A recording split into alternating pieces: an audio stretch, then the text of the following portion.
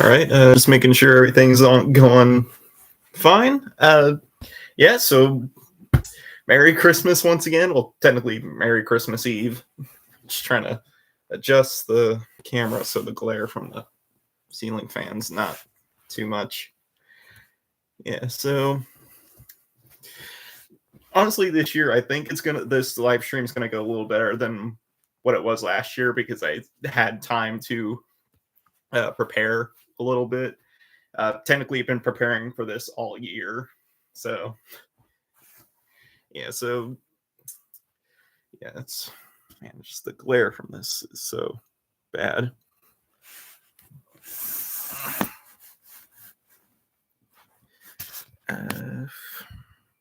That's maybe I'll try to scooch back a little bit, but maybe trying to figure out the best way to keep the glare from affecting the camera. Yeah. Trying to maybe put a blanket over it just a little bit. Because I don't want it to at least cover the I don't want it to cover the camera. Okay, I think that'll work. Yeah, so once again, Merry Christmas to everybody. Technically, Merry Christmas Eve. As per usual, this is my annual Christmas Eve live stream.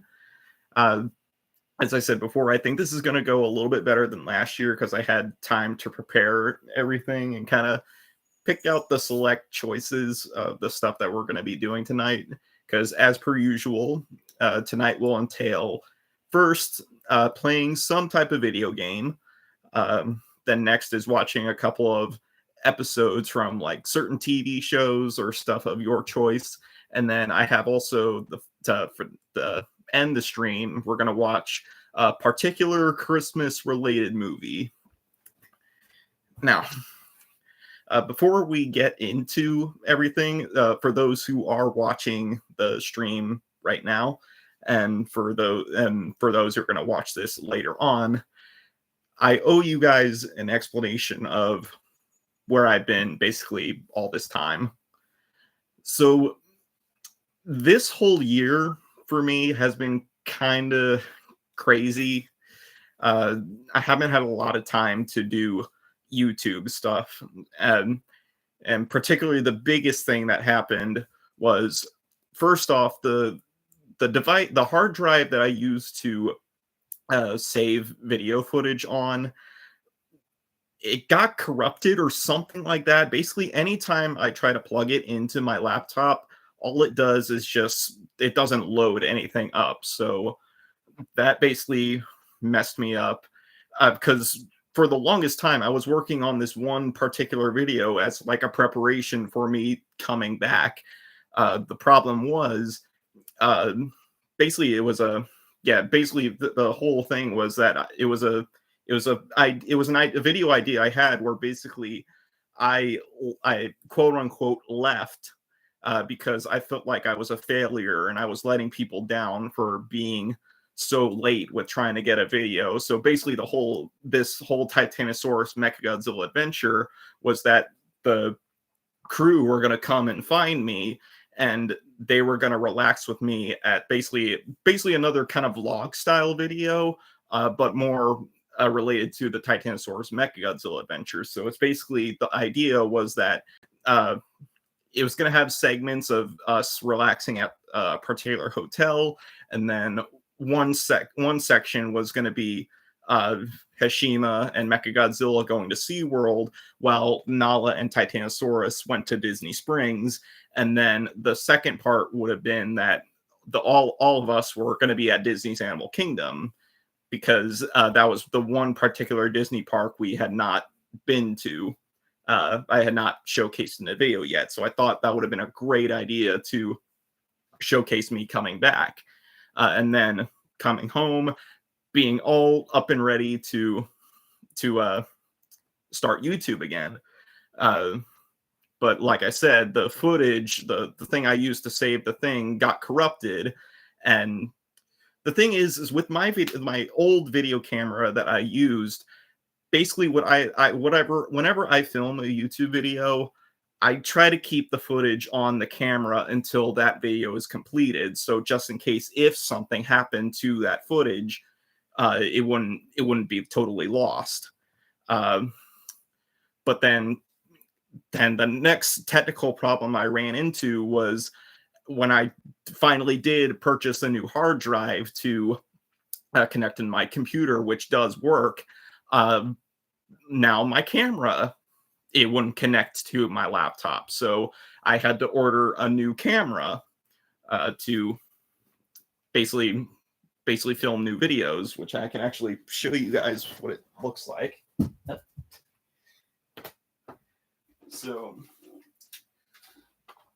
so this is the new camera, and then I'll try to find the old one. I know it's somewhere down here. Yeah, so old video camera. This is one I've been using for a long time. But then, of course, as I said, it kind of something happened to where it wouldn't. Basically, it would just stop connecting to my laptop, so I couldn't transfer video footage over to my laptop to make videos. So now this is the new video camera that I hope to be using from now on.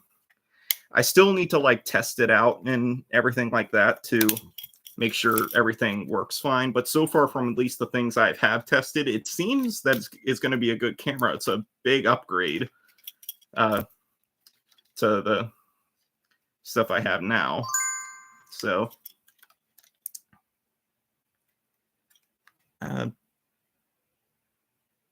yeah, I heard about that. I'm really sorry about that. Not Daily Reacts. Yeah, I mean, it's always a hard thing when a family pet passes away.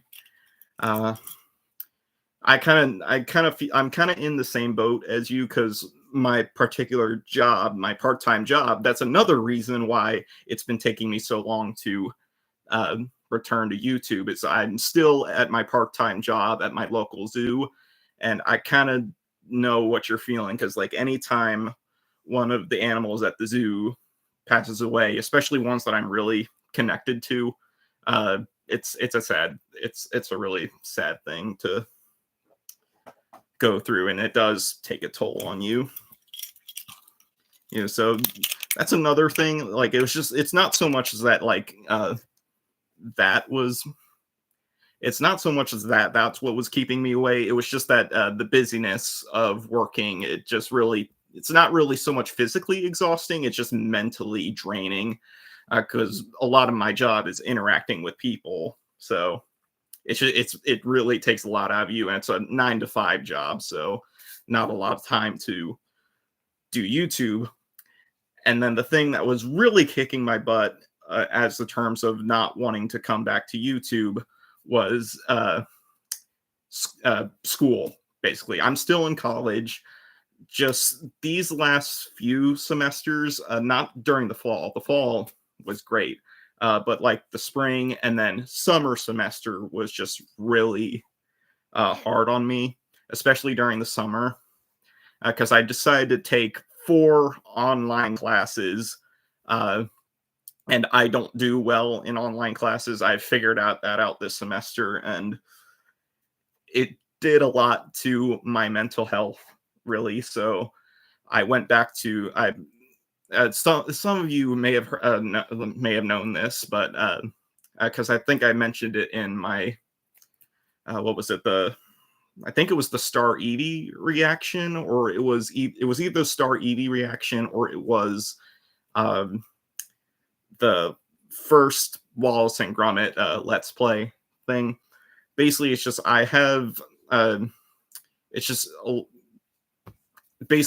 it's something mental health related, and during after this summer semester, that just really got a really bad fix on me. Like, it was really bad. I really don't want to go too much into detail about it, but it's just that basically what happened is just that I went to my therapist. We worked something out. I got an official diagnosis for what I had, and then they put me on medication for it, and I'm doing much better compared to what that was during the summer. I'm sorry. I'm just trying to make sure that glare doesn't affect the video.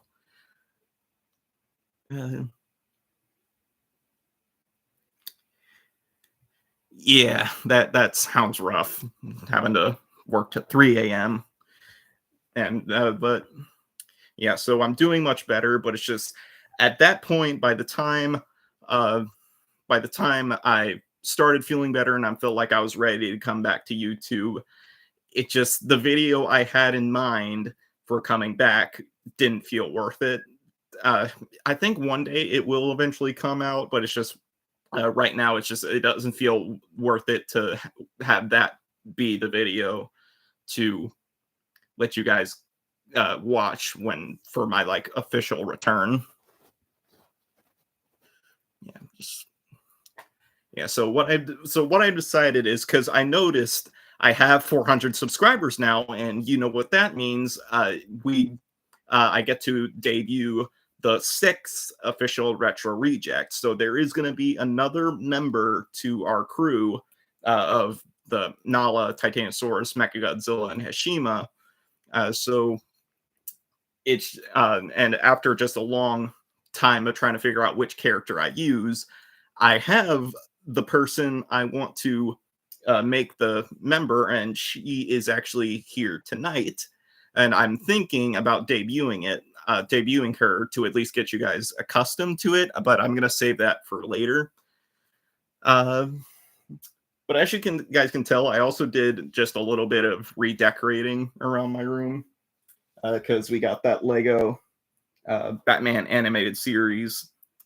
You can't see it too well from here, but like basically, it's just basically a Lego recreation of Gotham City, and I have a bunch of minifigures set up. I can actually take them down to show. I can't take down the actual thing, but I don't want to mess it up too much. Okay.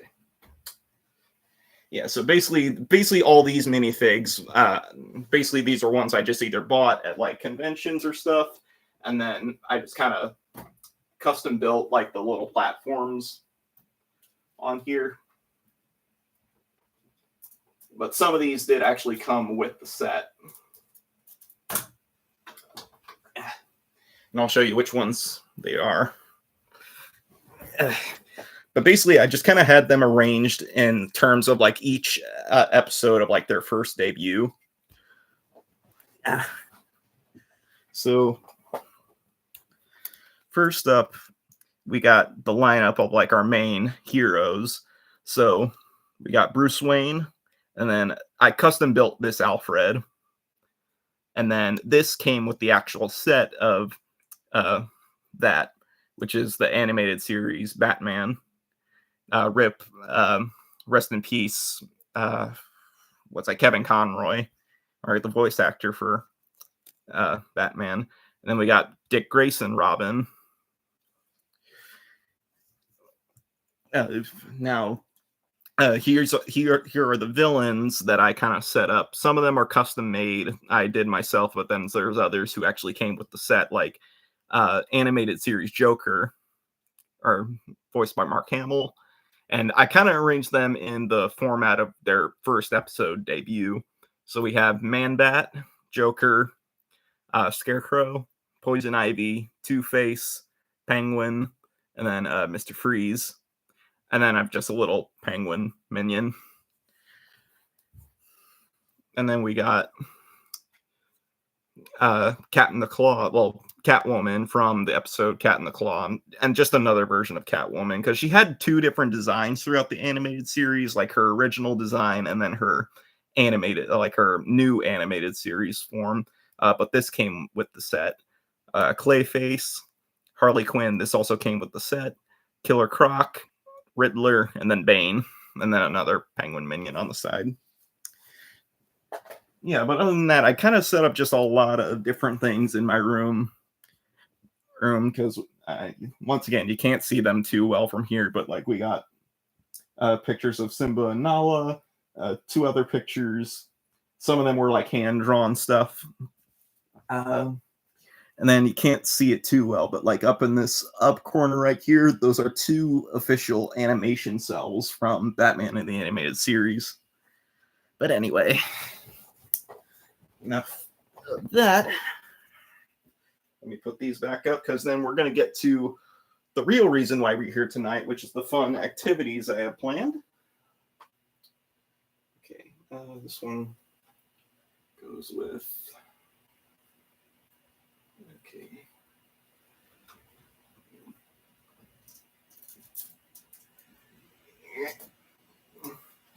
Yeah, as of right now, it looks like we only have daily reacts on watching. I don't know if that second person is either me or somebody else, but we will see.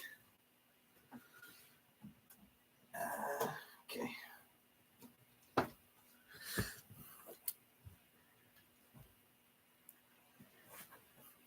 Yep. Okay. And boop. Almost got it.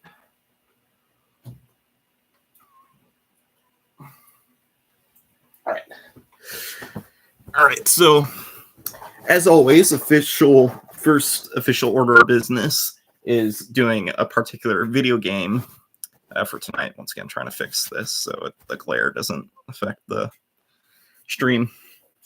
So anyway, first official order of business is deciding which video game we're going to play tonight. Then if people decide to watch back, we can... Now, I learned my mistake from last year. The fact that I let you guys try to pick a choice of a whole different collage of video games, not really knowing which would work best for doing a streaming format. Because I think last year it was Sonic, which it was a part I was stuck at from Sonic Frontiers. And then it was Gotham Knights, which is... Those 2 video games aren't really perfect for like streaming type things. So especially when compared to the first annual Christmas live stream of the frickin' Five Nights at Freddy's Security Breach, because that was like extremely fun to do that one that night. So I kind of limit it down to a couple of video games that I think could work just more so for like fun play type things. Now, I also have a PlayStation Plus on my PS5, so there's like some games that are on there, specifically the Sly Cooper games. That would be really fun to do. But I'd limit it down to 3 different PlayStation 5 games that could be fun to do as streaming, but then also Nintendo 64 games, because we've been doing...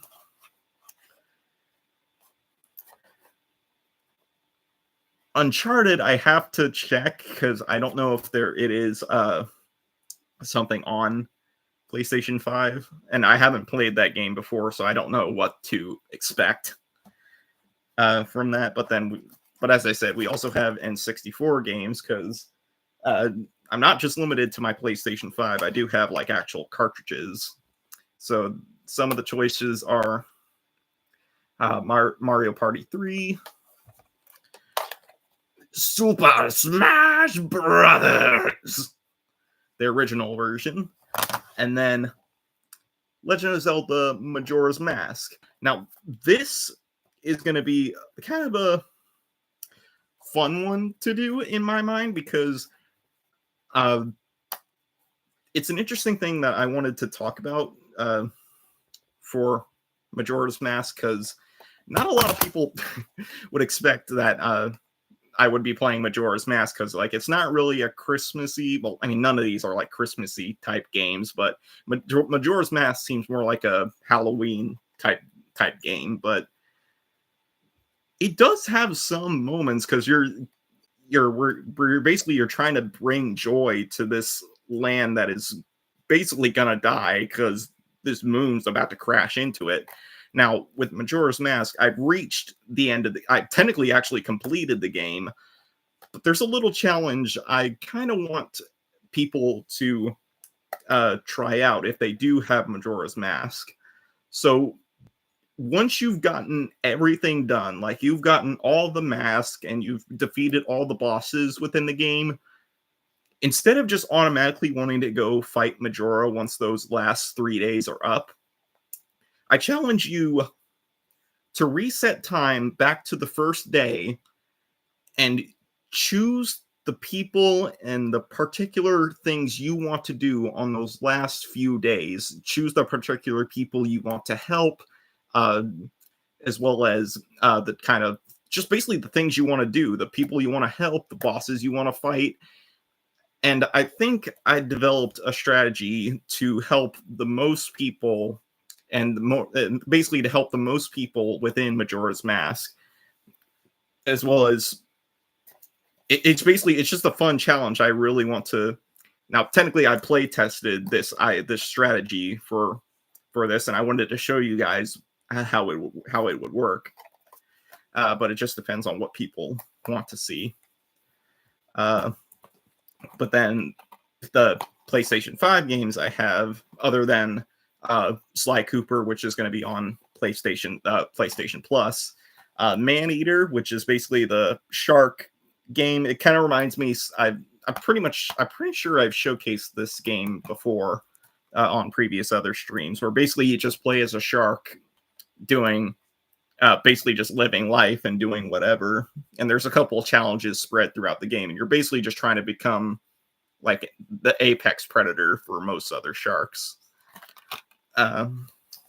Basically reminds me of an old game from PlayStation 2, basically Jaws Unleashed.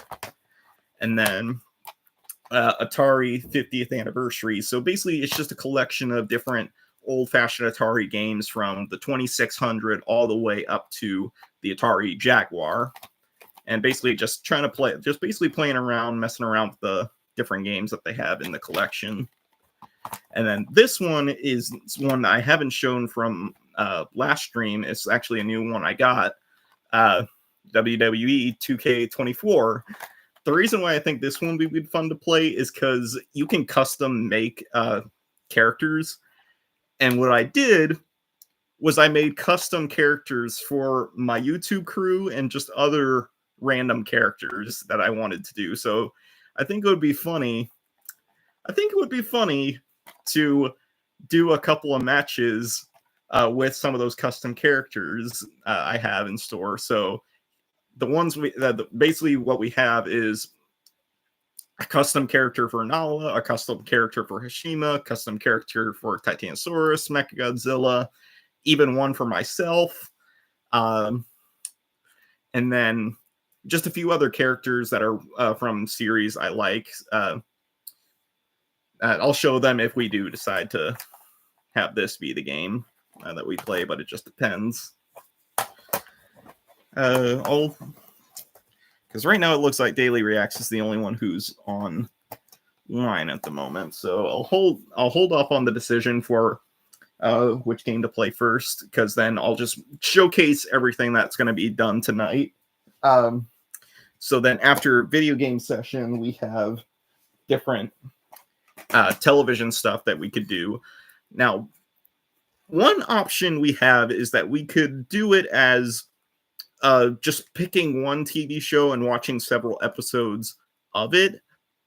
But an idea I had is, because I looked at like some of the episodes and things, choices I had, and I think what we could do is that we could actually play multiple episodes from different TV shows relating to like Christmassy type stuff. Because the first one I got is Thomas's Snowy Surprise. So basically Thomas the Tank Engine episodes that are more related to like Christmassy themed episodes. And then Batman, the complete Batman the Animated Series. So basically the whole collection of Batman in the Animated Series, but basically I think it's the second episode within the series. It's either the second episode or it's the third. But it's basically Christmas with the Joker, so that would be a fun Christmassy thing to watch. And then, as always, with any of these other streams I've done in the past, Super Sentai, but this one is a Mega Ranger, which is basically the Japanese version of Power Rangers in Space. And there's a particular episode that relates to Christmas. So we could do it as we just watch all like these three all together, and just more so just watch the Christmassy episodes of Super Sentai and Batman. Or we could just pick one and then watch multiple episodes of it. And then I think that, and this one is just like if we have time to, because I actually really like this show. It's a Star Trek Lower Decks. Basically just watching like a couple episodes from that. So like starting from the first episode and then just going however many we want to. So, but that's just one if we have time for it. And finally, ending off the stream with a movie related to Christmas, or just like a movie that would just be fun to watch. First option we got is Santa Claus Has Come to Town, the original stop motion animation one. And then we have A Muppet's Christmas Carol. And then I'm pretty sure, I think last stream I tried to do this one, but we settled for the original Rudolph the Red-Nosed Reindeer. And this one has been an option for like all the streams previous, Jingle All the Way with Arnold Schwarzenegger. And then this one is just not really Christmassy related, but I also got the complete collection of James Bond films. For those of you who don't know who James Bond is, he's basically a spy for the British intelligence, MI6, basically. So, of course, none of these movies are like Christmassy, but there's one particular movie that more so deals with James being in a place that's really snowy and stuff. It's a movie specifically called On Her Majesty's Secret Service. I have not watched that movie in forever, so I don't know what to expect from that one. Maybe it's a Bond movie I like, maybe it's a Bond movie I don't. We'll just have to see what it entails. So, yeah, so it just depends on what, how far we get into the night. So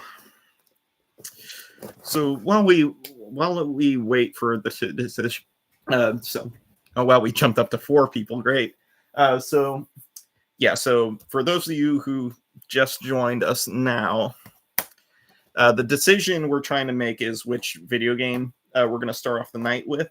So, other than the stuff that I have on the PlayStation Plus, which is basically Sly Cooper, while the decision is being made, I'll try to see if Uncharted is on PlayStation Plus. But the choices we got for deciding what we'll do tonight is Majora's Mask, basically doing a play test of basically the final 3 days of the game and then defeating the final boss.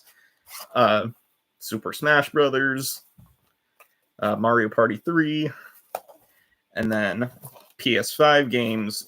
We got WWE 2K24, which we have custom characters related to my YouTube characters, which are basically Nala, Heshima, Titanosaurus, Mechagodzilla, myself, and then other characters I decided to just custom make who had their own moves, finishing moves, and different stuff. So I think it would be fun to like play around doing matches between them.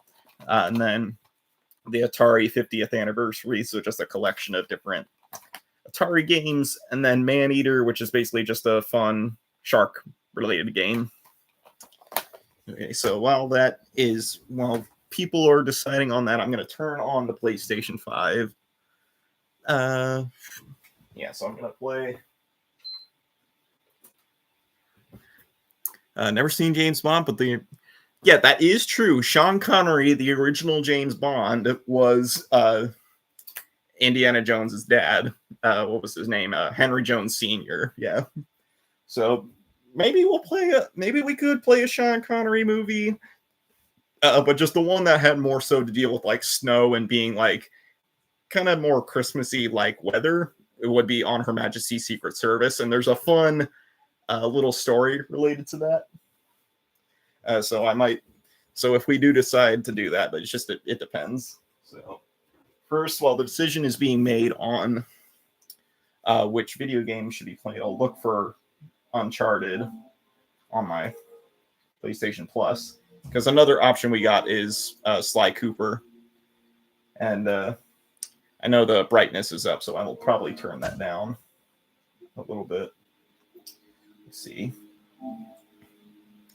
Okay, still got 4 people. I just don't know who they are, because I did send the link. Because I did send the link for my the stream to some of my coworkers at the zoo, so maybe it's them watching. I don't know. Uncharted. Yeah, it looks like it's included. Uncharted 4. Legacy of Thieves. Yeah, so there's a bunch of Uncharted games. So I'm not. But I'm not like totally sure about the Uncharted games because I've never played them before, and if I try them out on a stream, it might not go too well. So we'll just see. So while that decision is being made, I'll gonna turn down the brightness a little bit. Where's my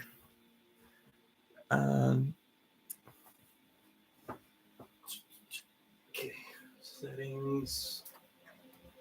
Okay.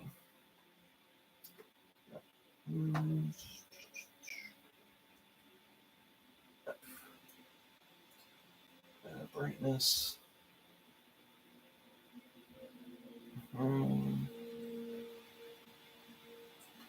Keep it up to like 30. I'll try the backlight too. Turn on the backlight.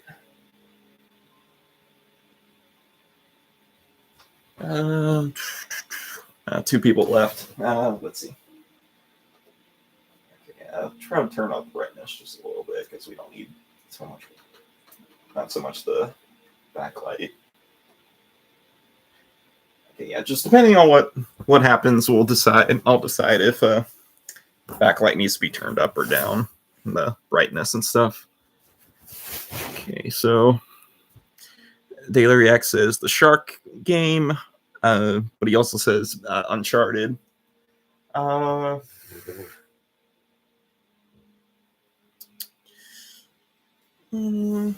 Okay.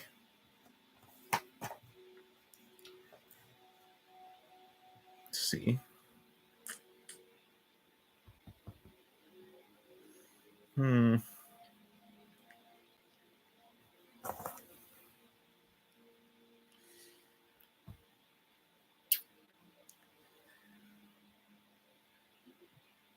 Okay.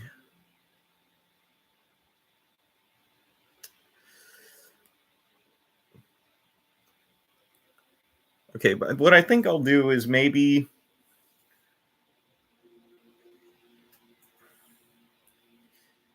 I'll try Uncharted just for a little bit, just to see if anybody else joins. But then if more people join and they come up, they basically just want something different to be done, I'll change it up to a different game. Or if I feel like this game is not something I can be streaming and talking at the same time. Don't really want to download. That's another thing, because sometimes some of these are some of them that they can be streamed, some of them you have to purchase, some of them you have to download. I don't really want to download games.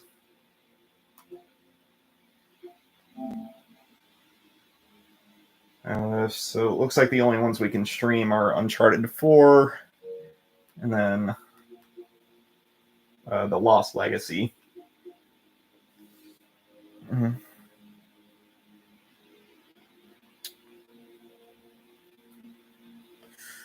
Still only Daily Reacts is on here, so.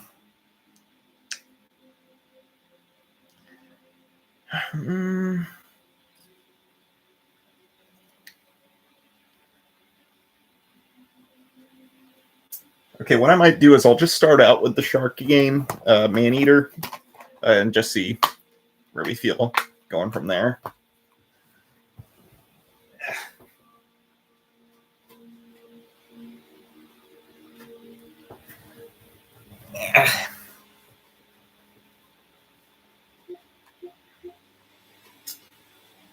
Because honestly, just from like considering how long I've been,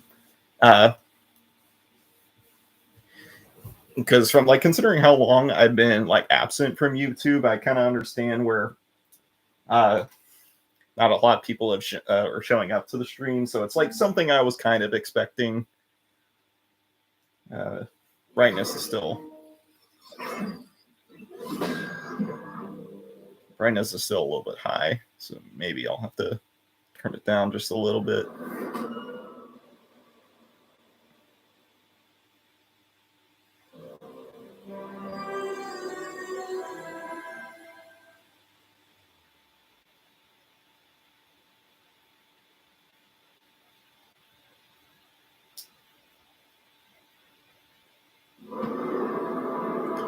Yeah, I'll probably turn down the brightness just a little bit.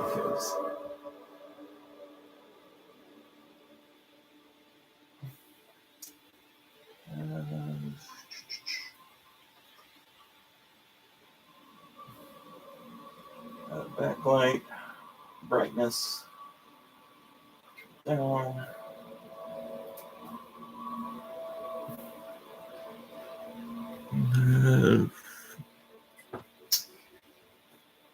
Just gonna turn it up a little bit.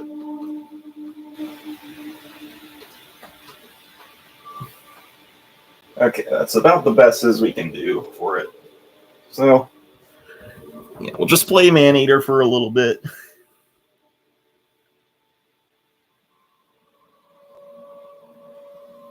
Yeah, so we'll play Maneater just for a little bit, see if anybody else joins the stream.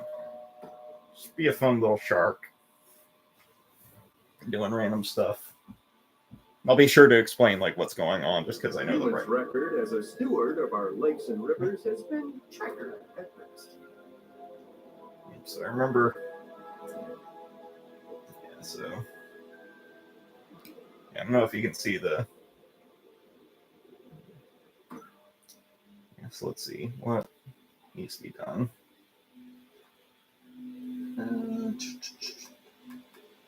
Story.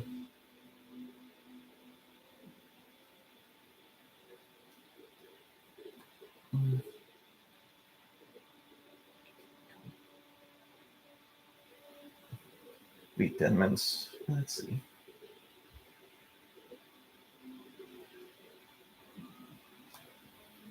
Kill 10 grouper. Destroy the Tucker dead.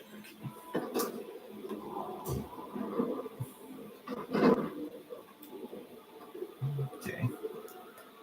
Yeah, so this playing as a little shark. We're rolling around. Oh shoot, crocodile. I forgot I'm in like a bayou area, so.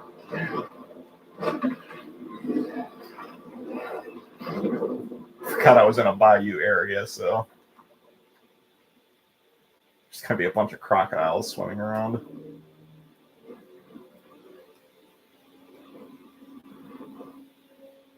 Let's see.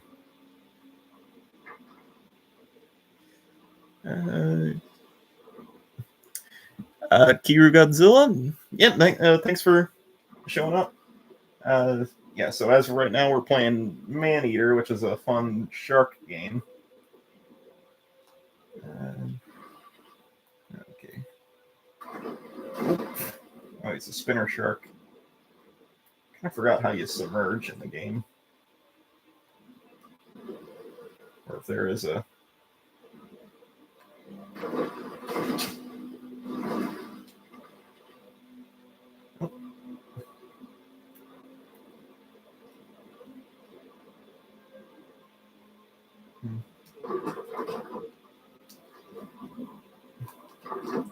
One of the missions is killing grouper, so... Oh, submerge it, so it's square. Yeah, so Merry Christmas, Kaiju. Kiryu. Kiryu. It's always hard to pronounce the name because I call him Kiru, but I'm pretty sure it's Kiryu. I can't remember the name for the Mechagodzilla 3.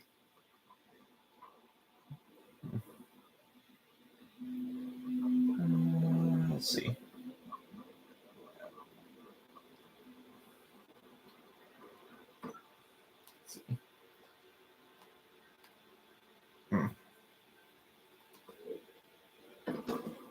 Okay.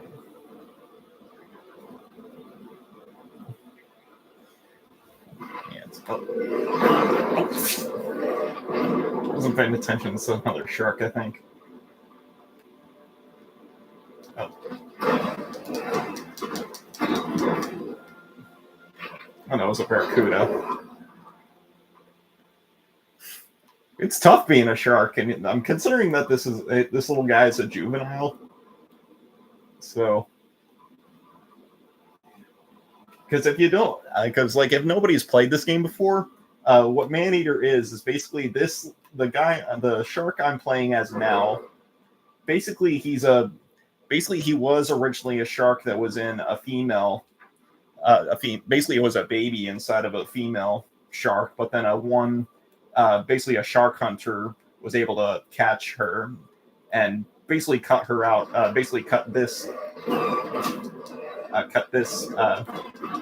baby shark out of the womb.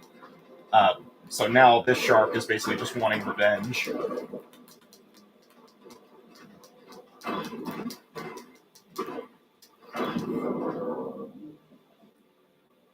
So now he just basically has to level up.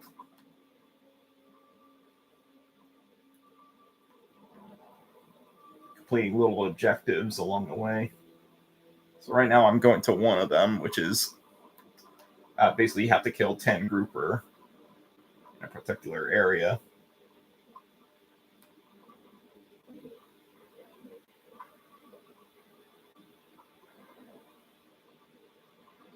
Okay. Oh. Can you go through here? Or what? Just nope.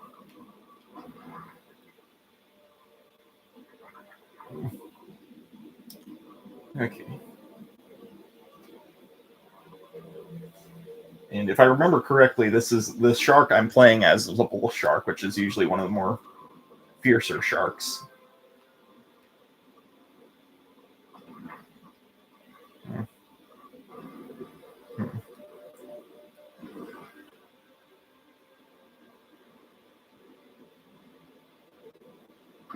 Oh. Yep, went up on land. Wish I could.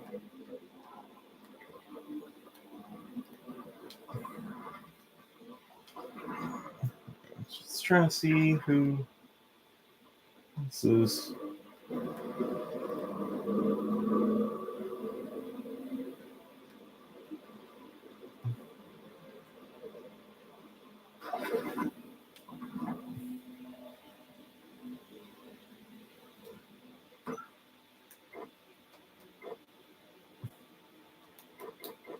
Just trying to figure out where the map is.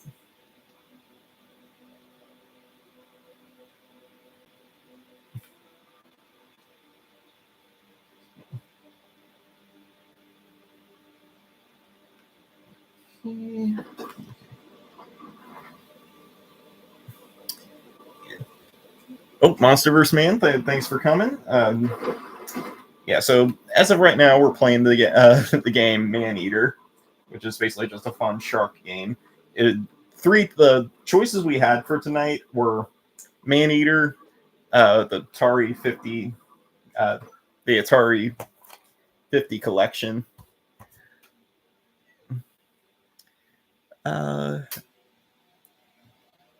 No, I have not watched that series yet, Daily Reacts. So I'll probably check it out eventually later on.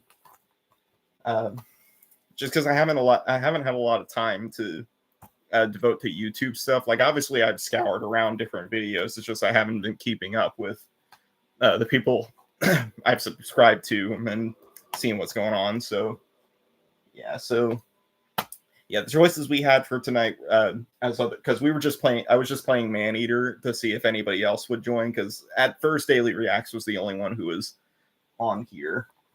So we're just going to be playing Maneater for a little bit until other people decided to show up and figure out which game we wanted to like play for real, unless people wanted me to keep playing this one. But yeah, we had Mario Party, Majora's Mask, Smash Brothers, the Atari 50 collection, and then WWE 2K24, which basically I had a bunch of custom characters related to that. Okay.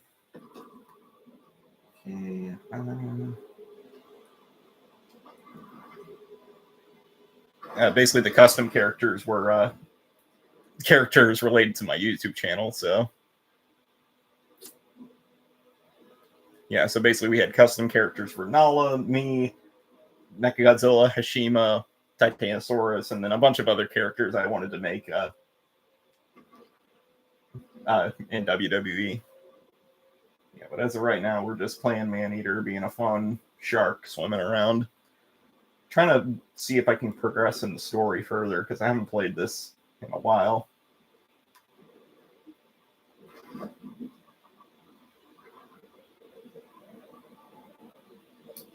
Yeah, we're going to see if I can get to this objective.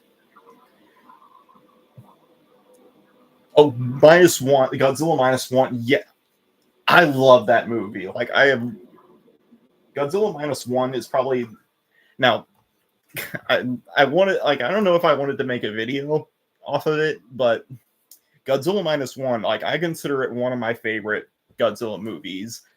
I put it just below the original Gojira. For me, it's just that as much as -1 does a lot of great things with it, making the human characters within that movie very emotional, like emotionally attached to them. The one thing that made Gojira better for me was the hospital scene in Gojira, as well as the prayer for peace segment with Dr. Serizawa.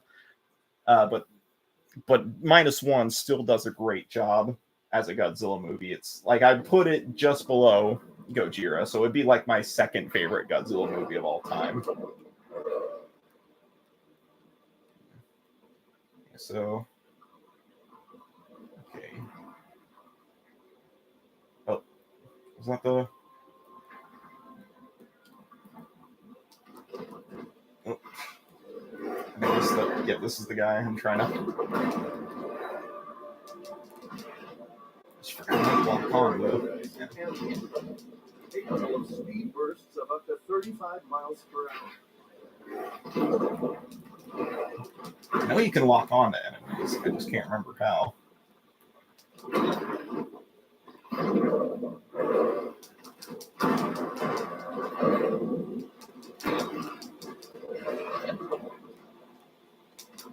I'm trying to kill this barracuda. At this point, it needs to focus on self-awareness, such as meditation or in-home spa treatments.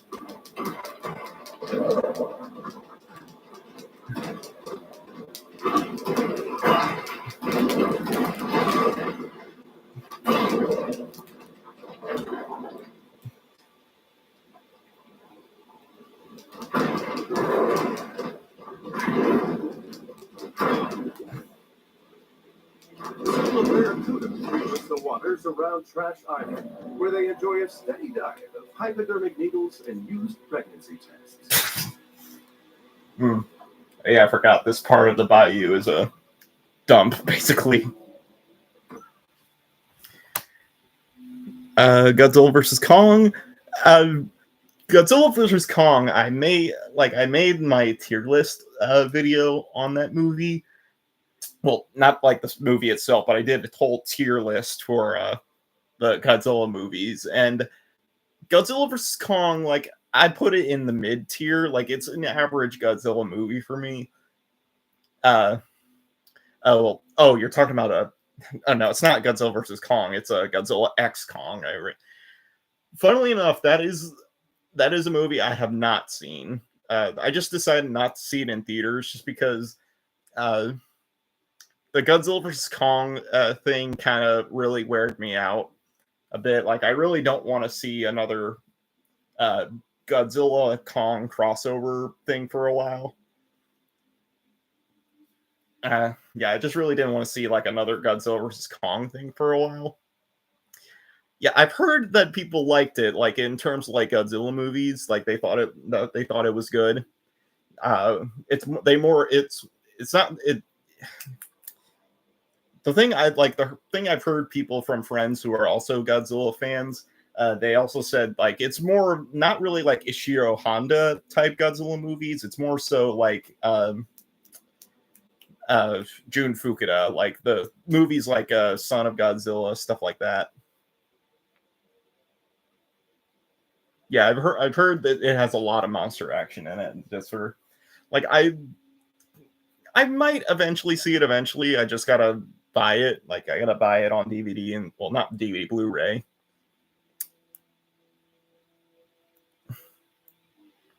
Yeah, I mean, Daily Rex, that is pretty cool that you were able to like that is so amazing that like you're related to like a like I don't know if you would say he's famous, but like he's a voice actor basically. That's pretty cool that you're at least related to him from Thundercats, the Lion-O from Thundercats, and Donatello. Like Donatello is probably like my favorite Ninja Turtle, to be honest.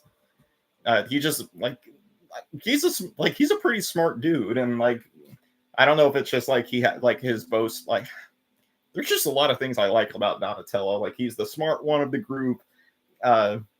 I remember in one episode of like the 2003 Ninja Turtles, he went into like an alternate timeline. He went into an alternate timeline and he was able to basically it was like an apocalypse type timeline, and he was able to defeat like a really powerful version of Shredder. He's just like really cool. His weapon is pretty simple, but it's like really effective for him. Yeah, so like yeah, it's pretty cool that you have somebody related to you who's like a pretty iconic voice actor from like really like 80s television shows. Oh, it looks like Dalek Lord's here too. Yeah, so thanks for joining me, Dalek Lord. Like, if anybody hasn't seen Dalek Lord's recent like Christmas related videos, like I do make a cameo in that. So that's at least something I've been a little busy with. Just not so much with like the like videos, but I do plan on coming back eventually. It's just I still got to play test around with my new video camera just because my old one is kind of screwed up now. And it's been serving like another thing that was wrong with my video camera, like the old video camera, is that the battery died out very quickly. So like I would be able to get like some amount of footage done for a YouTube video, but then I would have to stop.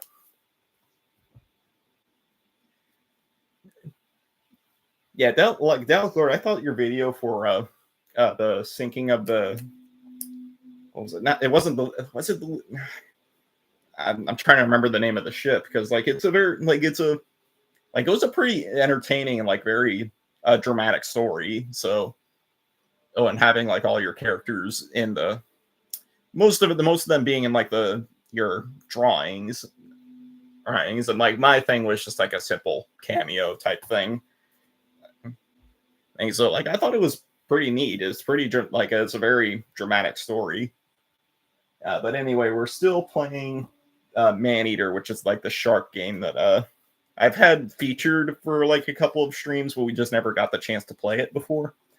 So yeah, so now that I think a lot of people are like in a part of the stream, do you guys want me to continue doing Maneater, or we do like one of the different games that I have in the lineup, which is basically Atari 50, the Atari 50 collection, which is basically a bunch of Atari games. Then we got Mario Party 3, Majora's Mask, WWE 2K24, which is basically I have a lot of like custom characters related to characters from my YouTube channel. Basically Nala, Titanosaurus, Mechagodzilla, Heshima, myself, and then just a bunch of other characters from series I like. And then we also had Super Smash Brothers. But then also on the PS5, because since I have PlayStation Plus, I have those Sly Cooper games. But as of right now, we can still keep playing Maneater if people want me to. Yeah, the actor. Yeah, I met a couple of voice actors as well. Probably not as cool as somebody you're related to who's from an iconic show like Thundercats, as well as playing Donatello from the 87 series of Ninja Turtles. But like I met a bunch of different voice actors as well. Like because with a bunch of my decorations I have now put up around my room, technically on this side of my room, I wish I could probably turn my camera to show it, but basically I have a framed picture of me with the late Jason David Frank, who was the Green Ranger for the Mighty Morphin Power Rangers, as well as the White Ranger for him. And then I also have an autographed picture from the suit actor for the original Ultraman series. And then above, basically this giant poster I have of basically a reference to the Twilight Zone, because that's like just one of my favorite like television series together. But like right above that, I have an autographed picture with Johnny Young Bosch. I've showed that in the previous stream that I met him, as well as the actor who played the Red Psycho Ranger, Patrick David. And I also met I met a bunch of cool people at different conventions, and I probably actually showed them in previous videos. Yeah. Okay, so what other missions do I have? I don't think I can get to this one. I just gotta figure out what to do.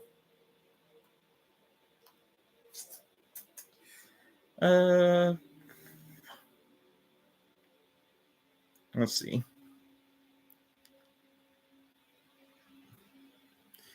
Yeah, actually, another voice actor I met was Tara Strong. Basically, she does a bunch of different voices, but like the one I know her most well for is Raven from Teen Titans. She did that impression in front of me, but just like because I met her at a MegaCon, but I don't know if it's just that it's really busy, but just the people that I meet at MegaCons, they just don't really seem like that passionate or anything. They kind of, for the most part, they just look bored and they're just wanting to get things over with. But I don't know. Tara Strong is also a pretty busy voice actress, so maybe that had something to do with it, but I don't know. So what else do I need to do?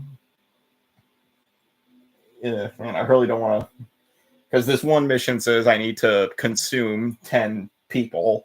I know the point of the game is called Maneater, but I don't want to be mean, you know. But then there's also this one is you have to kill 10 grouper. But that mission, I don't know how to actually get to it. Also, I'm low on health right now.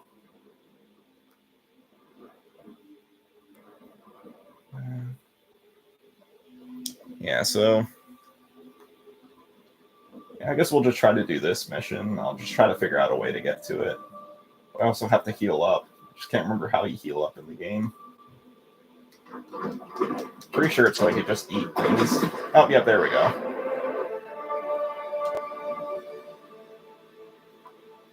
Yeah, that explains it. Oh. There's some humans swimming around. Gotta be careful. Yeah, I think it just basically plays the same way as Jaws Unleashed, where basically you eat things to level up. Well, I mean, not level up, but like gain your health back. Just trying to remember how you get to this. I don't even know how you get to this spot.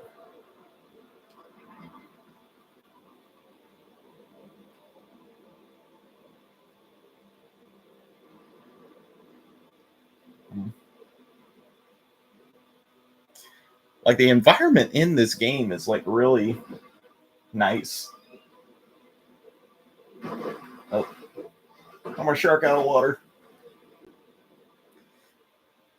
Like this game is like this game is like really nicely designed.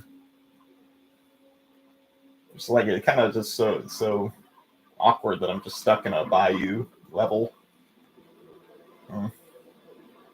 Unless I jump out of the water. Maybe that works. I gotta just jump out of the water.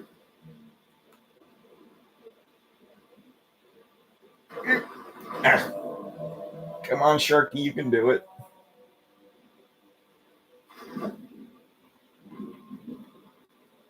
I mean, look at this design. Like, I'm pretty sure I can actually show you what he looks like. I just gotta. Yep, there we go. Yeah, just the glare is kind of dead.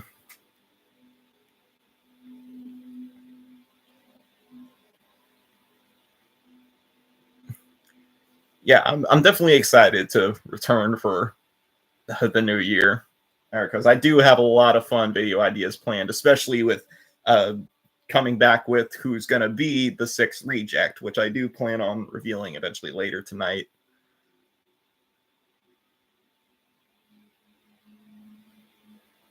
Oh yeah, that really sucks. It's like it really sucks to have a channel terminated. Oh, and also to answer your question, like Dalek Lord also asked me that too about wanting to join you on your Danny Phantom versus the Daleks little mini series, and yeah, I'm totally up for it. Like I love doing like voice acting type things. Like another thing I wanted to do with specifically Majora's Mask, because like I wanted to do this one just because like it could give me a chance to showcase my voice acting abilities, with just like the whole multitude of different characters that you get to play in this one.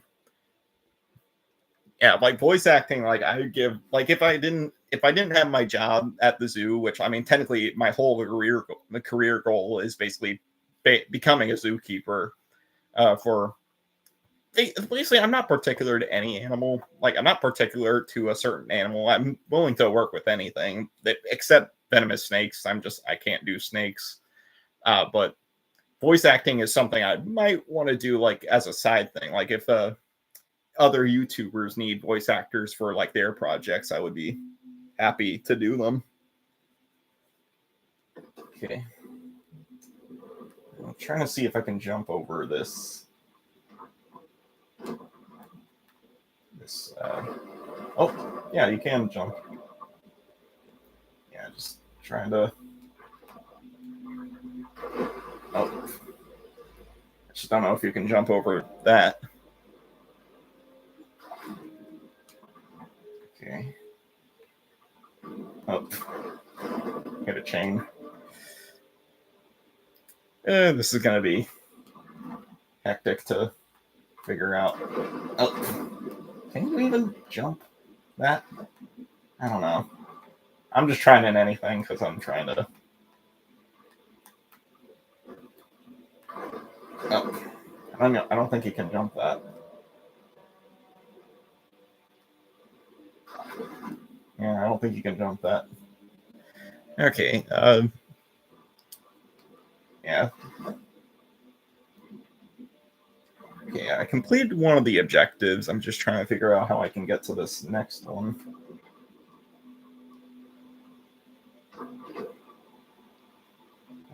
Is there something I need to do here? Or is it just this place is locked? But I don't know.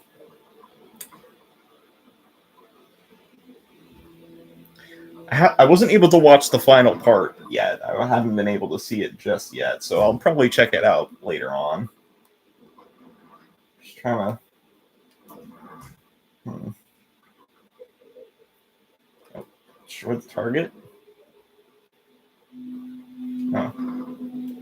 Is this an objective? Oh.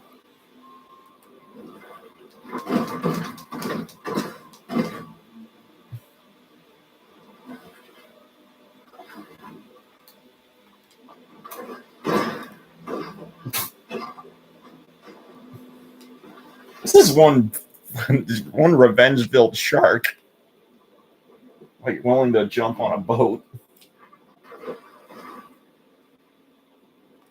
Just trying to figure out what to do. I'm pretty sure, like, as the game goes on, you're able to get like different upgrades and stuff.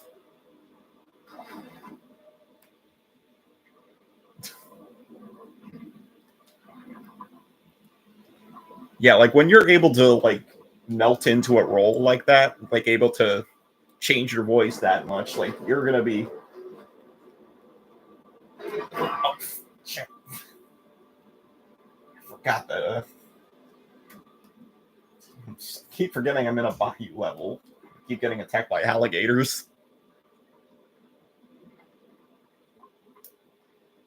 Okay.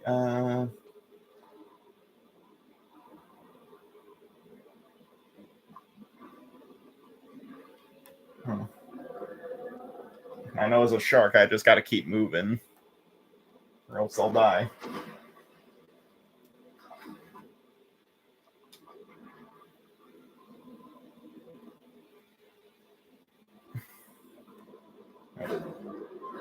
No. God damn it!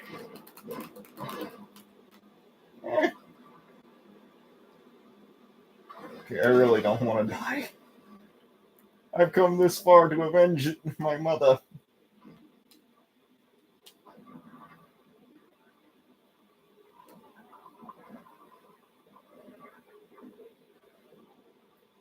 Okay, go back in here. This is my safe spot. The grotto provides a brief respite from the Sturm und Drang of the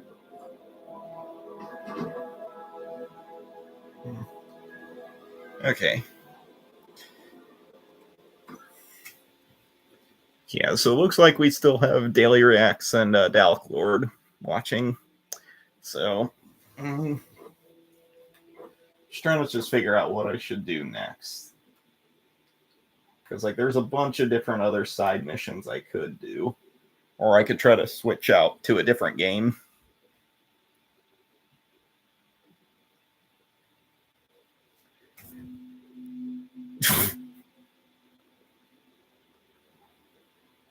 Every little thing is gonna be alright. Yeah, little Sharky's just gotta keep on living.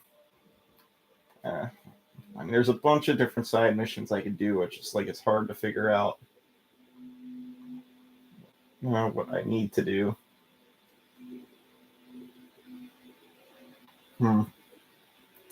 There's a bunch of different side missions I could do. I'm just like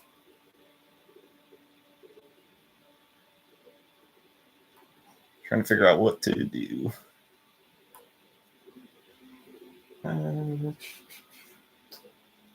Just trying to do like maybe a couple of these side missions.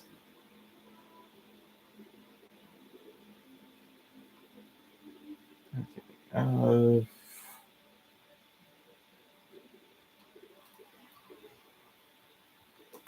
Let's try to do this one side mission. Take a bite out of organized crime.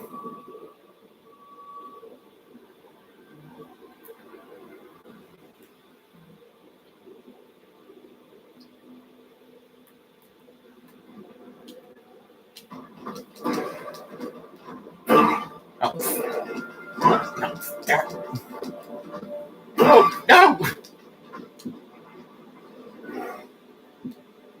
Oh, he's on his last legs, or last fin, to be exact. He's... Yeah. Just gotta keep on swimming. Just keep swimming. Just keep swimming. Just keep swimming, swimming, swimming. What do? We swim. Oh, I love to swim. Oh.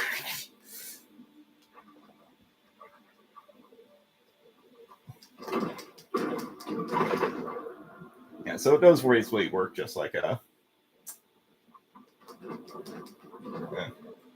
So it just basically does work like a Jaws and Least Rider. Basically, you can regain health by Oh.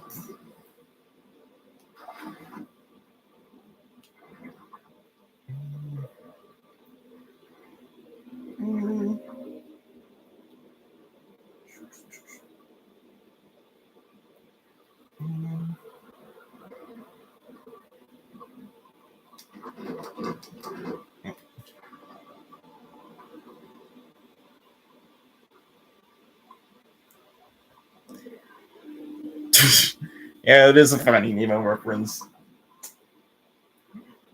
No, the thing is that like I'm not too like I'm like I know people do sometimes do that as like a tactic of making multiple channels.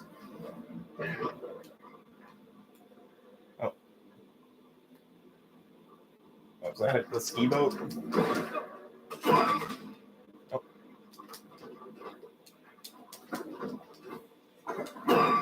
Oh, yeah, that's probably it. The ski boat.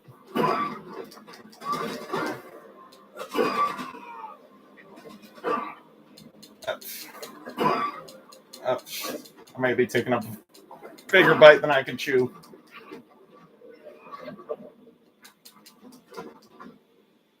Yeah, I can't. I can't mess with humans. I can't mess with humans right now.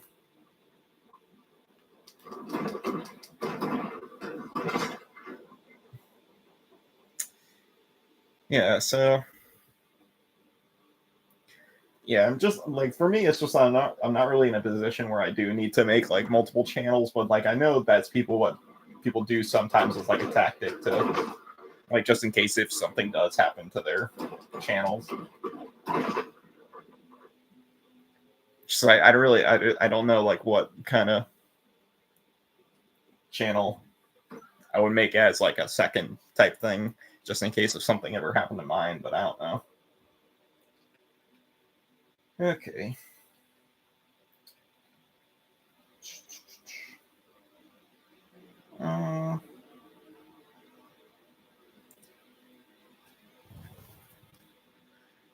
Yeah, so I think we might have played enough of Maneater. I know it, like the video game part of the videos, like it just always depends on like what the video is. And so it's considering like now it's like 11:12. I think we do need to, considering that it is 11:12, like at least where I'm at, I need to kind of keep things moving along. I think we played enough of Maneater. You guys kind of got the point. It's a tough life being a shark. My opinion on Indiana. That is another movie I have not seen. Uh, there's a lot of things about like it's not like I'm against the Indiana Jones movies. I love the original trilogy of them. Kingdom of the Kingdom of the Crystal Skull, it needs to grow on you a little bit, like because like obviously like when it first came out, everybody said it sucked, and that it was the worst. As said, it was the worst Indiana Jones movie because uh, Harrison Ford was just so old in the role, but like, and nobody was really comfortable with like the end because nobody knew that the conspiracy theory about like the crystal skulls were actually from aliens. So like, I'm assuming nobody like suspected that being the real thing. So just it was a crazy idea to try to boost off right at the bat. So I haven't seen Dial of Destiny yet. And it's not like I'm against seeing it. It's just like Indiana Jones to me, like it's more fitting that if he was like a young adventurer, where like I know they did like do some, at least in that movie they did it where they like basically used de-aging technology to make Harrison Ford look younger, but he's still through the majority of the movie he was still Harrison Ford in his old age. So yeah, we'll move on from video games for tonight. So then we'll move on to the second point of tonight, which is doing the TV specials.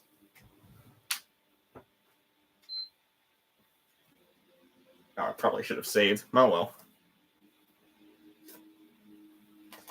Pretty sure it can like pick up like right back where it left off. So it's like it's nothing really too big to worry about. Okay, so I'll put these all to the side.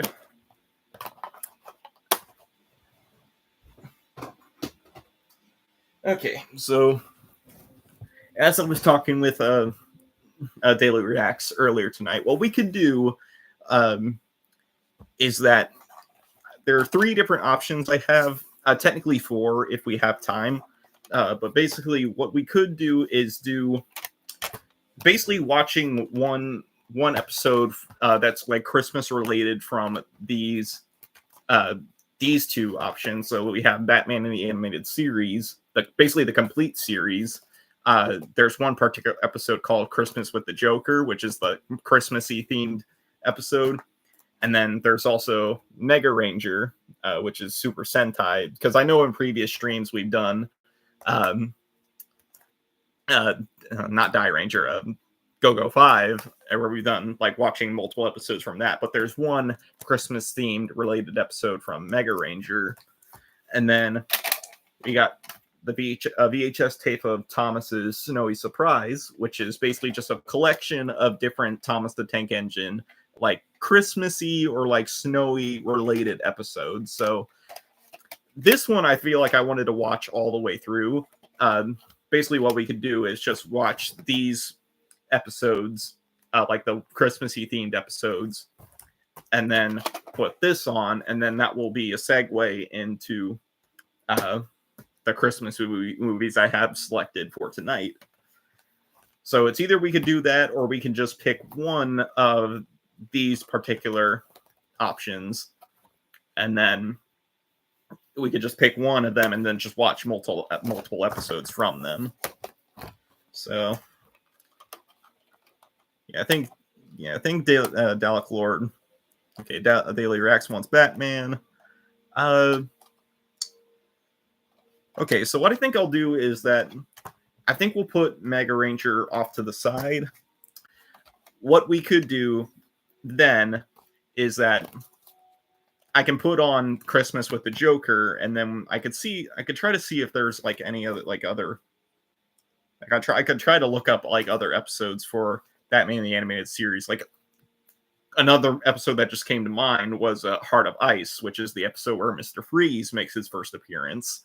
So I think that could be a potentially fun thing to do. We could do Christmas with the Joker and then Heart of Ice, and then segue into Thomas's Snowy Surprise, and then end off the night with some movie. So I think that's a good thing we can do.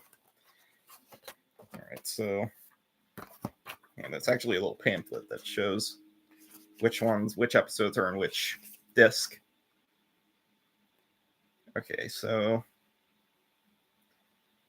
Christmas with the Joker's on the first disc, and then we have Heart of Ice on disc 2. It's gonna scan through the different episodes, just trying to see if there was any other quite Christmassy related episode on it.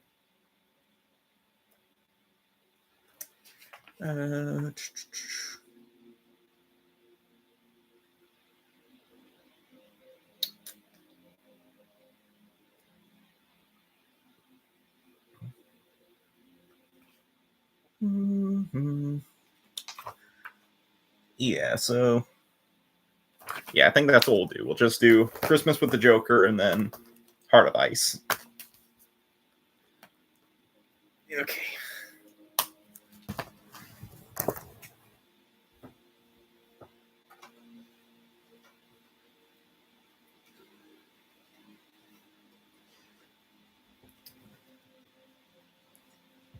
Oh, and a fun thing to mention is like I got my Christmas tree set up over here, and I also have the guys for because I know as usual when we do like the actual Christmas movie or like just movie in general, I have them join us to watch along, and I also have the 6th reject with us, so I might do it as a thing where the surprise will be I'm gonna reveal who the 6th reject is. Now, she will be revealed in like an actual official video, specifically in a Titanosaurus Mechagodzilla adventure, which is something I'm already in the works of figuring out of like the actual episode. So like she will make an appearance, like she will make her like official appearance in the videos. It's just right now I do have her as like it's gonna be the surprise that I wanted to have for this stream. just because since it's been so long for me coming back. All right. Yeah, and the brightness is at a good point. So, all right, Christmas with the Joker.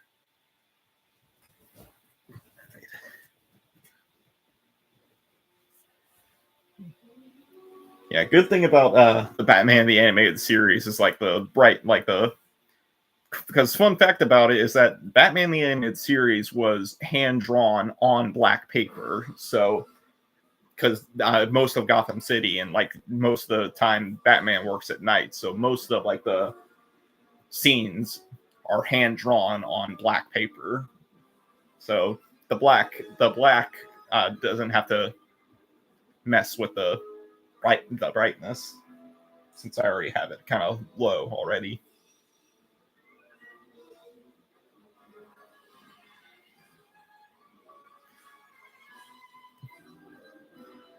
Okay, can you guys hear the volume, or do you need me to turn it up a little?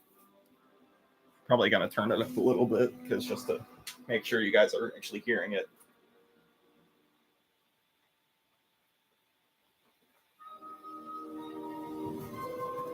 Okay.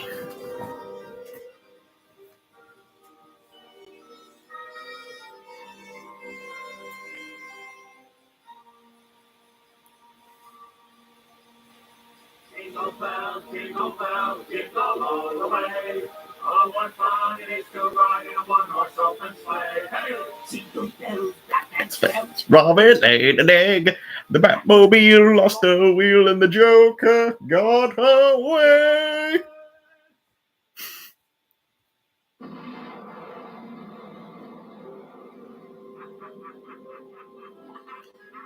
I just love Mark Hamill as the Joker.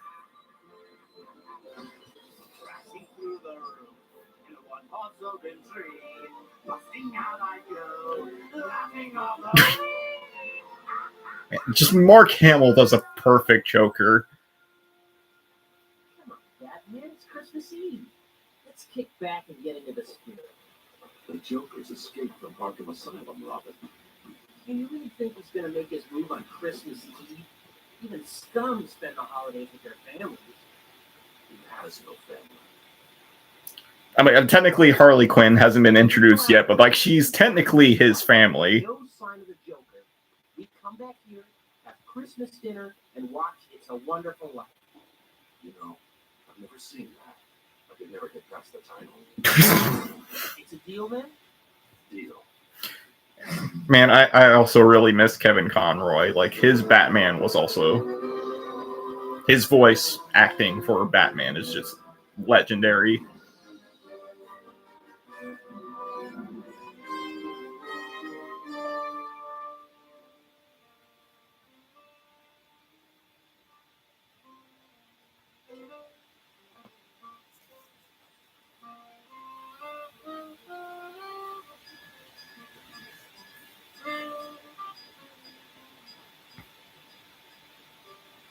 Doesn't it warm your heart to see everyone in the spirit of Christmas? Yeah, Batman Beyond was a pretty good show too. Bah humbug to you too. You just can't believe there's no use for us for one night.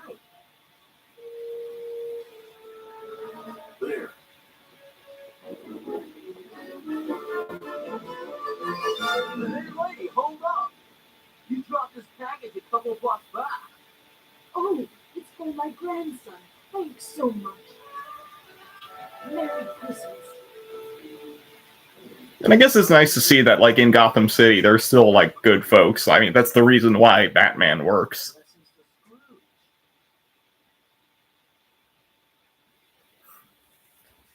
The Christmas goose will be ready for. Yeah, Nala's been pretty okay. Like she's, for the most part, since we've been on hiatus for a while, she spent a lot of her time at the Pride Land. So she occasionally comes back to check to see if we're ready to return. But for the most part, she's been spending time with everybody in the Pride Lands. But you know, she can be a little crazy sometimes because she the reason why she comes back, she claims it's the reason why she comes back is to just check on things, but she's here for me.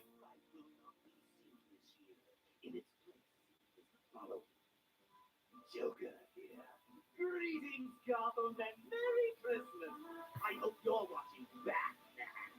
This one's for you.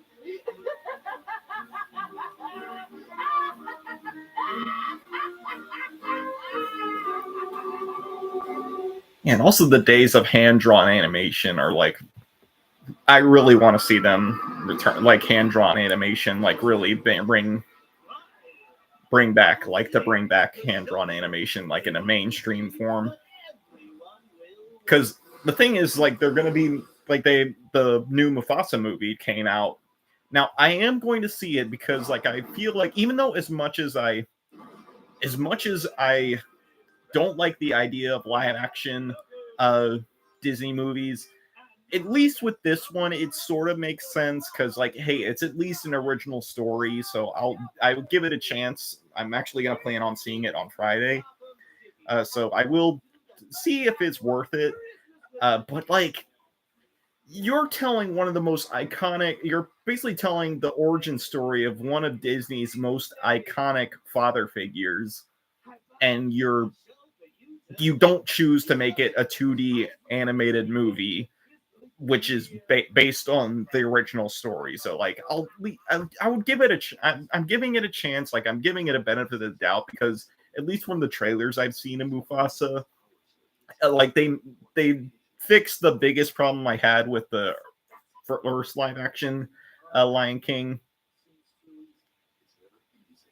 Like, it sounds good, like the original.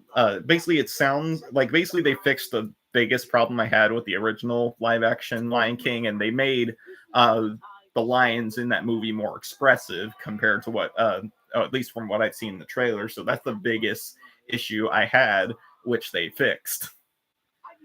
So I'm willing to give it a chance. And like, hey, at least it's an original story that they're telling, basically telling its origin story. So like, I have my hopes, but it's just they're not too big at the moment. It's never easy with the Joker.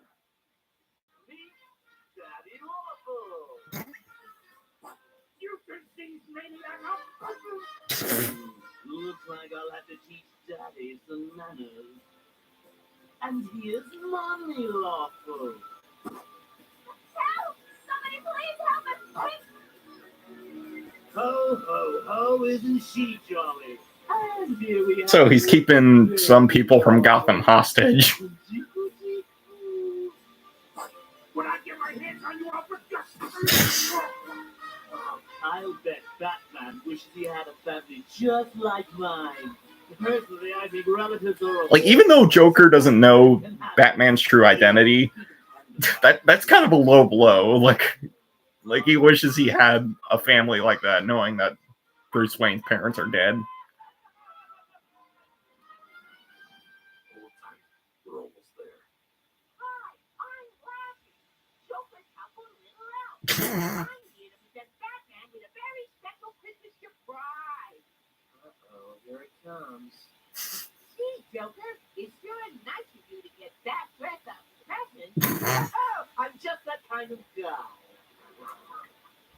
It's an exact replica of Gotham City.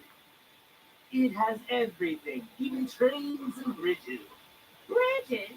I just love blowing up bridges. Well, in that case, let's go live to Donner and Blitzen at the President's Bridge. Greetings, Donner. How about singing us a merry tune while you blow up the bridge? Sure, boys. Jingle bells, Batman's now.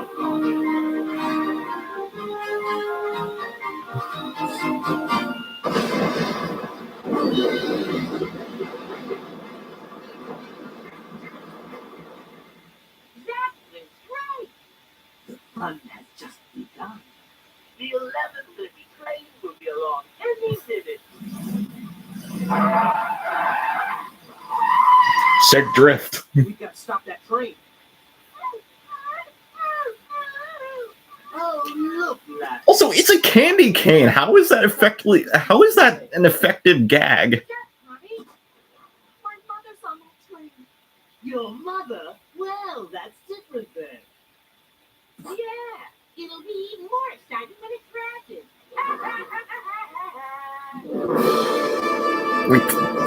Like as much as you like seeing the Joker, he is a despicable person.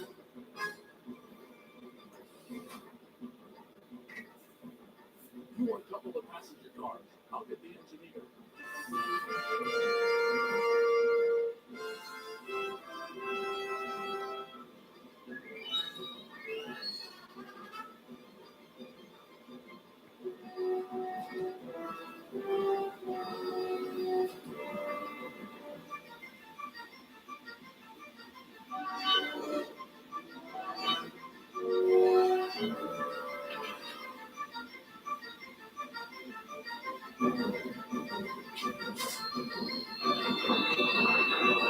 Oh wow, and Robin does most of the work of saving the majority of passengers.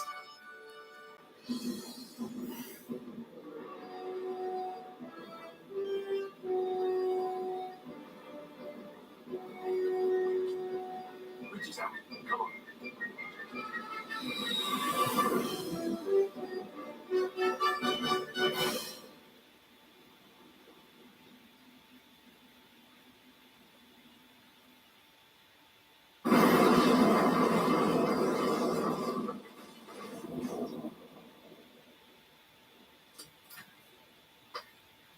Ah, humbug. I hate Batman and Robin. Then let's get rid of them. Oh, boy. Let's do the snowman. We've isolated the Joker's broadcast signal. It's coming from the observatory on Mount Gotham.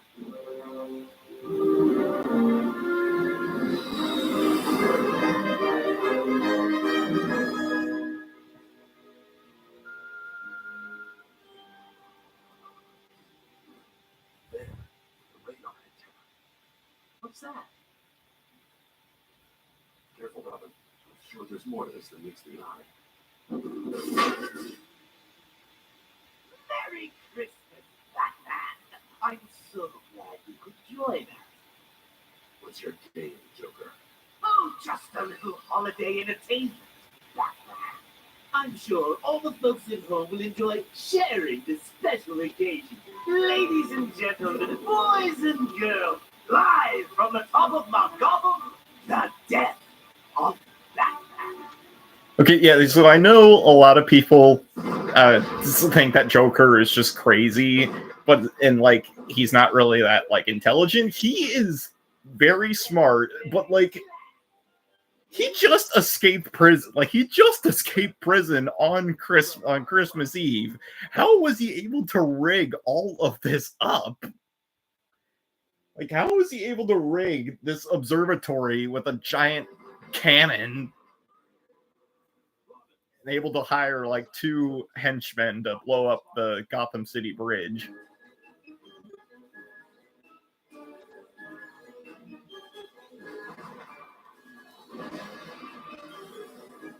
Looks like we're experiencing technical difficulties, but don't worry, folks. We're still on the air. Oh no! Our cannon seems to be out of control. Gotham City could be in serious danger.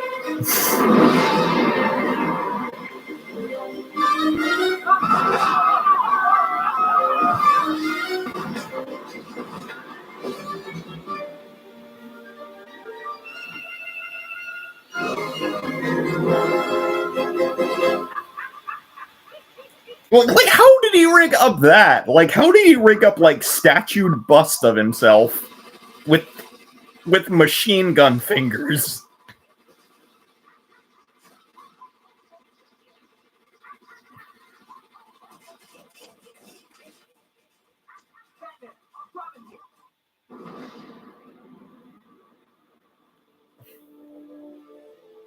Like, he just escaped that day on Christmas Eve, and he was able to like, I know he probably did some planning while he was at Arkham Asylum. But it's like, how did he have time to rig all of this up?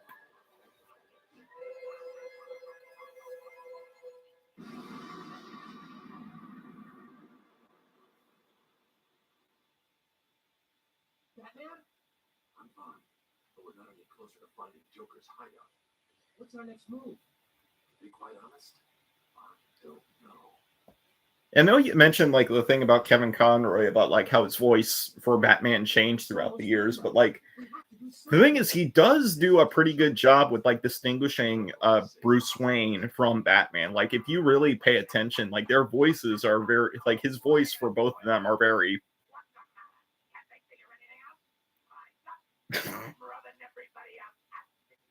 Or like his voice for Bruce and Batman are very different.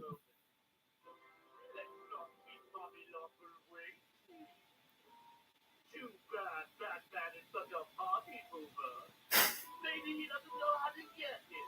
All dressed up with no other girl. Well, I wonder what Mommy Lawful is getting for Christmas.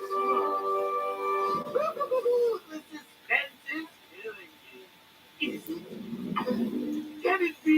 Man, Joker really. It's a Betty Blooper.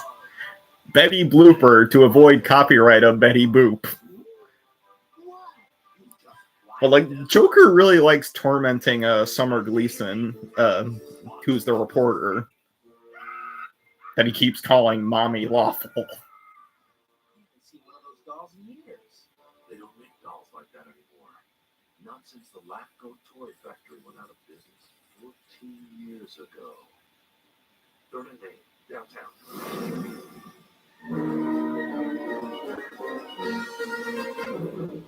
Yeah, but I can see like how you say like Kevin Conroy's voice for Batman also changed because like because this was like the second episode. Well, yeah, the second episode in Batman the Animated Series. So like obviously his voice is much deeper, and he's kind of at least this Batman sounds like a little more raspy. At least this version of Kevin Conroy's Batman has a more raspy, deep voice, whereas. Like I'm trying to because I'm recalling what happens like how his voice sounds later on. So it just I think later on it's not so much raspy, but it's more so like gruff. Like it's a deep gruff voice, but this one's just more of like a deep raspy voice.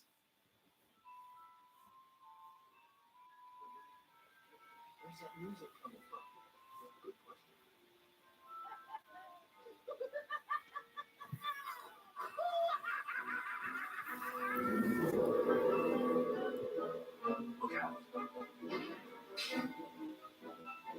Yeah, but also Mark Hamill's voice for the Joker has changed over the years too. Because I've noticed that too. Like it. Stand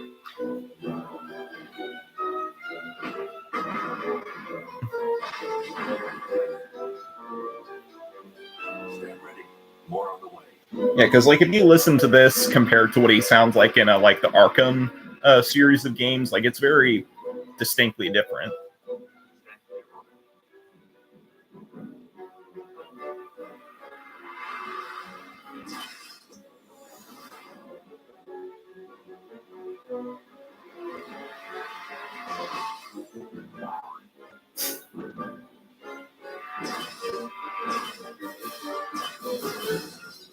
Don't call you Batman for nothing.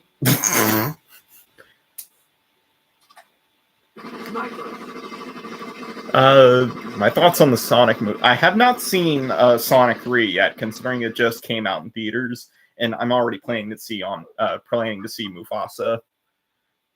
So like I don't have too many opinions on Sonic 3 since I haven't seen it yet. But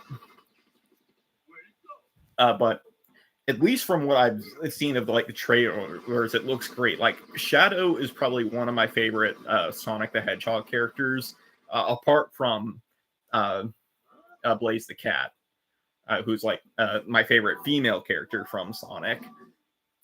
But like Shadow is like one of my favorite characters from the series. And the fact that he's voiced by Keanu Reeves just makes it even better. And to also see Jim Carrey come back to play Eggman again. Like, to see Jim Carrey come back to play Eggman, as well as also playing his dad, Eggman's dad, at the same time, is just so hilarious. Because he's always had this knack of like playing multiple characters, like in the same movie. Like in the movie A Series of Unfortunate Events, he played technically the same character, which was Count Olaf, but he had 3 different like characters apart from that, because he was disguising himself as those characters. So it was like, it's just really great to see him back.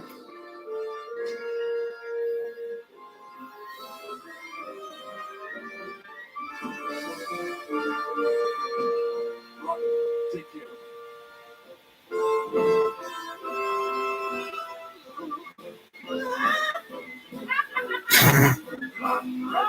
I said you can't do nothing beyond the Joker Man.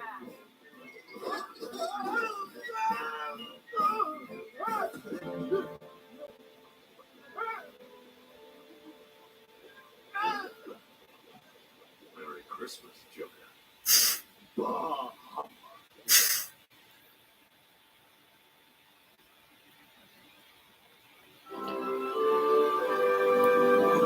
Oh yeah, that is a kind of an interesting thing to ask. Like, what did I ask for Christmas this year? So one of the things was they came for PS5. They came out with Sonic Generations plus Shadow. So I asked for that for Christmas. So because, as I said, I love Shadow the Hedgehog, and it's also great to see that they made a remake of Sonic Generations. Some other things I asked for were Godzilla -1 on Blu-ray. And then basically it's a book that has basically the original not play script, but like the original storyline that was made for Godzilla and Godzilla Raids Again. So it's like the original copies that were made for like the developing for the original Gojira movie, and then some action figures. So like basically of the movie monster series of like Godzilla film, like Godzilla figures. So like one for Godzilla -1, Hedorah, and then Kaiser Ghidorah. So actually got to take this out for a minute because I got to move it over to Heart of Ice, which is on the second disc.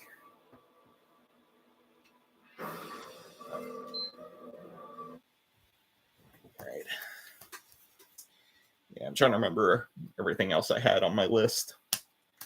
Yeah, so the figures. Actually, I have it saved on my notes.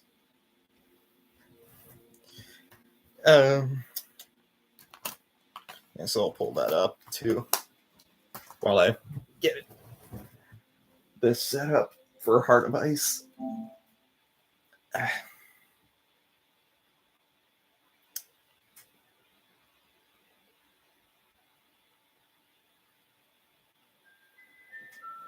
Yeah.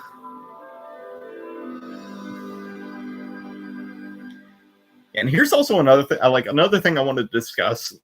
Just let me figure out like what the stuff I have on my list.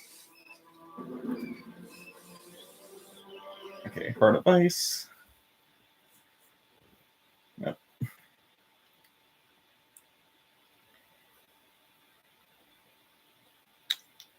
Yeah, so Heart of Ice. What was it? Where did I have it?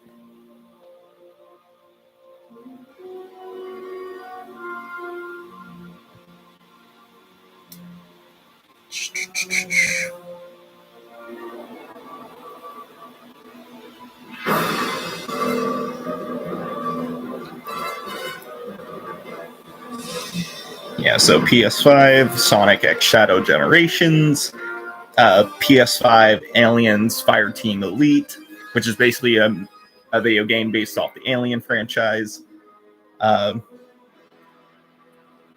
the Shin Kamen Rider movie. So if you don't know what Kamen Rider is, it's basically similar to like Power Rangers, but it's just mainly focused on one character who fights human-sized monsters. And basically he's basically a human who is turned into a cyborg with the power of like grasshoppers. So Shin Kamen Rider is basically the most modern iteration, which it was a movie that came out in 2023. So yeah, then Godzilla -1, and then Space Amoeba, which is it's a Is how I'll always remember you. Surrounded by winter, forever young, forever beautiful. Rest well, my love. The monster who took you from me will soon learn that revenge is a dish best served cold. I just wanted to let that play just because the Mr. Freeze's monologues in the movie are just so full of emotion, despite him saying like he doesn't have feelings and all his emotions are dead to him because his accident that made him who he was. But Space Amoeba is basically, it's another cheesy Toho monster movie.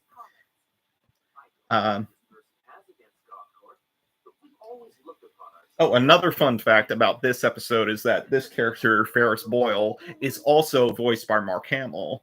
So technically what happened was that in the animated series, they originally casted Tim Curry as the Joker, but they brought Mark Hamill in to do some other villain voice roles. Like this was actually his first recording session for Batman the Animated Series.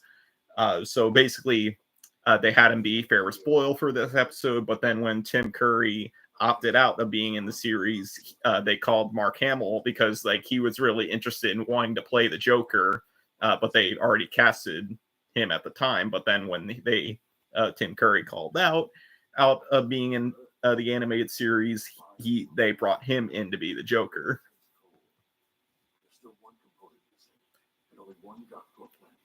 And then another thing on my list was Super Sentai Ginga Man, which is the Japanese version of Power Rangers Lost Galaxy.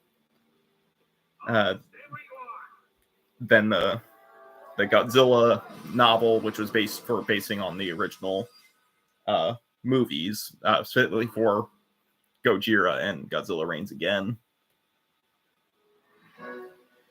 Yeah, Tim Curry was pretty funny in Home Alone 2. It just kind of was a shame that his voice role was not his voice role, but his role in the movie was very minor. Like he's always a treasure to watch in movies. Yeah, so then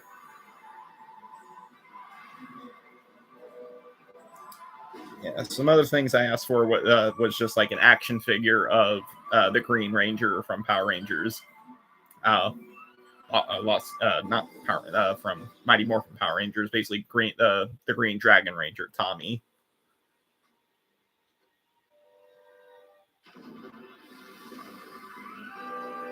And then another thing I did was I actually bought the complete series of Dragon Ball Z. So, and one of my like a character I just find enjoyable was Chi-Chi, which is Goku's wife. So I asked for a plushie of her. Yeah, and that's pretty much just the big things I asked. Like basically all the things I asked for. So it just depends on if I was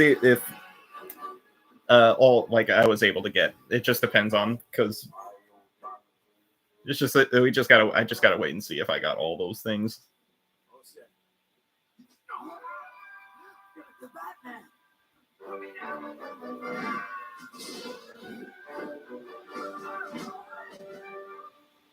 Freeze! That's Mr. Freeze to you.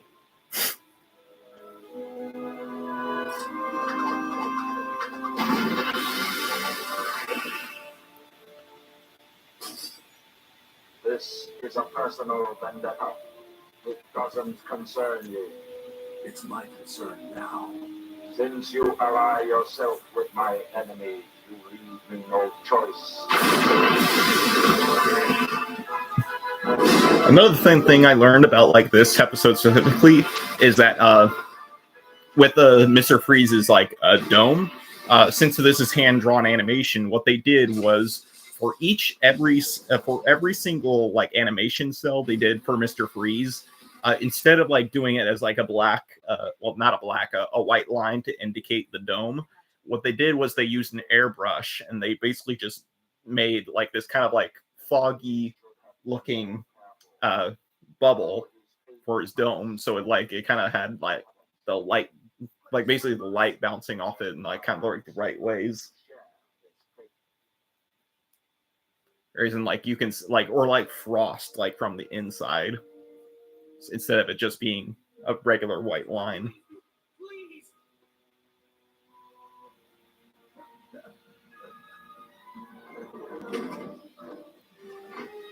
It also kind of shows how despicable Mr. Freeze is by leaving this guy to be caught by the cops, and just like when he, as Mr. Freeze was trying to fire at,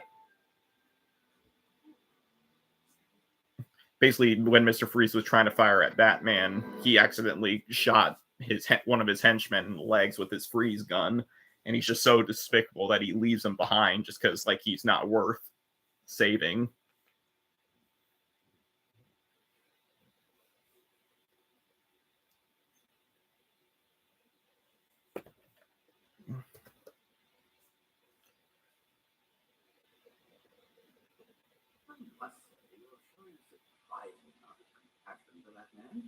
Considering he would surely have left you to die in his place.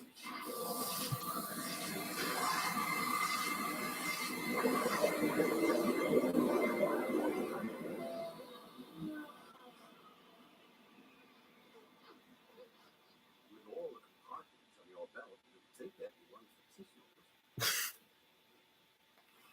Nice.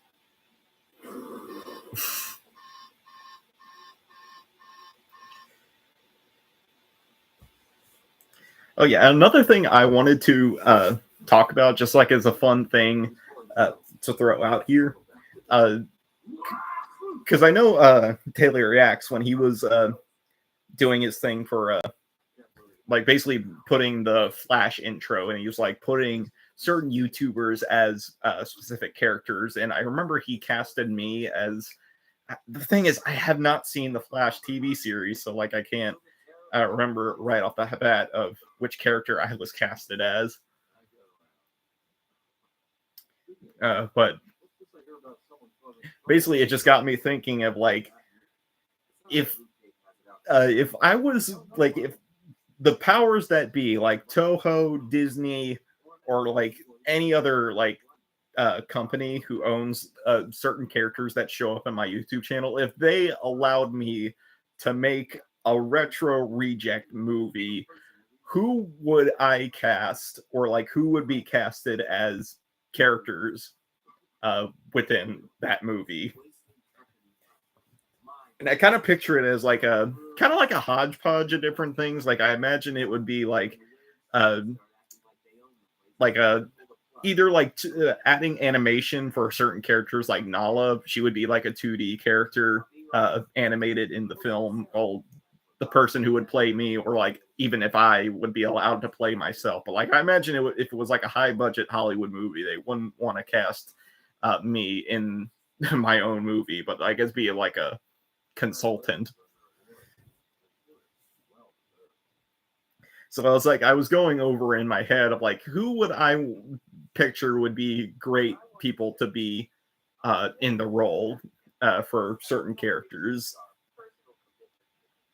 So I kind of went over a list of figuring out who it should be, who should be the characters. Compassion, charity.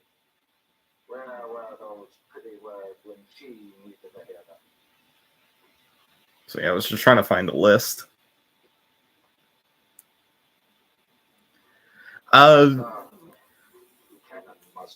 So the only like DC like TV series I've watched is basically like the first couple of seasons of like Arrow. And I think I've only watched like the first season of Flash and then maybe like a few episodes here and there, but like I have not seen the whole series of Flash in a whole.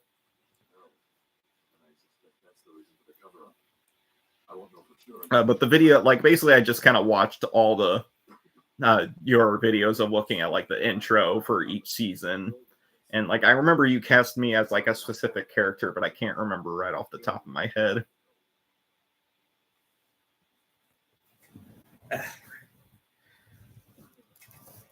Okay.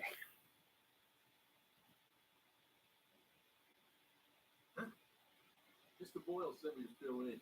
Enjoy yourself at the party. Stop him. Hey, great. Boston. You okay? I'm fine. Pick off. Pretty lax security at a function like this.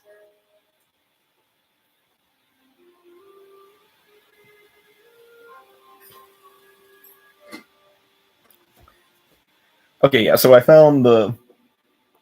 I wanted to let this play because this is the part where they explain Mr. Freeze's origin, but then I'll kind of explain like my choices of who, in particular, I would cast for if there was ever if for some reason if the companies for like each one of my characters allowed a movie of my YouTube channel to be created and like making a storyline off of it, like who would I cast in the role for having it be like kind of like a hodgepodge thing where like it would be 2D animation, like kind of like stuff like Space Jam, like where it would have like the 2D cartoon or like a Who Framed Roger Rabbit, where like the 2D animated characters would be interacting with like live action people, depending on who the character is.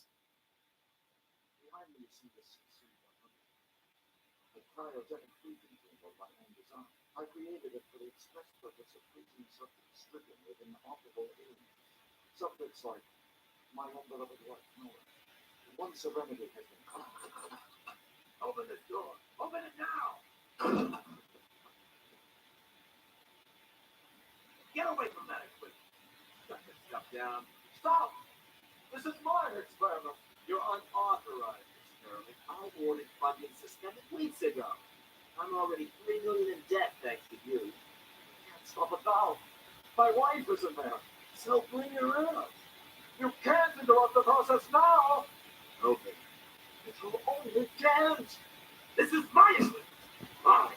I have every legal right to use it or not use it, and I see fit. I say this project ends now. Oh! Stay away from her! Murderer! Sorry. I lost my temper. It doesn't matter. We can talk. Oh! Oh! Get out! Get out! Nora! Oh! My God.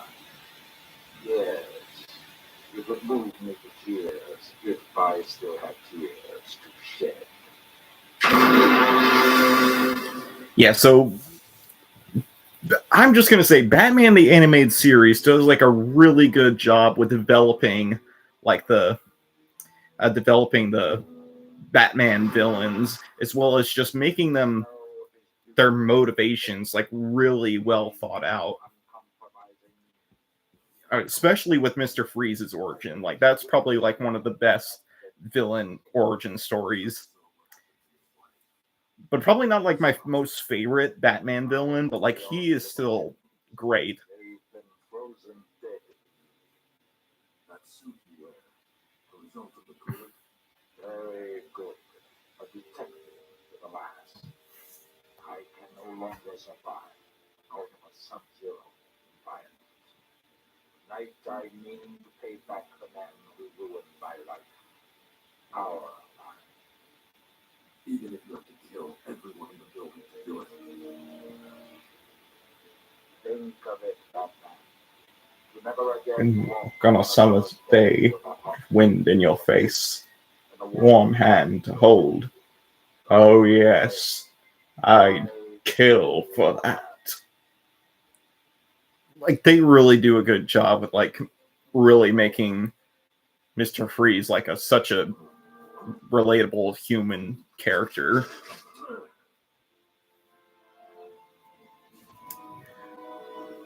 Here, is Waluigi is die.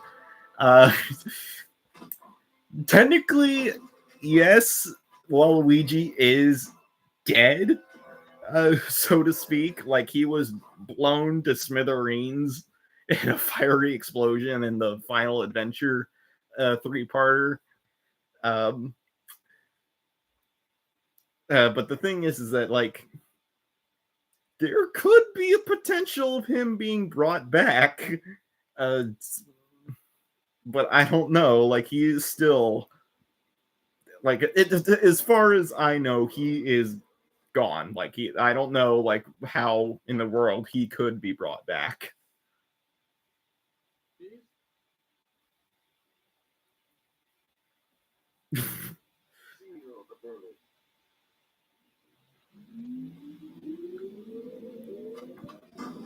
How do you watch analog horror?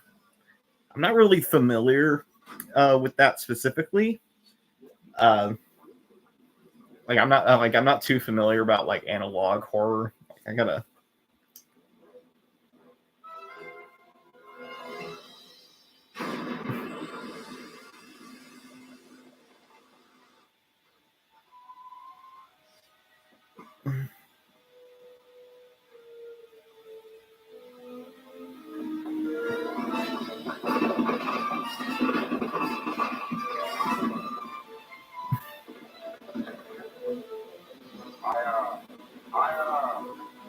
The evil that walks inside the cleanse my pure, unforgetting ice.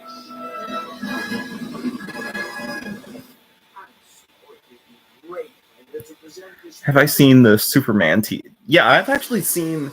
Yeah, I've seen the teaser for it. Yeah,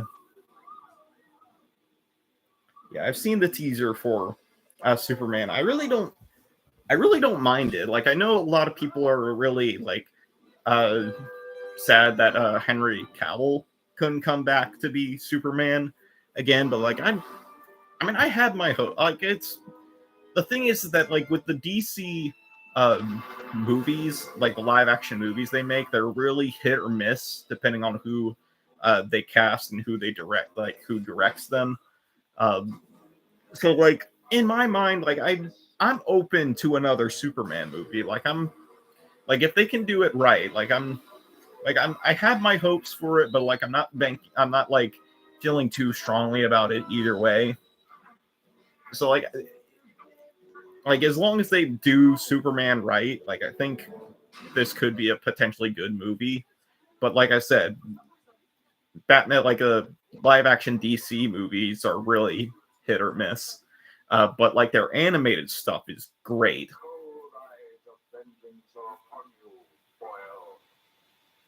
Oh, and how ironic that like the villain's name in this, well, not Mr. Freeze, but like the person he has a vendetta against is Boyle. Because you have Mr. Freeze and you have Boil, like when you boil water. So like heat versus cold.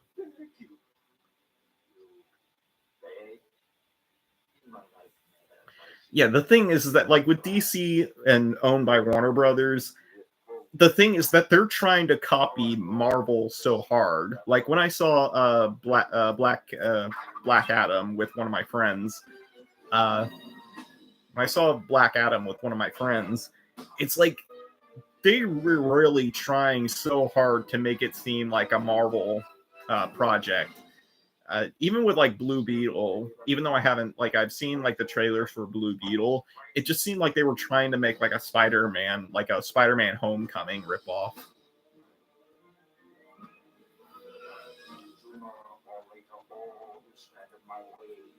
Must feel the icy touch of death.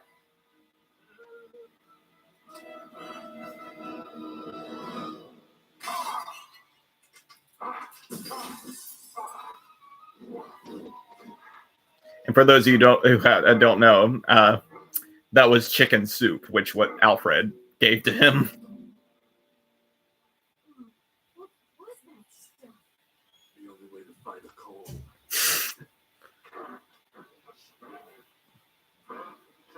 Mm. No justice.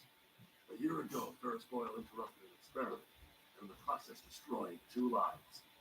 Here's the evidence. Mm.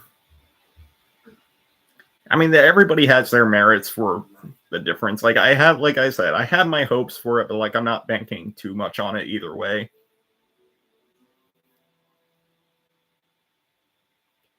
Oh, and also to answer your question, I'm not gonna even try to go all the way saying that name, but I wish there were another way for them to say it. I can only beg for your forgiveness and pray you hear me somehow, somewhere, where a warm place or a warm hand waits for mine.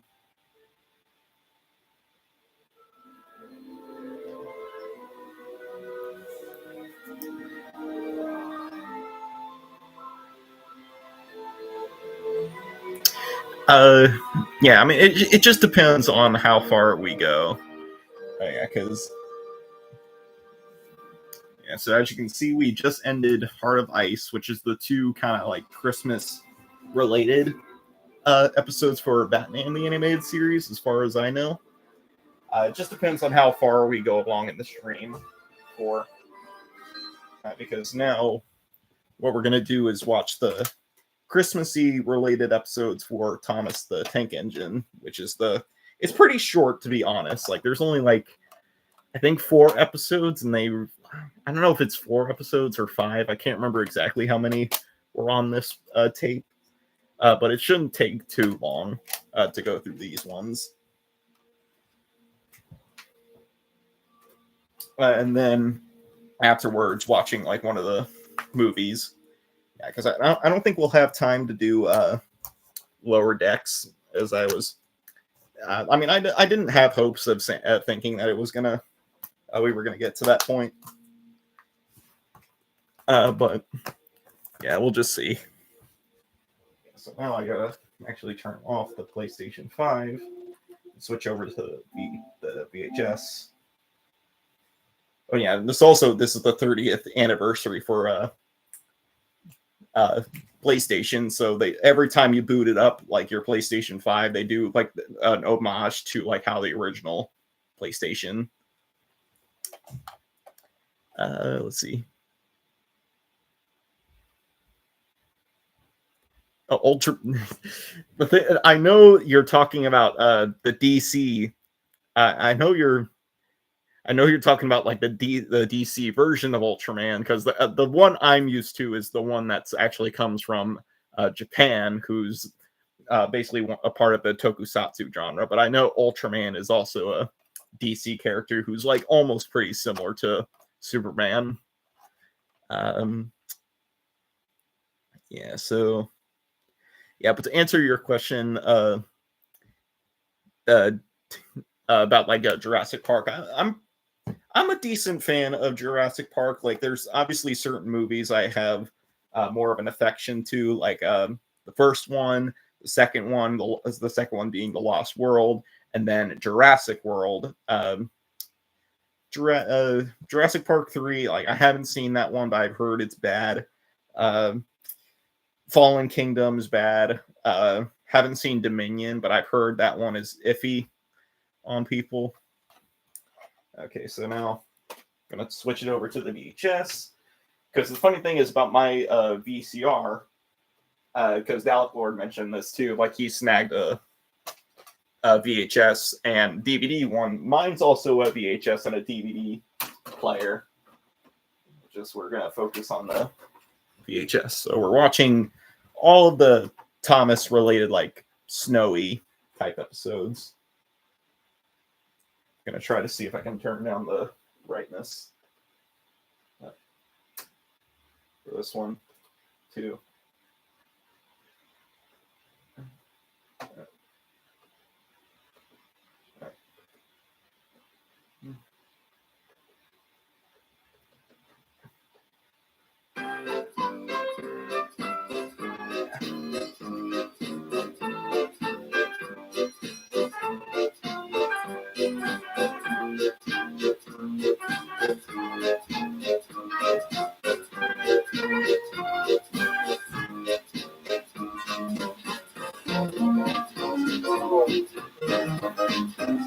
Oh, dang it. I was just trying to turn. Winter holiday time on the island of Sodor. It's very cold, but the engines don't mind. They love this time of year as the stations look jolly in their decorations. Yeah, there we go. It's probably about as good as I can get the Passengers and parcels to be delivered, brightness. no matter what the weather.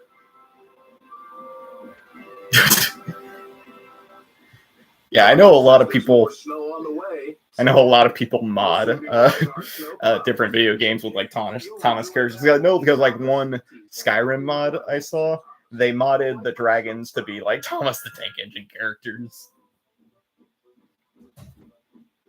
Oh yeah, this is Alec Baldwin doing the narration for it. That night the wind blew and the snow fell heavily. I know a lot of people. Like I know there was a recent. Sir Topham had arrived. He told the engines they would have snow plows fitted. Yeah, because I know there was a recent controversy with Alec Baldwin recently, not like extremely recently, but like there was an incident while he was doing filming for one of his films, but like my opinion on it is like it's a tragic thing for that to happen on set, but like it wasn't Alec's fault for what happened. Like he didn't know. He wasn't doing it like he didn't do it intentionally. He was much happier when he And and he felt really guilty about it. Like he really felt guilty about what he did on set, but like he didn't have the intention of having that happen. It's just that the prop he was using was faulty and caused what happened. Like I'm not going to go too much into detail of it because I really don't know if YouTube would allow something like that to be talked about. But it's not like anything inappropriate. It's more so it's tragic of what exactly happened. With this tree, Toby said. I'm glad you have your snowplow. I can't clear the snowdrifts by myself.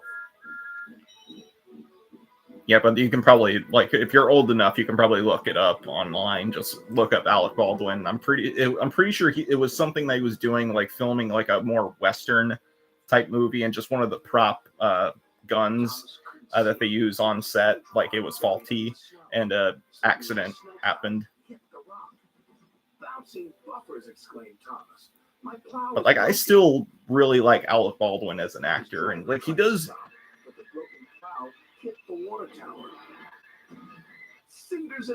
But like he does pretty good. Like he's a pretty good narrator, and like I know Michelangelo, like certain, like especially people in the UK, they prefer his narration over the American narrators for Thomas. But like I remember talking about this in the Thomas the Tank Engine video I did about there's certain episodes where I do prefer there are some episodes I do prefer Michelangelo's narration compared to the Americans versions of them, but like Alec Baldwin, like he does a really good job with narration, and as you said, he's extremely entertaining in Thomas and the Magic Railroad. Probably one of the only good parts of that movie, along with his kind of like co-star Junior, as well as also any time of any Thomas the Tank Engine scenes. You can watch my movie review of Thomas and the Magic Railroad to understand my point. Thomas was worried. What would Sir Topham Hatt say about his broken snowplow? But Sir Topham Hatt wasn't cross. He was very pleased. The villagers had a wonderful feast, he said. You were very brave to take on that snow. Oh yeah, and the thing I wanted to talk about, because like I remember, as you know, continued Sir Topham Hatt, there are no spare snowplows. Yeah, and going back to what I was wanting to talk about earlier about like if there was ever a retro reject movie, who would I have be casted in the role? And I would also like to hear your guys' opinions on that. So the list of characters I have, at least, starting off pretty easy. Nala, I would cast Moira Kelly, who is the original voice actress for Nala from the original movie. So like I said, it would be kind of like 2D animation, but have her come back to be the voice of Nala. And then now, as for me as the retro reject, like I don't think Hollywood will want to cast like a pretty well-known actor to be in role, not just me. As much as I would love to be in a Hollywood movie, I think they would just probably have me as like a consultant for like how the movie should be gone and like directing like the actual actors, like how these characters should act. But two options I had for people I would cast as myself. These are two characters from the Netflix series Cobra Kai, which is based off the original Karate Kid series of movies. And these two characters, like these two actors, were in that series. So there was Jacob I can't pronounce his last name, but it's Bertrand. He's the guy who played Hawks. He's the character who played Hawks in Cobra Kai. And then there's Tanner Buchanan. I'm really sorry if I highly doubt these actors would be watching this stream, but Tanner played Johnny's son. I can't remember his name right off the top of my head, but Johnny's son in Cobra Kai. I think either one of those two could potentially play a good retro reject. I just don't. I just have to. I don't know if anybody else thinks differently. If there's another actor that could potentially fill my role. Scary Jack Frost will find me, said Percy. Jack Frost's not scary, chuckled his driver. Okay, so taking a brief segue away from this. This episode kind of scared me as a kid. Because of just like the lighting, especially what was shown on Percy, like the being lit up from the bottom, and then also seeing his driver lit up from the bottom as well, and just this creepy, snowy atmosphere, especially in the dark. Like Thomas scenes in the dark are extremely creepy. And like I don't know if you guys can see too well with the TV, but like you can see like what Percy looks like with the icicle looking face. Strange and scary shapes. Scary Jack Frost, he whispered nervously. Like just that whistle that echoing whistle right off the top of my head, like that made the hair on the back of my neck stand. Scary Jack Frost, cried James, and he raced away as fast as his wheels could carry him. He didn't stop until he got back to the sheds. The next morning, Elizabeth brought plenty of coal. Oh, my dear, Elizabeth. Yeah, so then, as for Titanosaurus, what in his case, I want him to have a voice actor. So for me, it's a decision between Mark Hamill or Tom Kenny. So Mark Hamill, he does the voice of the Joker from Batman. He's also Luke Skywalker. He does a bunch of different things. But he's a very well-known voice actor. So like I think Mark Hamill would be a great choice for Titanosaurus because like he's got that raspiness. He can achieve that raspiness for since he does that with the Joker. But then Tom Kenny, who is the voice actor for SpongeBob and a bunch of other different characters throughout different cartoons, the energy that Tom Kenny brings to his characters, it would just be really fun for him to be Titanosaurus. But I don't know. It's a toss up between Tom Kenny or Mark Hamill. As if I had the choice of casting, who would be Titanosaurus in a movie. And then Mechagodzilla. This one is another one that like it's kind of hard because maybe I'll make a video kind of like doing it, like taking voice clips from these certain actors and putting them with the character, just to see like how it sounds. But like for Mechagodzilla, there's a bunch of different characters I had in mind, like different actors I had in mind who could potentially be Mechagodzilla's voice actor. There's Diedrich Bader. He does a bunch of different, like, once again, he's another voice actor who does a bunch of different roles. One of the roles that I know him pretty good for is from Buzz Lightyear of Star Command. He plays Buzz Lightyear's like former teammate turned minion of Zurg. He plays like I'm trying to remember. Warp Dark Matter, that's his name. So like I think I think he could Diedrich Bader could play a good Mechagodzilla. But then there's also Alec Baldwin's voice. Like I think like this one was just something I threw in there because like Alec Baldwin's voice I think is just a little too mature for Mechagodzilla, but just like he does have like some nice range. So like if you listen to Alec's narration, like and compare it to Mechagodzilla, do you think it can make a potential good Mechagodzilla? I don't know.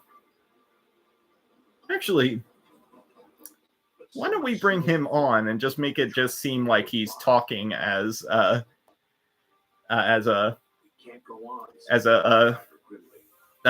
narrator for Thomas? Like, why don't we bring Mechagodzilla? Because like he does have a little fun thing where he can change his voice.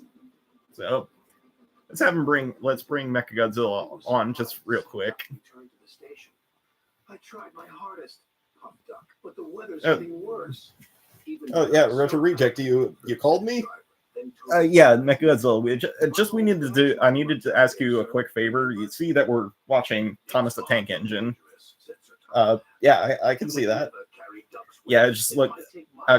Do you mind like trying to match your voice with Alec Baldwin's narration? Because you know, because the idea I was talking to you about, yeah, I know.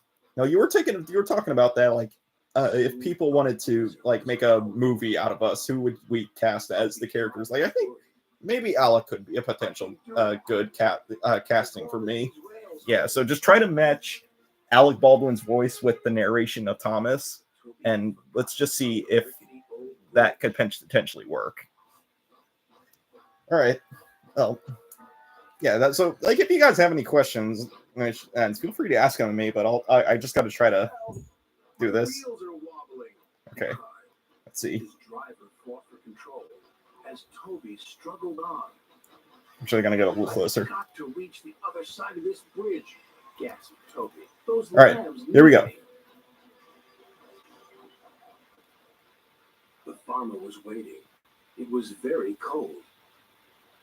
Suddenly, a ghostly, glowing eye shone through the snowstorm. It was Toby's headlamp. You made it, cried the farmer. What a brave engine you are. The vet and the farmer went to find the lambs. But they soon returned. The lambs are safe and sound, Toby, said the vet. But we need a place now to keep the little ones warm. Toby smiled. I think you'll find Henrietta has plenty of room. Toby stayed for several days, just to make sure the lambs were all right. The farmer was very grateful. Thank you, Toby, he said. We couldn't have done it without you. Thank you, said Toby. There's nothing I like better than helping out a friend in need. Yeah, I don't know. What did you guys think? Did you think that he that did a good impression? Like, do you think that Alec could be a good Mechagodzilla? Like, I don't know. Like it. I mean, like I said, it kind of sounded a little too mature for me, but I don't know. Oh yeah, that was kind of, it was definitely a fun cameo to do in your video. It was winter Like, time. although I was kind of sad that like it just the fact that I was so blasé about Titanosaurus getting electrocuted by trying to plug in the Christmas tree. Yeah, I mean, it was just something I wanted to do as like a funny thing. Like you were just so caught up with like what was happening. Like you were so worried about Dalek Lord, like you didn't really were paying attention. And like, and you're used to Titanosaurus getting into really weird situations. Yeah, you are right about that. Clear snow by a tunnel, but it was too deep, and he got stuck. Thomas was very cross. Snow is nothing but trouble, he moaned. Rusty was close by. Driver says this winter is as bad as the worst winter of all. How worst? Asked Thomas. I'll tell you, replied Rusty, and then the little engine did. Skarloey was working the line to the slate mine in the mountains.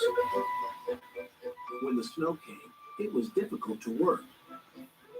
They used the snow as a double buffer zone to help stop cars skidding through the ravine.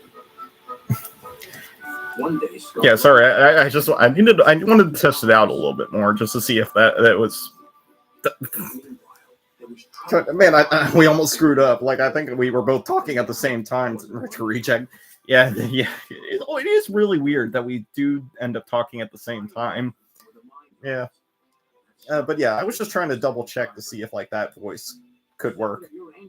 But also, now to bring this up, because Retro Reject was telling me a little bit about this, that this is another episode that's kind of creepy or like scary in that mine, and you'll see why in a little bit. The bang echoed around the gorge.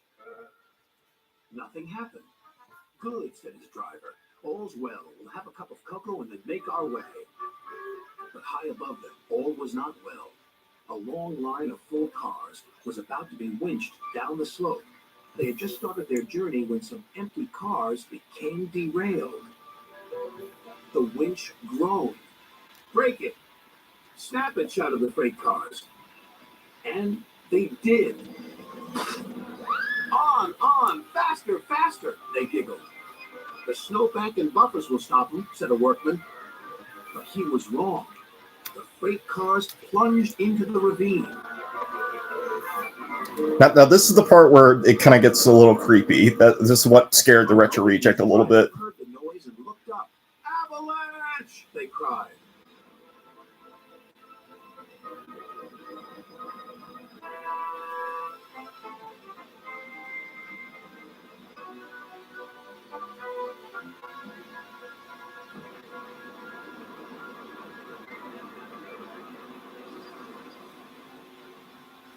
When the snow plume cleared, there was no sign of Skarloey. He was buried. Yeah, I mean, like an avalanche is definitely something creepy.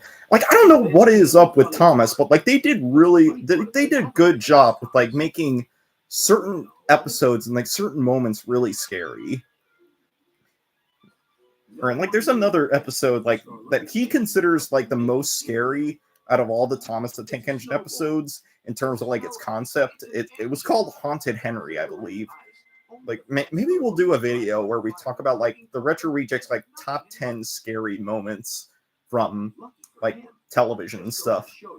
Because like there are a lot of creepy things that sometimes, especially in like older cartoons and TV shows and movies for that matter, like that never really can fly nowadays. He stopped by the tunnel and wheezed loudly. Then it happened. Oh no.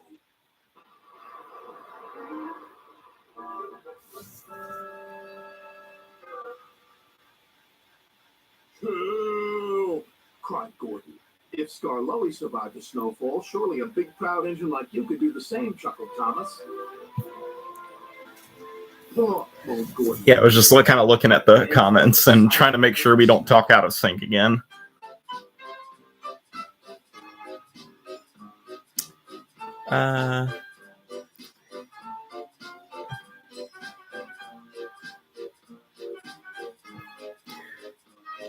And I think I've actually heard a little, like I looked up a little bit of what analog horror was because I know that one commenter, he was talking about it. Basically, analog horror is basically just when it looks like when the style of video that's shown is basically when it resembles like analog VHS tape kind of stuff like that. Up and down the branch line. Everyone was happy. Only the coaches, Annie and Clarabelle, were complaining. It's always the same before Christmas, they groan. We feel so full. We feel so full. Yeah, Oh, come on. yeah, I've seen a little bit about that. Like it resembles like VHS, like old haunted or like just footage that's captured from like a VHS tape. It's Mrs. Kindly, whistled Thomas. Beep, beep. Happy Christmas. Thomas always felt better for seeing. Sometimes I'm just trying to check this like this one commenter because it looks like it could potentially be, I don't know, because it's weird, but like because since I mentioned the VHS, like this is a VHS tape, like I'm pretty sure it's like it's just it feels weird. Never mind that, replied Thomas. I have something. Oh, the narrator changed. It's no longer Alec Baldwin. It's now George Carlin. Saved us from a nasty accident. Do you remember when she was ill in bed and... Yes, of course, interrupted Edward. You told us how she waved her red dressing gown out of the window to warn you about a landslide ahead. And you and Toby gave her presents? Percy joined in. And Sir Topham Hatt sent her to the seaside to get better. But, said the other engines, the rest of us never thanked her properly. Yeah. Exactly, said Yeah, Thomas. so potentially Alec Baldwin could be a good Mechagodzilla. Don't worry, he'll come back later when we're doing the particular movie. So anyway, what were other? So another character that could potentially be a good Mechagodzilla is Jason Marsden, who actually, he once again another well-known voice actor who does a bunch of different roles. So the one he's most iconic for would be Max from like the Goofy movie or like just any of like the Disney stuff. So like he plays Max, he plays Kovu from Lion King 2, and then he also plays and then he also does what was that one character from Fairly Odd Parents? He does Chester. He does Chester from the Fairly Odd Parents, and just like a bunch of other different things. Cutting near the cottage, they could go no further. Look at that! Exclaimed Thomas's fireman. Beep, beep, here we are. An answering wave came from an upstairs window. Then they heard a familiar sound. That's Terrence, the tractor, said Thomas. He's come to help too. Sure enough. Yeah, so now as for now next one would be Heshima. This is another one that's like really tough for me to figure out of who and it's another one that's a tough one to figure out for me since he is an original character. If it was up to me, I would love to be the one who does Heshima's voice, just because like he's my own original character. But just some potential characters I had in mind, because the idea is that Heshima is supposed to be like a young growing teenager. Like he's supposed to be around that teenage age character. So it's like it's hard to make me, who is currently a 23-year-old guy, even though I do my best to like kind of high pitch my voice for Heshima to make him sound younger. Or I don't know if it's just my voice naturally sounds like a good potential voice for Heshima, but like some good actors that I felt like could be a good Heshima would be. First one is Josh Keaton, who he's once again another voice actor who plays one of his roles that I really like him in is Spectacular Spider-Man. He plays Peter Parker as well as Spider-Man. So like he like in Spectacular Spider-Man, he just like once again does a really good job with playing a voice for young like basically a teenager, as well as he cameoed in was the recent Spider-Verse movie for coming back as Spectacular Spider-Man. And then these two were actually a part of like different DC animated movies.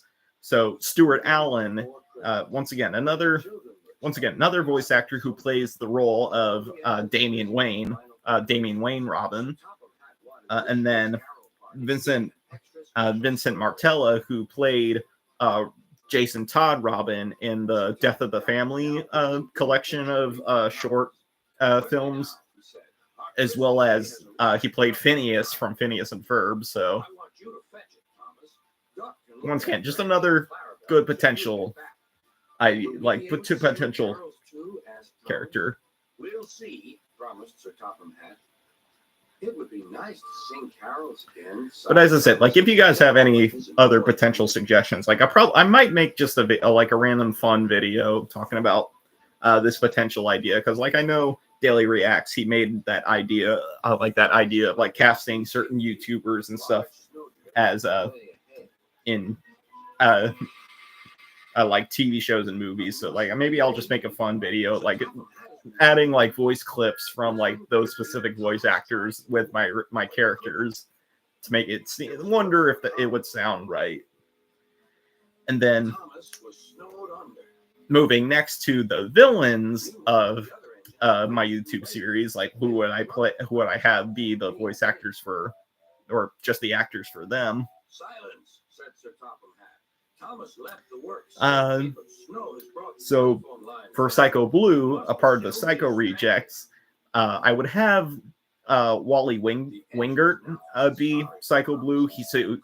Wally is once again another accomplished voice actor. He played Psycho Blue in the original Power Rangers in Space, so it would be fun to have him come back, revoice the role of Psycho Blue. And then Soundwave, another pretty easy one. Soundwave, since he comes from the Transformer franchise, Frank Welker, who played Soundwave, as well as many other characters from like the 80s and stuff. He would be a good match to play Soundwave again. Oh, it's Thomas. Come on, the poor wee engine must be frozen to the frames in there. I just love how Donald and Douglas are Scottish. It took some time to decide how to dig away the heavy drifts of snow. Thomas was Hey, Dalek Lord, like, do you think Issa would be familiar with Donald and Douglas? Precious Christmas tree were free from the snowdrift.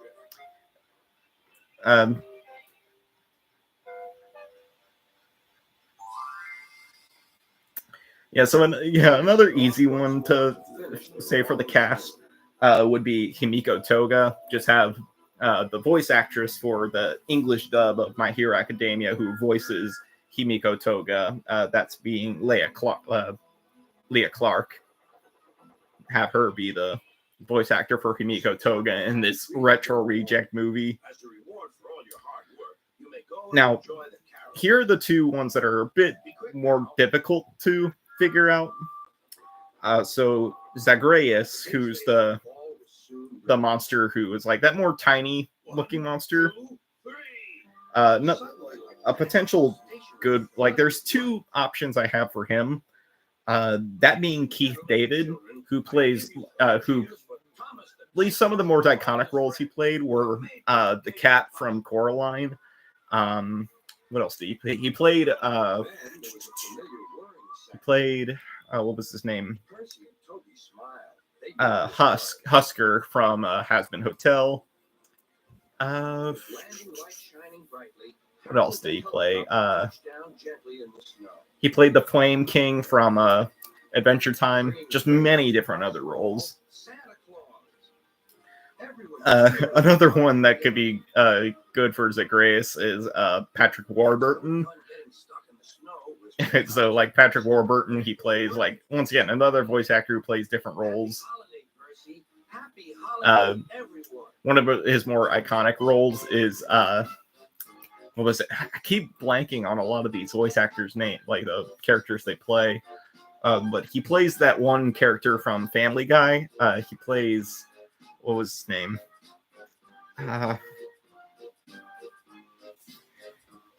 So to my knowledge, this is like the actual that was the last episode for the VHS. This is just what's coming up next is like a music video, and like I really don't want to sit through that. Yeah, it's just like a music video type thing, so we don't need to sit through that. So anyway, yeah, so that was basically just all the Thomas the Tank Engine stuff. So now we can move on to the final part of the stream, which is the movies. And I'll finish the little conversation about like the different casting I would have for the retro reject movie, if it like that would never happen, but like maybe it would be like something that's just not like hiring professional actors or anything, but just something like it would be like not really a retro reject movie, but just be something done on YouTube. That would be like a quote unquote movie, but I don't know. So anyway, yeah, so moving on to the final part of the stream, what we're going to do is have the choice of the different potential movies we could watch. So first one, Santa Claus Is Coming to Town, the stop motion animation Rankin Bass classic. And then we have A Muppet's Christmas Carol. And then Jingle All the Way with Arnold Schwarzenegger. I know I've had this one from many different tries, but like that one's never usually been picked.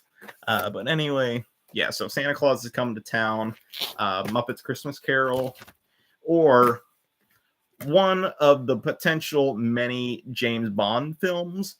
The one I have in mind is On Her Majesty's Secret Service, because that one deals with like Bond being in a more snowy, like winter like location. But we could also potentially do one of Sean Connery's movies, because I know Daily Reacts is at least familiar with Sean Connery, because he played Indiana Jones's dad in the yeah, so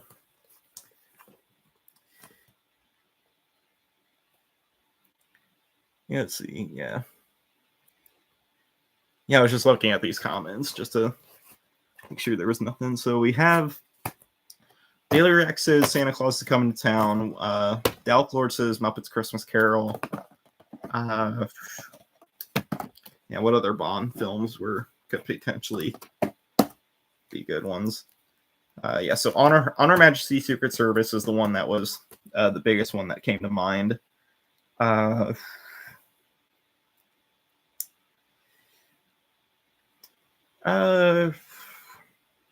Potentially From Russia with Love, or yeah, Die Another Day. That's a Pierce Brosnan James Bond film. A good, like, one portion of the movie deals with being like in the Arctic, or like just a really snowy location. Yeah, so those are like the big ones that I had in mind. But yeah, so right now it looks like it's either Muppets Christmas Carol or Santa Claus Is Coming to Town. Yeah, and honestly, the James Bond films, like, they're pretty long, so like I'm pretty sure the On Her Majesty's Secret Service is like a 2-hour long movie, and I don't know if we want to go for that long, considering that it's already Christmas Day. So yeah, Merry Christmas to everyone who is watching. Yeah, let me check I wanted to check the runtime for like if it says it on here. Yeah. Okay, yeah. So I guess we'll do just Santa Claus Is Coming to Town, and I guess we'll just see where things go from there. Yeah, because both Santa Claus Is Coming to Town and Muppets Christmas Carol are both real fun movies to watch. Like, technically, Santa Claus Is Coming to Town is like my favorite Christmas movie overall. Yeah, putting in the wrong case. Yeah, so I guess we'll just see where we go from there, because like if I feel like we can keep going, I might do something where like we watch another episode from like one of the other Christmas things. So like maybe, well, I mean, not really Christmas, but like maybe we could watch a little bit of Star Trek Lower Decks, and that, or maybe the one episode from Mega Ranger. But it just depends, or maybe just more of Batman the Animated Series. But it just depends on where we are in the stream. But anyway, yeah, so, and of course, this is always going to be the part where the Retro Reject crew comes out, and we'll also potentially introduce who will be the sixth reject to make at least this video a little more worthwhile to people who watch in the future. All right. Okay. All right, and I have it forwarded. I had it forward to the right spot.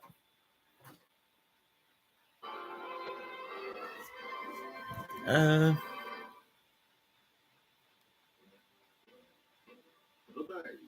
children everywhere are making preparations for an event of world-shaking significance. The annual visit of Santa Claus. Yeah, I mean, I do hope to make more videos on YouTube. Like, I'm just having to wait until, yeah, because right now I just got to test out my new video camera, just like play test it around a little bit more. Even though, because I've had this video camera for a couple months now, I just haven't had really the time to play test with it. My name's Special Delivery Twinkle. Oh, I've got lots of letters for Santa today. And every year, I just say, some ask for toys, but a lot ask questions. Like you take this one. I bet one of you wrote This guy just committed a federal offense. He opened a letter, or that wasn't addressed to him. Dear Santa, why you come down the chimney when I really love to give mention to like a particular YTP that addressed that. Like I'm pretty sure it was a YTP of Santa, like it was a YTP of Santa Claus is coming to town, and like he points out that this postman literally commits a federal offense by opening a random child's letter. So you better write your letter. Gonna turn up the volume just a little bit. Because he's getting ready with his reindeers and his sled. So You better watch out. You better not cry. You better not pout. I'm telling you why.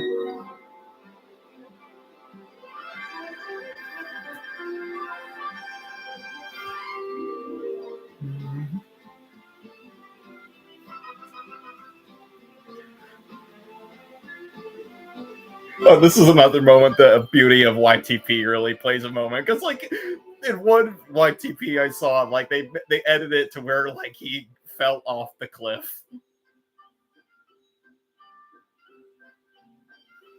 because like he was standing like right on the edge and he was doing the thing where he was trying to balance himself. Like the editing in the YTP made him fall off the cliff.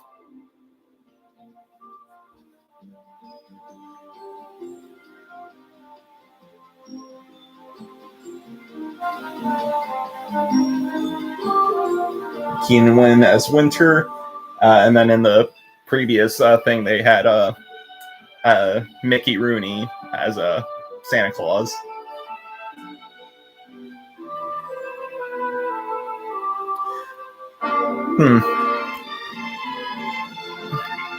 There could be a potential to have like a Halloween related episode with a Ghostface.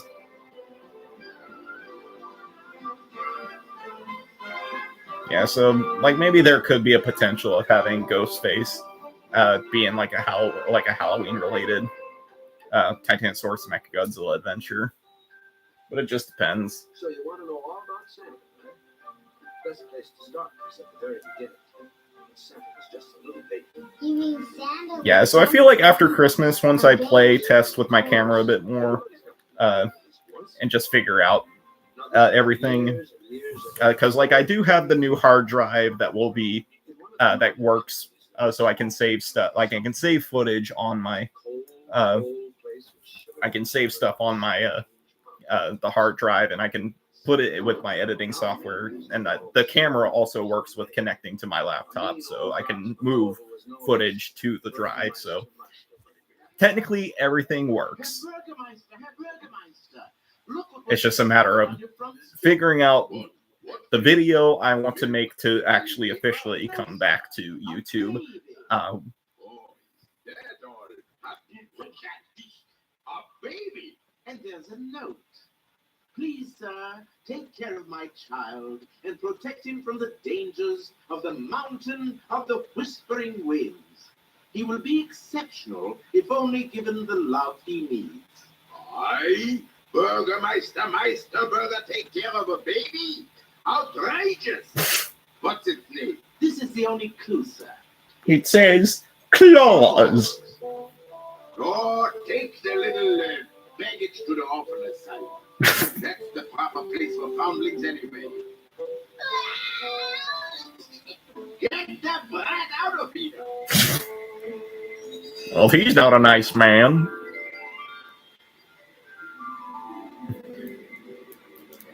Technically, I'm pretty sure like this is what's take place like more so in like the. It broke away. Oh my goodness! Where are you, baby claws? Oh, do come back! Come back! Like I'm pretty sure this this place is supposed to take place in like a more northern place, so I'm imagining it's more like like Russia. Like I'm at least thinking that's where it should be, but like I can understand where like he sounds Italian, but like at least to me, it sounds like a Russian accent, and especially with later characters that show up, they kind of more like at least they sound more Russian to me, but I don't know.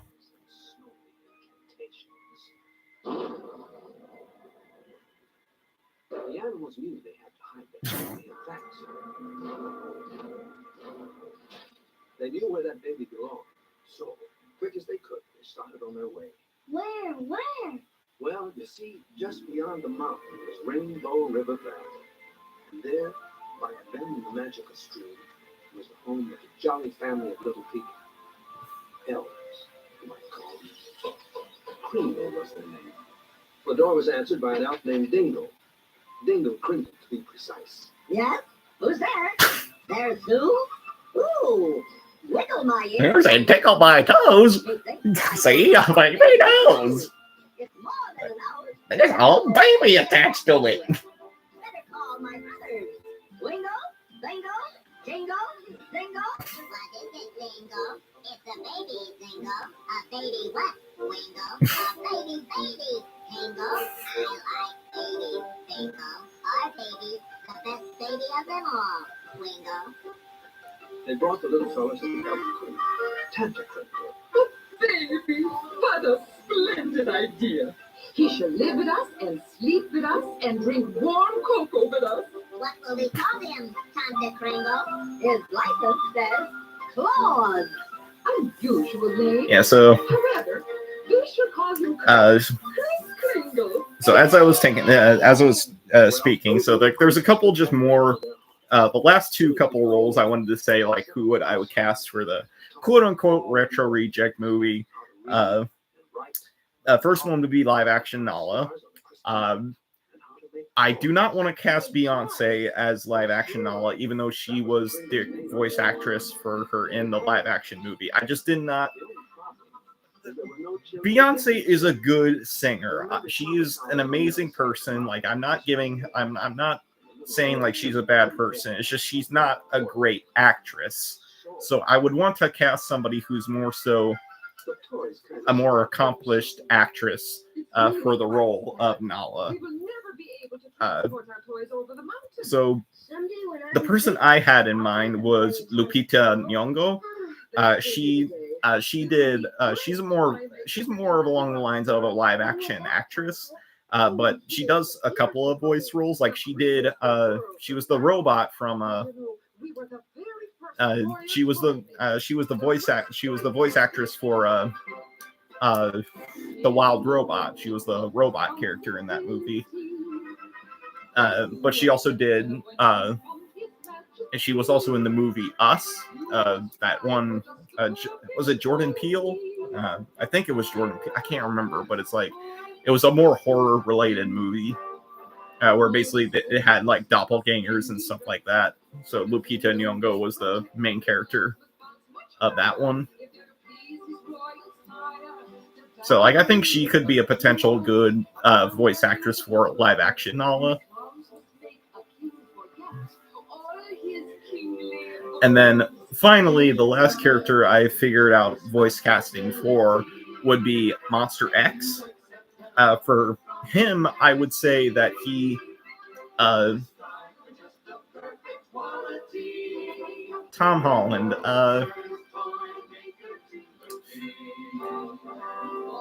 I mean, like I can see Tom Holland maybe working. It just I'm not like too big of a fan of Tom Holland, but like I'm not like saying like he's a bad actor.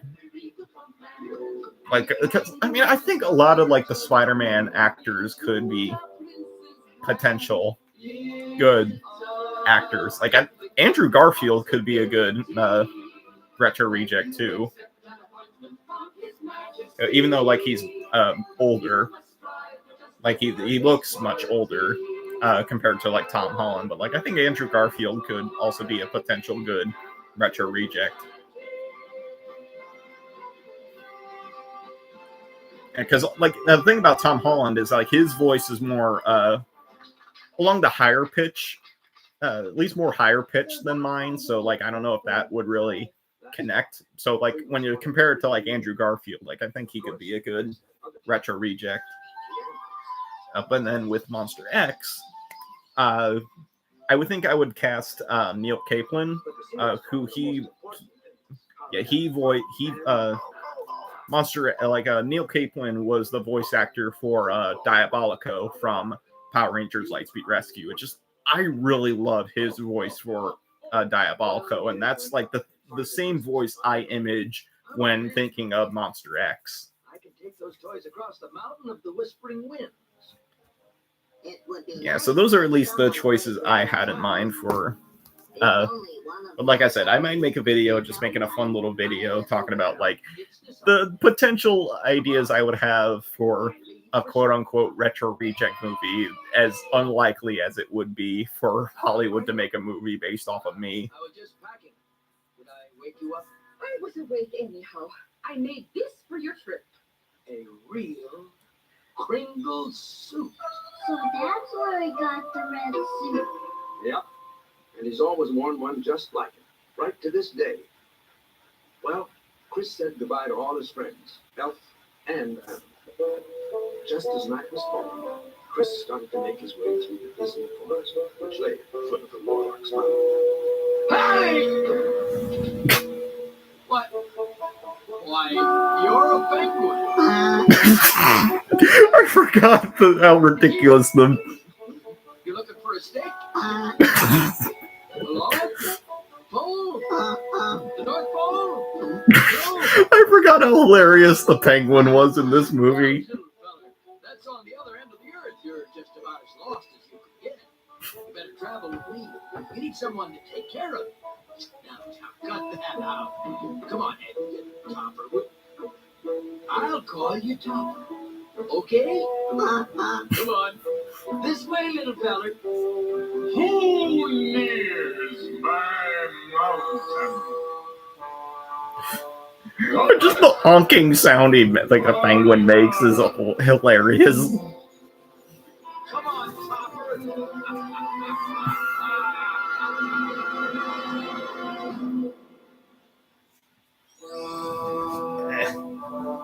I shall get him when he returns.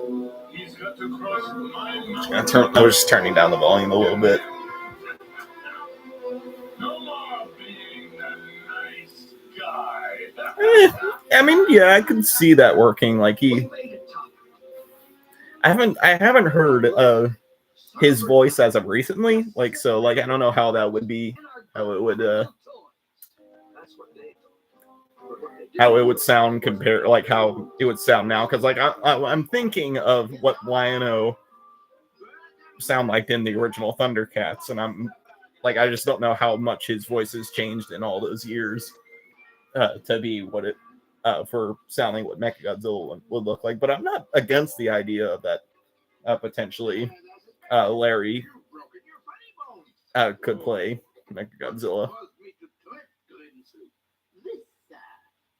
Well, a toy?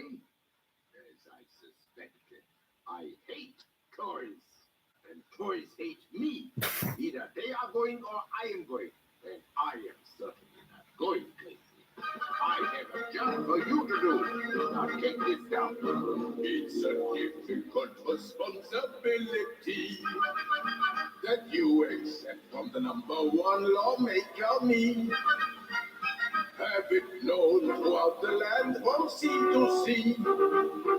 There'll be no more toy makers to the king. All the tin soldiers melt them down. Wash the face of every clown. Bouncing ball deflated.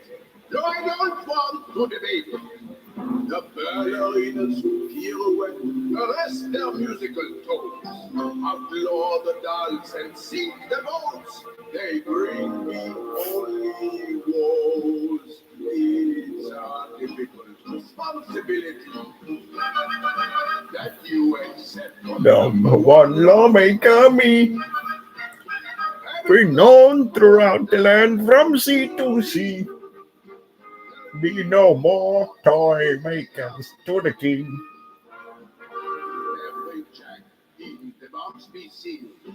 Till my wounded pride be healed. Stuffed animals unstoppable. When a child objects, we pop them. No more drummers who rat-a-tat-tat. Now, another Christmas movie I watched this year was Claus on Netflix, which was that Academy Award nominated movie. That it was a really great Christmas movie.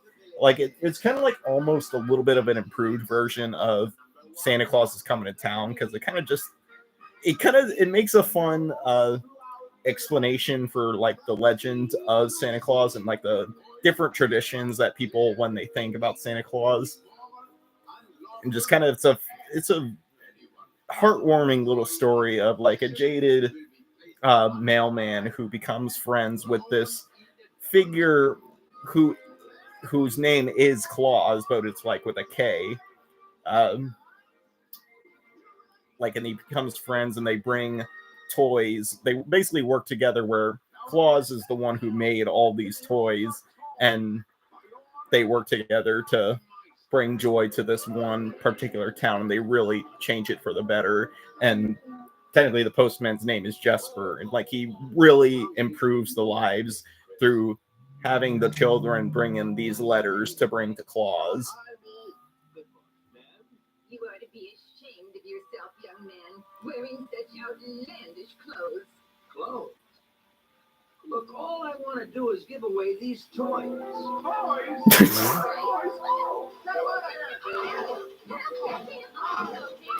Yeah, it's a really kind of like tearjerker, but like a really heartwarming little movie, Claus. Well, what's going on here? We're doing a chores. Yeah, no more playing. No playing, eh? And also, I know they poke fun at this in the movie, but like, why is there a penguin all the way on the other side of the world? Like he like, I know they poke fun at it, saying like,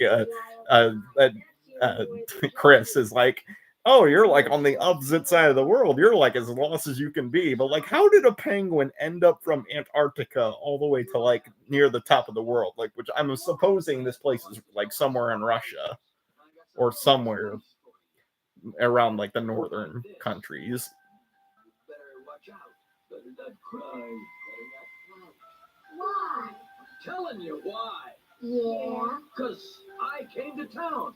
And look what Well, I mean, like with Mumble from Happy Feet, like he only ended up from like Antarctica to like South America or like somewhere like in the Florida range, because like he ended up somewhere at SeaWorld, right? If I'm remembering Happy Feet correctly, like he ended up at SeaWorld and then he was brought back to Antarctica. So that's like halfway compared to what Topper ended up like from Antarctica all the way to like the top of the world. Dare you come here in those ridiculous clothes and make fun of me? Clothes again?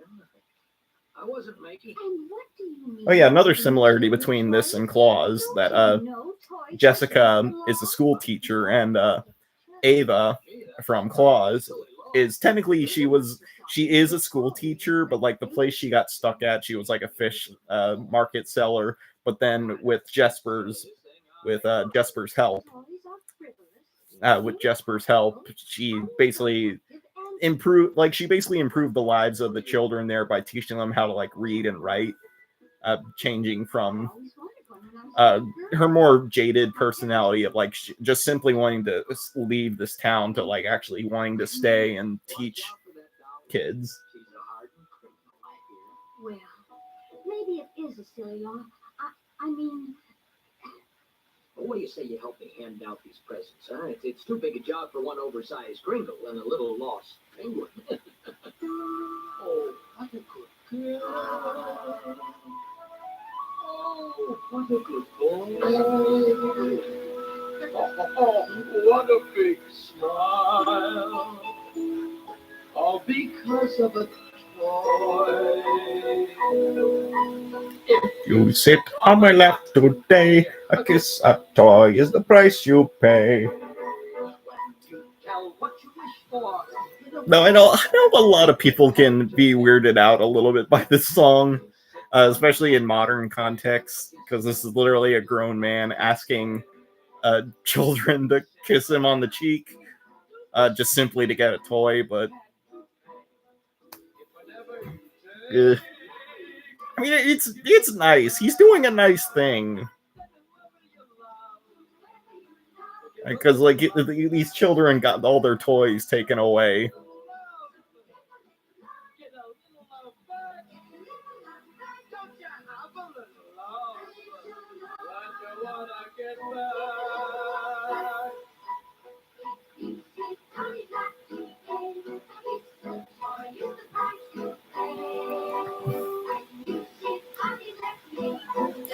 Yeah, and speaking of like my Christmas tree that I had in my room, like the couple new ornaments, since I explained that one of my traditions is that every year I buy like a new Christmas ornament.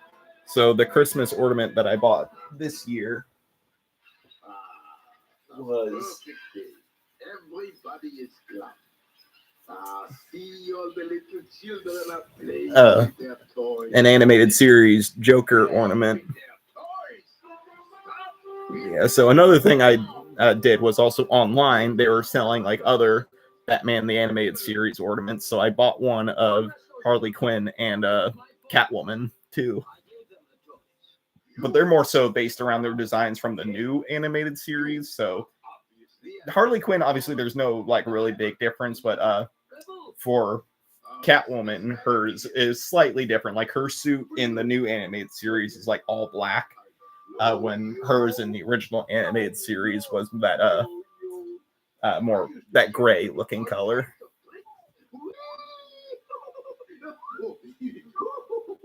Excuse me, sir, but you're breaking your own law. What? What do you think? So another thing that kind of bothered me about this movie is because like the short guard guy, like he seemed to be pretty friendly with the young Claus. Like he didn't mind him at all, but like it's like he doesn't recognize this guy as a full-grown adult. Like oh, this is the same kid I that was left on our doorstep. Like what? Like why is he being so mean to? Well, I mean, I don't know if it's that he's being mean to him specifically, but it's just like the thing that bothered me was like, oh come on, like you should have recognized this guy even as an adult. But I don't know. You are trespassing on the lands of the winter morph. Hey, let go! Let go! Christine, you disturbed me for the very last time. And this is another like moment from like my childhood that's kind of like a little creepy. Like these trees attacking Chris. I mean, Santa Claus.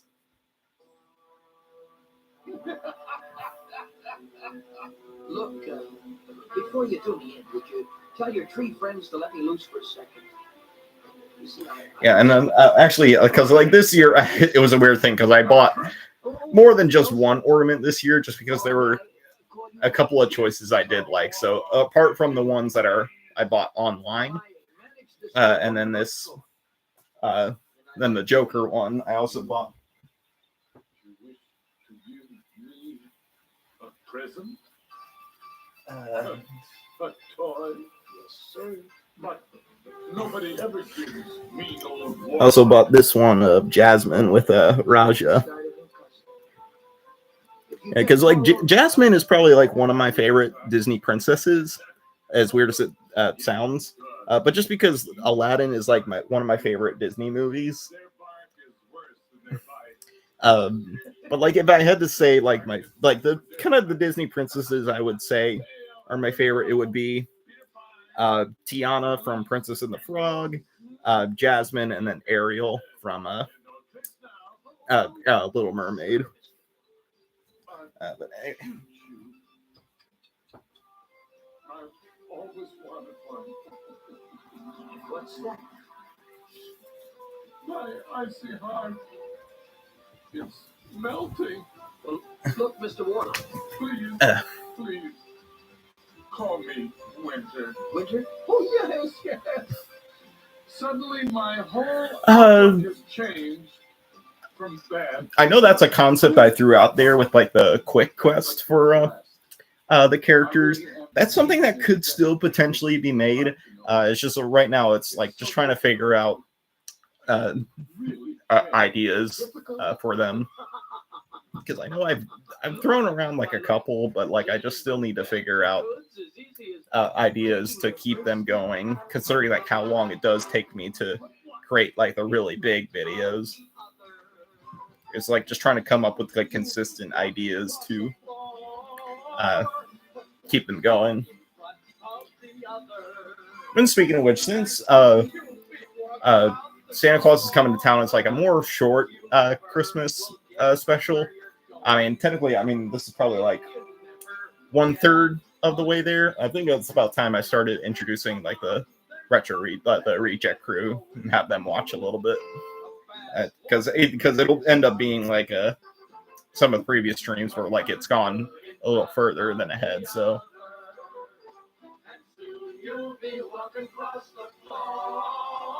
Nala would be a potentially fun one to do for her.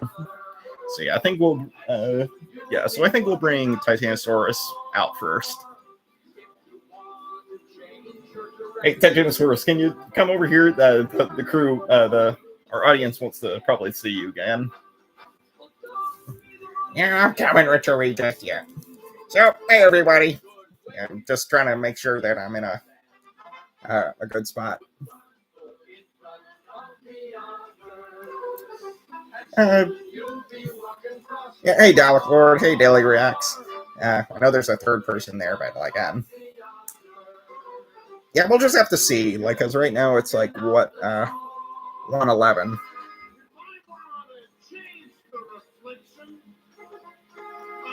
Yeah, I'm doing just fine. Like, I know being electrocuted is not really that fun, but like, yeah, I'm doing okay. Like, we're all doing pretty good. It's been boring this whole year, right, since we haven't been able to go on a lot of adventures. I mean, we technically did. It's just just the footage. I mean, we still have the footage for it technically. It's just that now. It wouldn't seem worth it to be uploading it now, especially considering that our vlog videos don't do that well anyway.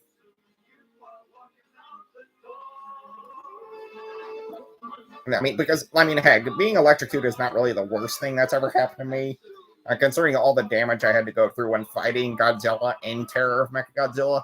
I mean, even though it was just a movie for us, you still couldn't hide the fact that we were fighting everybody.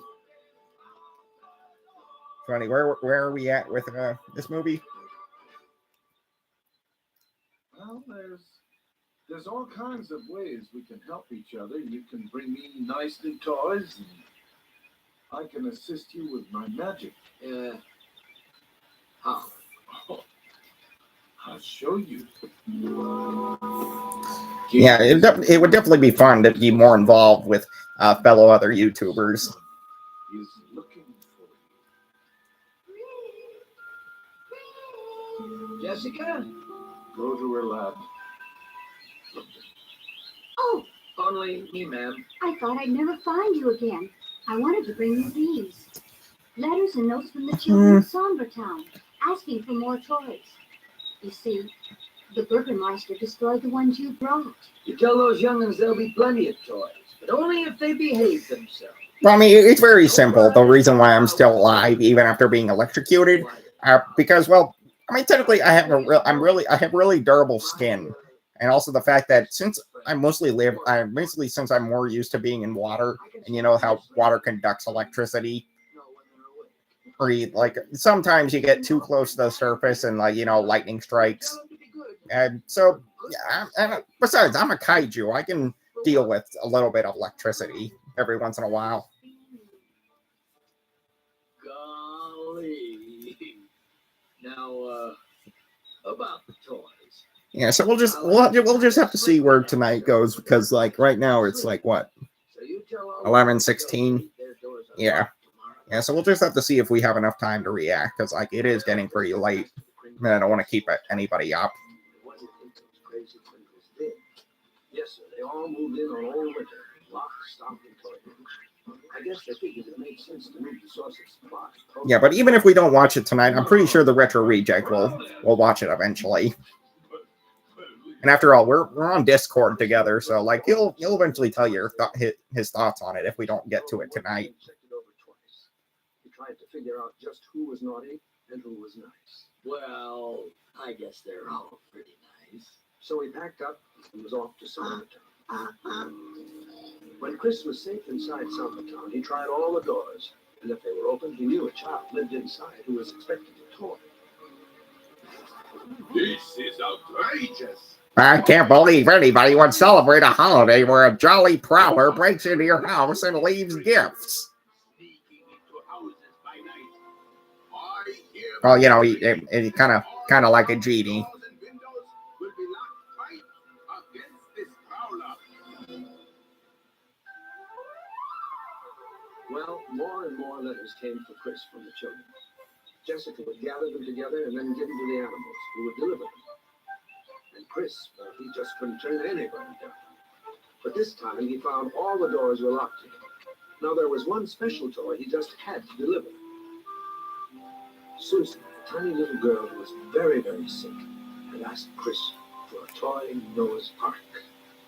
Chris just couldn't disappoint her. Topper? Shh. What is it? You have an idea? How to get into the house? Not through the door. That's curious, because it might be. I don't know if it's the same voice actor for Burgermeister. Yeah, because that's the name of the guy. What kind of name is Burgermeister? Meisterburger, whatever the heck his name was. What kind of name is that? And that's how he started going down chimneys. Oh, now I And it might be the same voice actor for the Grinch. I don't know. What a great job If you're talking about the original cartoon Grinch, the Chuck Jones cartoon. More toys discovered by the hearth and the mantelpieces. Each house in Sombertown will be searched before dawn. If any more toys are found by the fireplace, they will be confiscated and the children severely punished. So be it. Go! But those letters just kept right on coming. Doggone, how can I get the toys to them? They gotta have toys. Well, I don't think it would have been Jim Carrey, because this came out in the 70s. The stockings.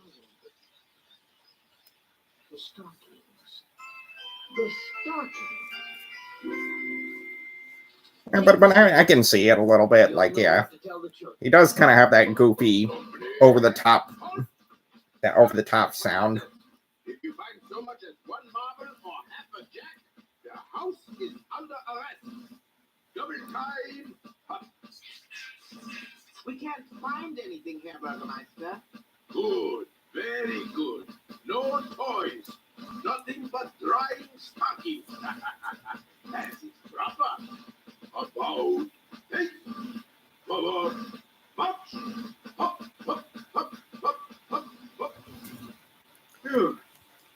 Thank heaven there were no toys. And that's how he started. Yeah, we're definitely gonna have a chat with the Retro Reject about that. That's something we definitely gotta plan out if we do decide to do it. I will do what I should have done a long time ago. I will set a trap for that bothersome creature. All right, yeah. So if anybody has like just any other questions, I think I'm gonna move on to bringing out another character. Oh, no, I must warn Chris. But she was too late. Chris had already left with his toys. Oh, Mr. Warlock, Winter, please. you must help me stop Chris. Please, use your magic. Alas, I've been Yeah, disenchanted. yeah. I think I'll let Mechagodzilla take over. I can't even Like, even though he did do a little bit, because like he was trying to show like if Alec Baldwin would have been a good actor. So I think we'll just let him be out for a little bit longer. All right. Well, thanks. Well, thanks for letting me come on Retro Reject, or especially letting to see you guys again. Yeah, but don't worry, we'll be back. Yeah, because we do have plans to be in a new Mechagodzilla adventure, Titanosaurus and Mechagodzilla adventure. Yeah, we'll all be back eventually. All right. Wait, look.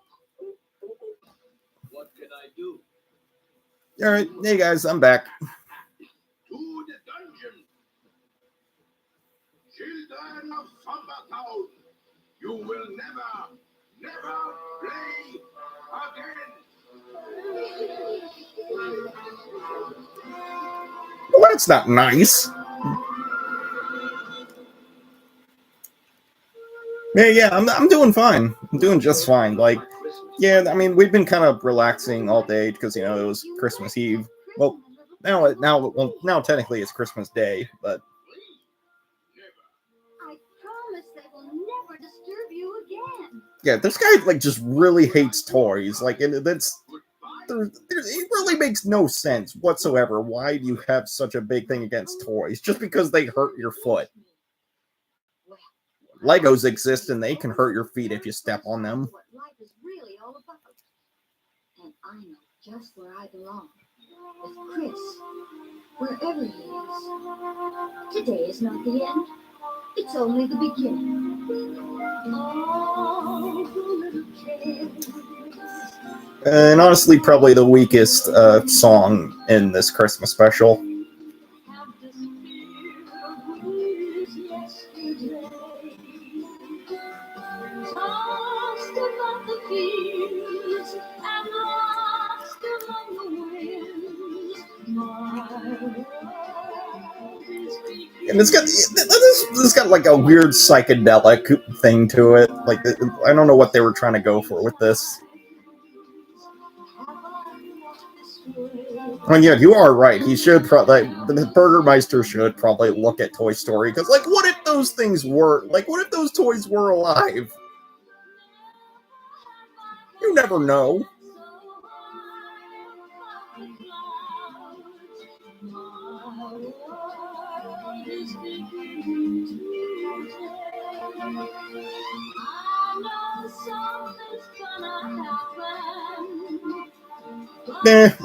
Well, sadly, not this year. He hid that ice cream pretty well today. Oh, but just keep it between you and me.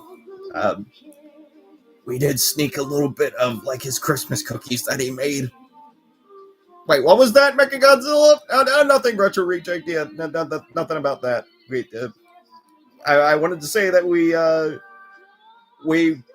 cooked your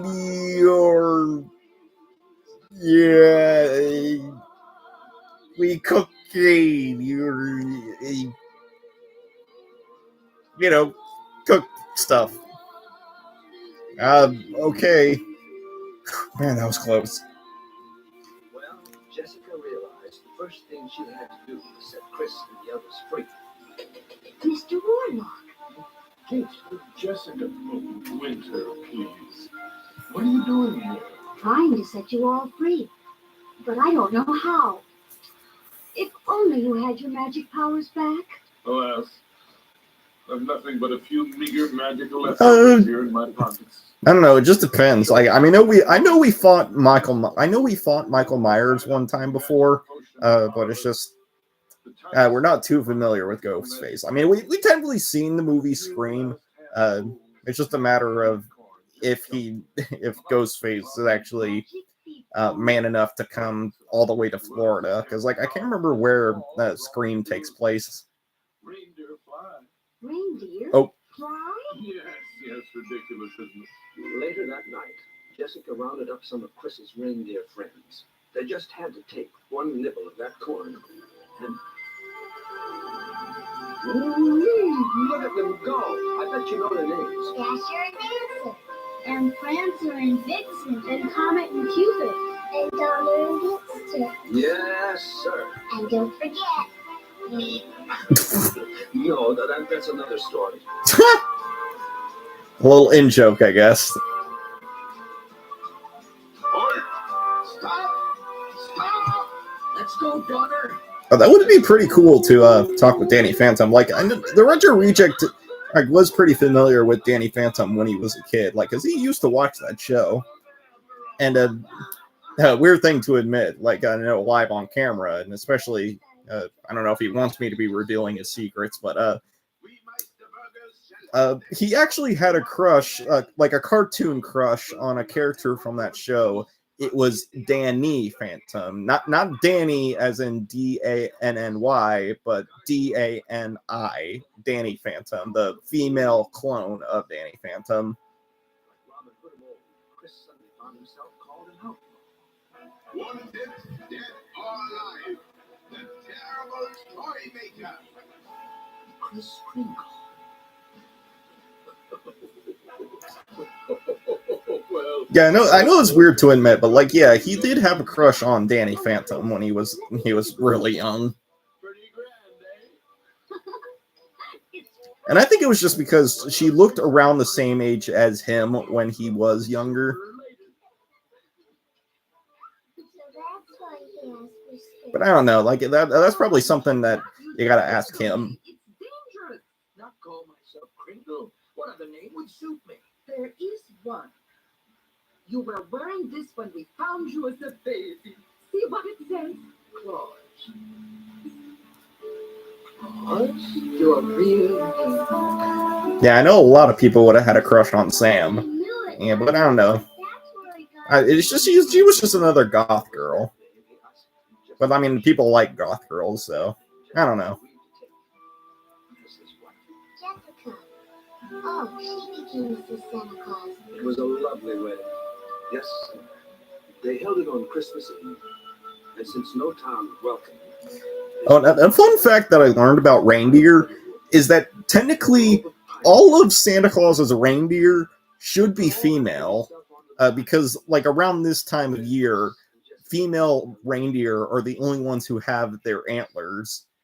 Most of the males would have their shed around this time of year. So technically, the reason they should technically be female.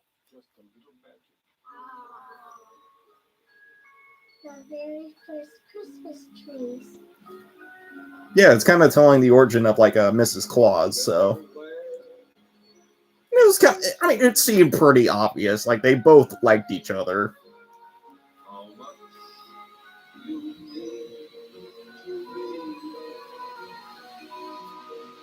When I told him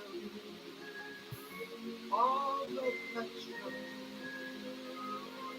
placed in me.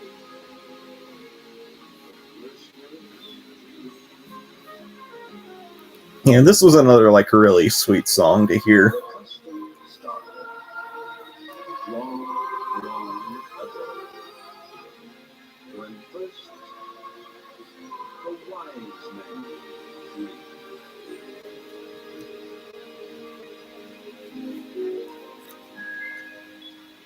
Gave gifts of Well, yeah, we did watch the Flash cast thing. Like, it was nice that you did cast the Retro Reject as someone, since you guys are kind of friends, basically, like YouTube friends. So it was nice that you did that for him.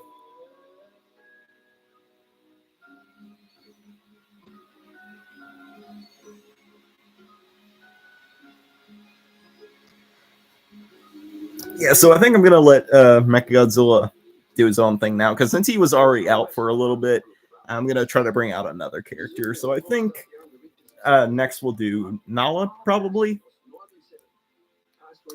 Funnily enough, we're actually coming close to the end of the special, so we might go a little bit further just to have everybody talk. So we might have enough time to watch the the fourth part of Dalek Lord's video. Yeah, so thanks everybody. Yeah, we'll eventually be back. And so yeah, I think we'll let Nala come out now.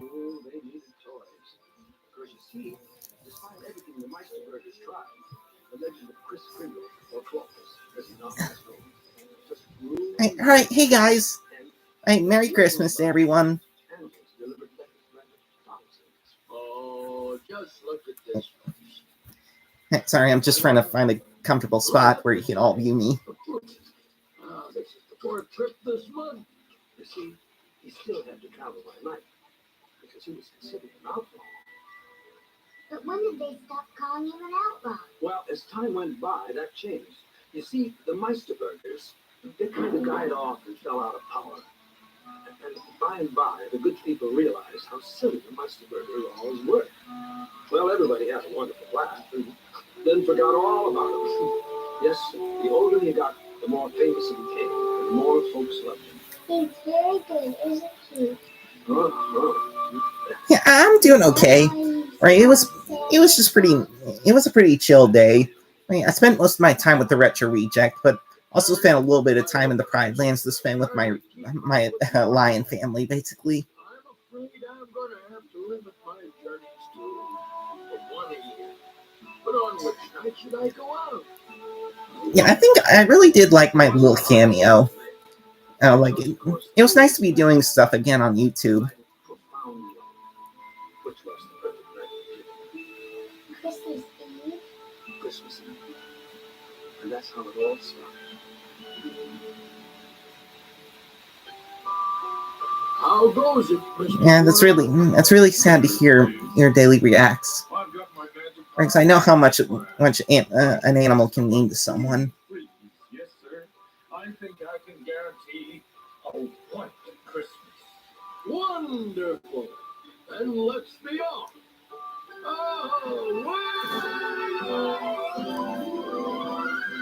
Yeah, but yeah, like I was really glad to at least be a part of your video, Dalek Lord, or just and also just nice to be talking with Issa again, because I mean technically we're cousins since we're both cats, you know.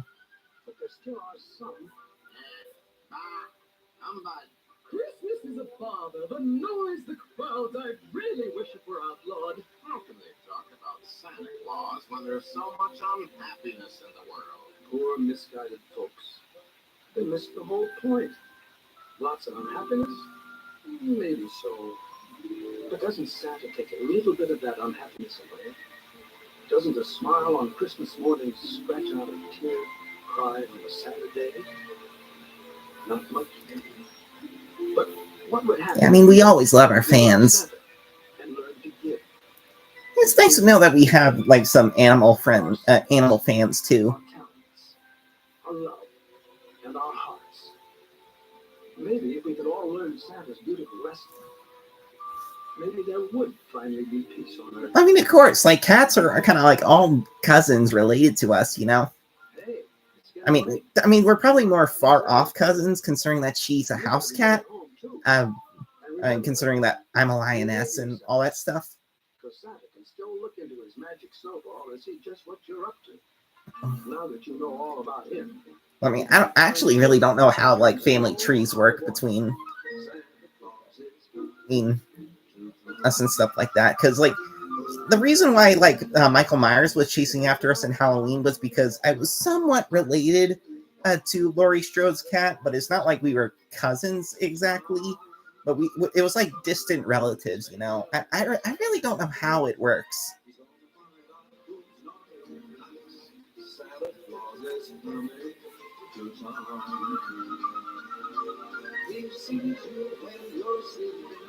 He knows when you're away. He knows if you've been bad or good, so good. Yeah, we had the chance to watch the Danny Phantom versus the Daleks episodes. Yeah, they were really well drawn, and a very interesting story to go along too. Also, very cleverly voice acted too. I mean, you guys are really well talented voices too.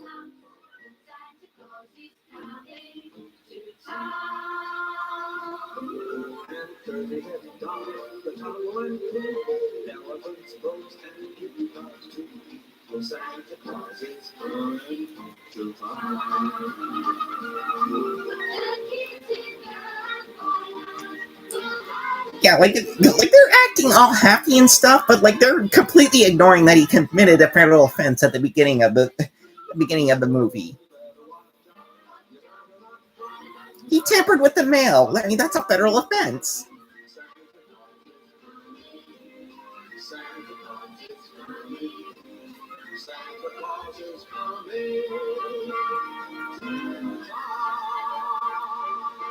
Okay, I'm just going to go off screen for a quick minute because the Retro Reject needs to set up things for watching Dalek Lord's Dalek Lord's like finale part.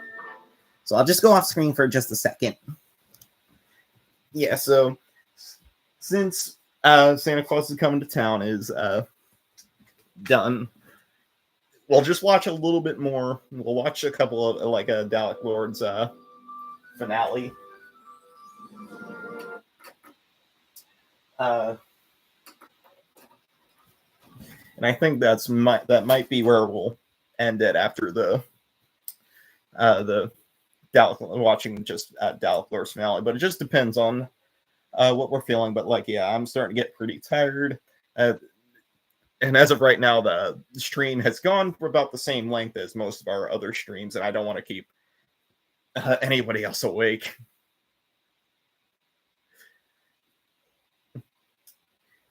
Yeah, so I'll just go back to PlayStation 5. Yeah, so I'll let.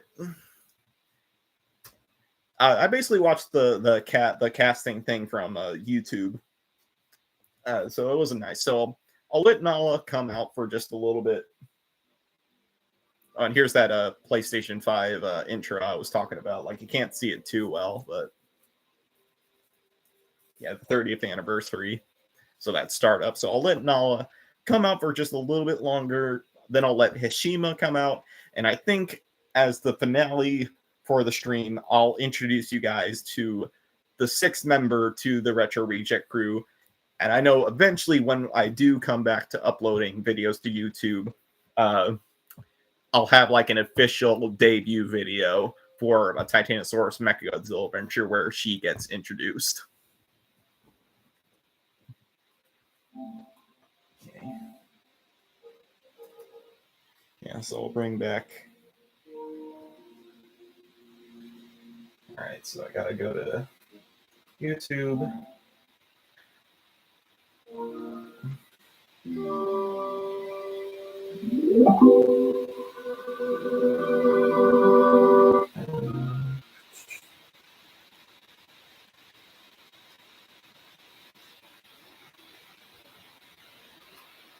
Okay.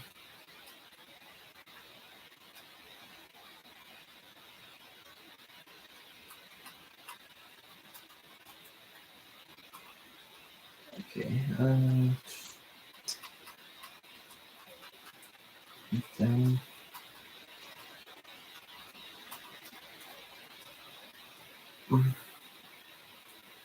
Okay. No,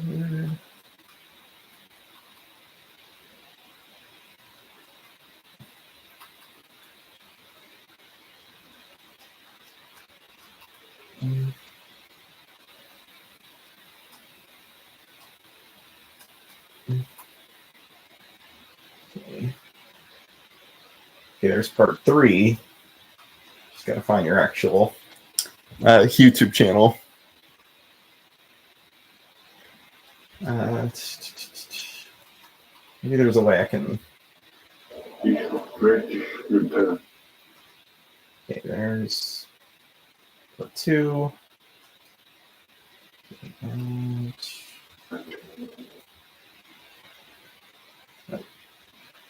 channel. And, okay, the finale. Okay, only 5 minutes. So yeah, it shouldn't be too long. Yeah, so I'll let Naka come back for a little bit.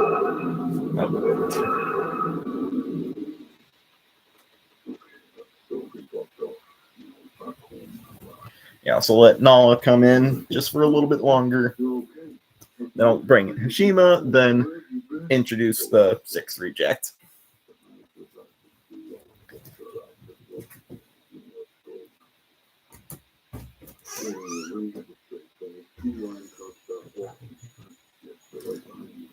Should be with MG.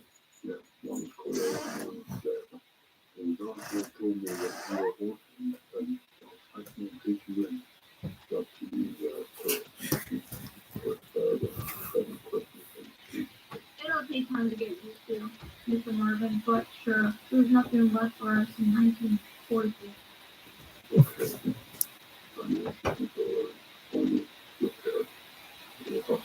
I've missed you guys. We've missed you too, son. People are back together again. Oh, but you remind me of one thing when I was a little boy. I mean, I'm aware of like SML, but that's like a pretty deep voice for. How did you get in here? So, I think if you guys seen like the shorts we do sometimes, like this one, the one with the outtakes. This is one of our family cats. This is Oreo. Yeah, looks like she joined us for the stream too.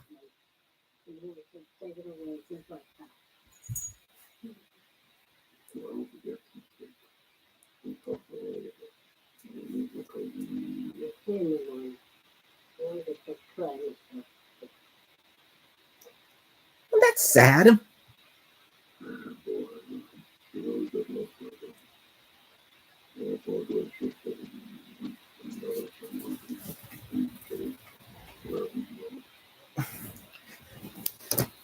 Yeah, sorry, just the retro reject was trying to check where that Oreo went to.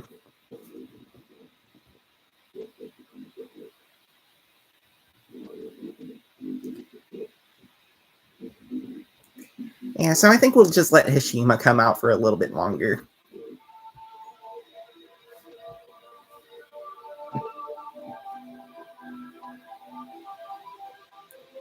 Oh yeah, Leopold. Oh, that was the name of the ship. I think the retro reject was thinking about the Lusitania. Like I know that was a ship that was sunk during World War I. I think.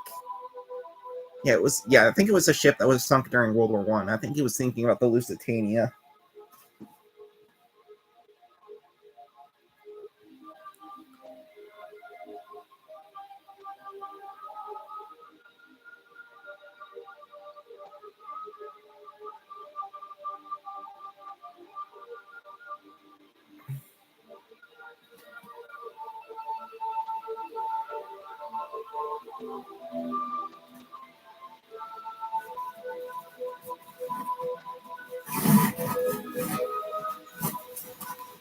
Yeah, sorry, the cat was messing around with something.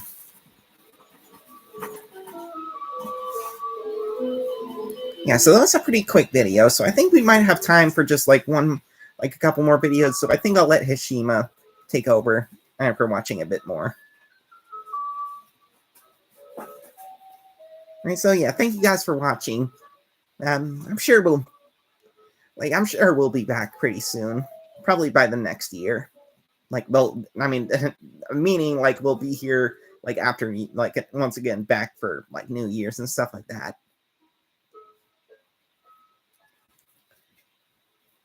Yeah, 5 minutes came back pretty quick. It came pretty quick. Darling Rod, I want an update.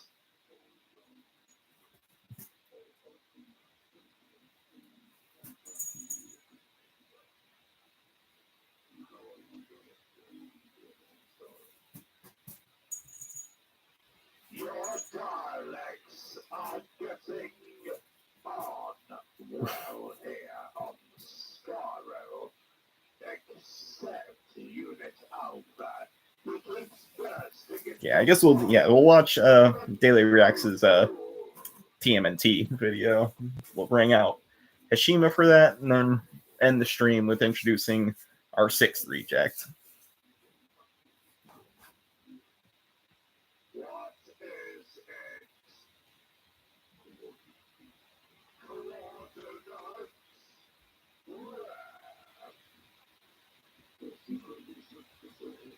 Oh, there comes Shadow.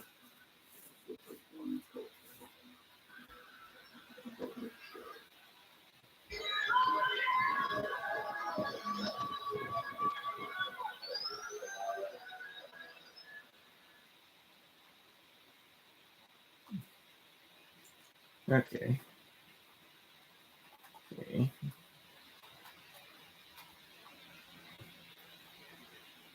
It's the Daily Reacts.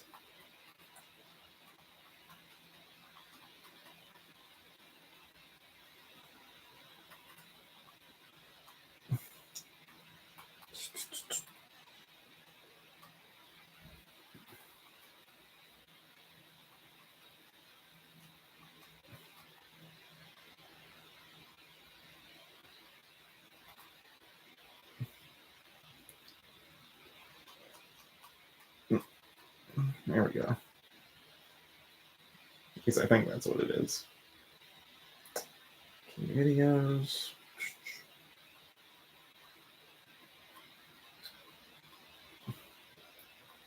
Comic-Con.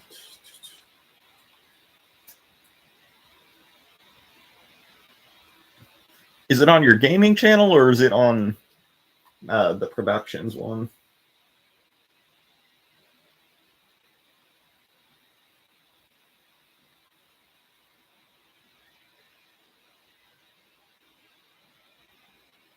Okay.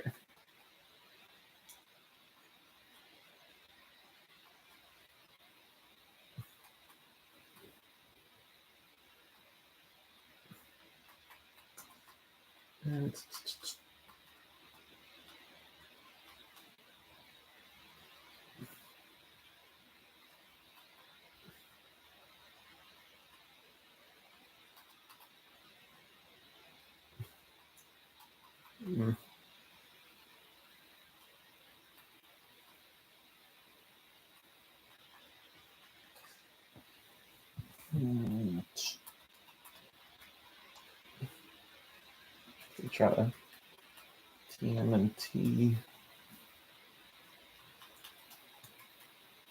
ranking. Hopefully that will be.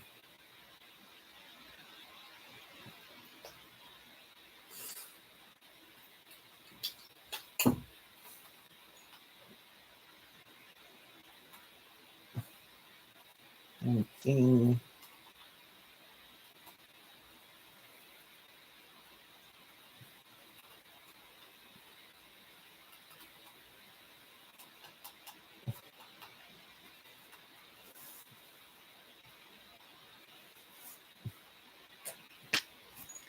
Okay.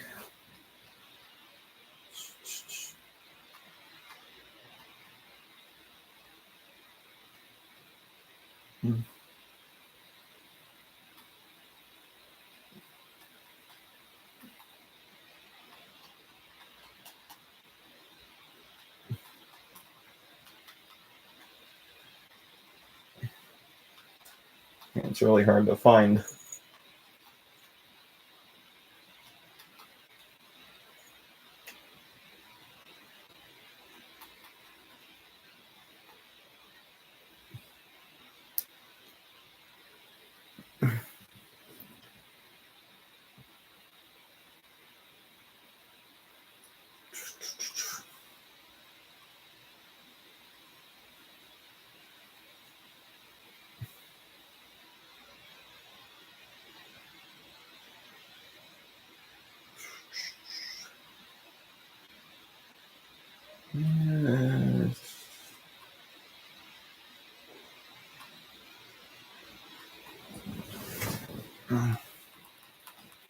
Yeah, it's really hard to find.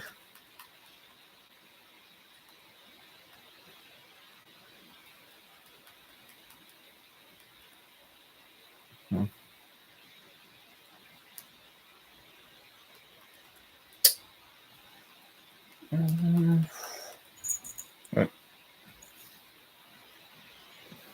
I know, Oreo. Yeah.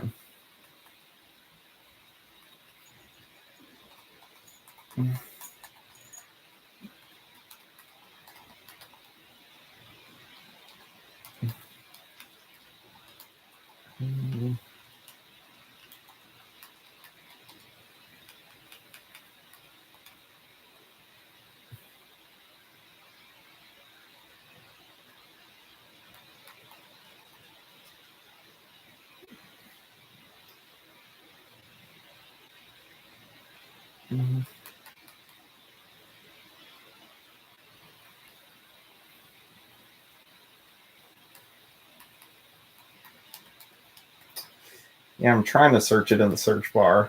Just it's not coming up right.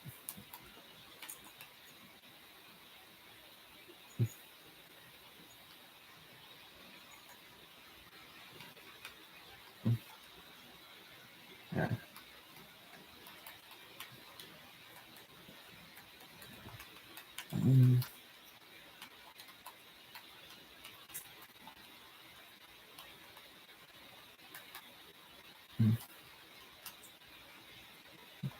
Try to search through your channel. Just try to see if there's.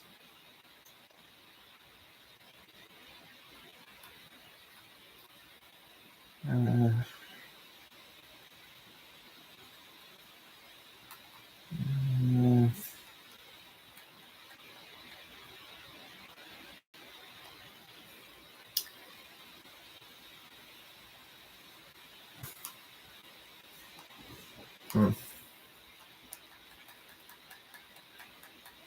yeah, the thing is that if you send it through Discord, it's not gonna. I don't have it on set up on. Oh, there we go.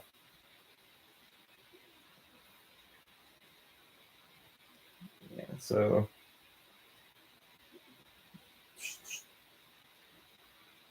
Okay, ranking all 7 seasons. All right, there we go. Finally found it. All right, guys. So we are finally here. We are finally ranking.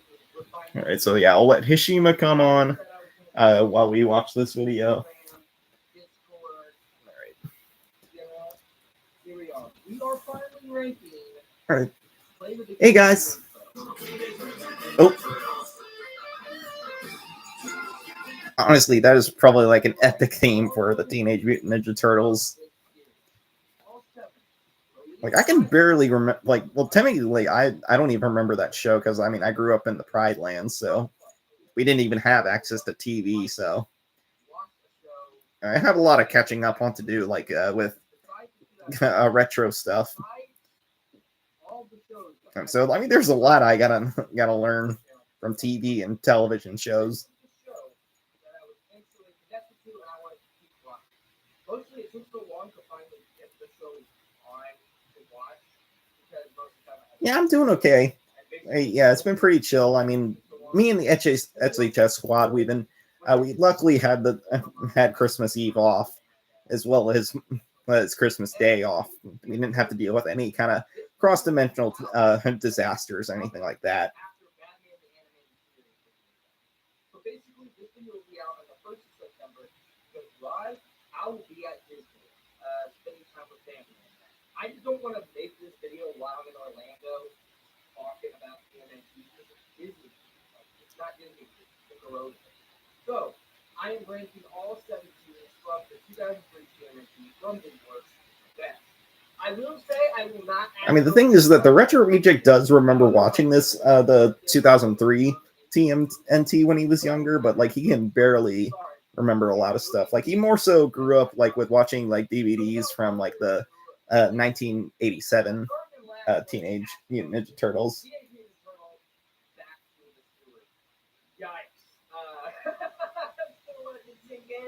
It still sucks. It's still bad. Oh man, I don't think I even heard of that show.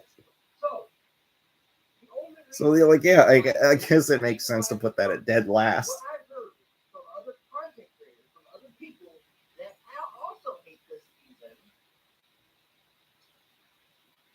is the redesign from to try to match it to the 2007 TMNT movie.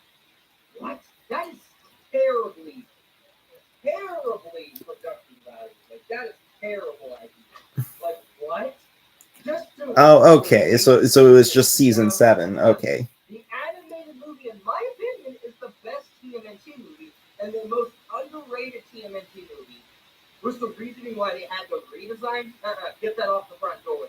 I feel like poor kids wanted to basically reproduce what they had before by not only redesigning the characters, like April, Duck, the turtles having eyeballs. Like, I couldn't get used to the turtle. Like, I got used to the turtles' eyeballs a little bit. I was still like iffy on it. The April design, I could not get used to. I don't know what it is. Like, why did you change her design from season 1 to season 5, and then just change it immediately on the last season? Especially they kept that freaking design and Turtles Forever. Why? Overall, also, I hate the story. The story of the turtles have to go find Splinter's database was a terrible idea. The story, like, there was so many things that just kind of made this season so bad. Now, I will say... Yeah, I can see that. Like, yeah, she's somewhat enjoying the video, too. The first one was, of course, the wedding episode. I thought that was an actual decent episode. And a good finale to the series. You get to see April and Mary Casey. You get to see all the characters come back from the previous season. It's a good film, you know? I just wish it... I mean, cats are always just, like, really fascinated with watching TV.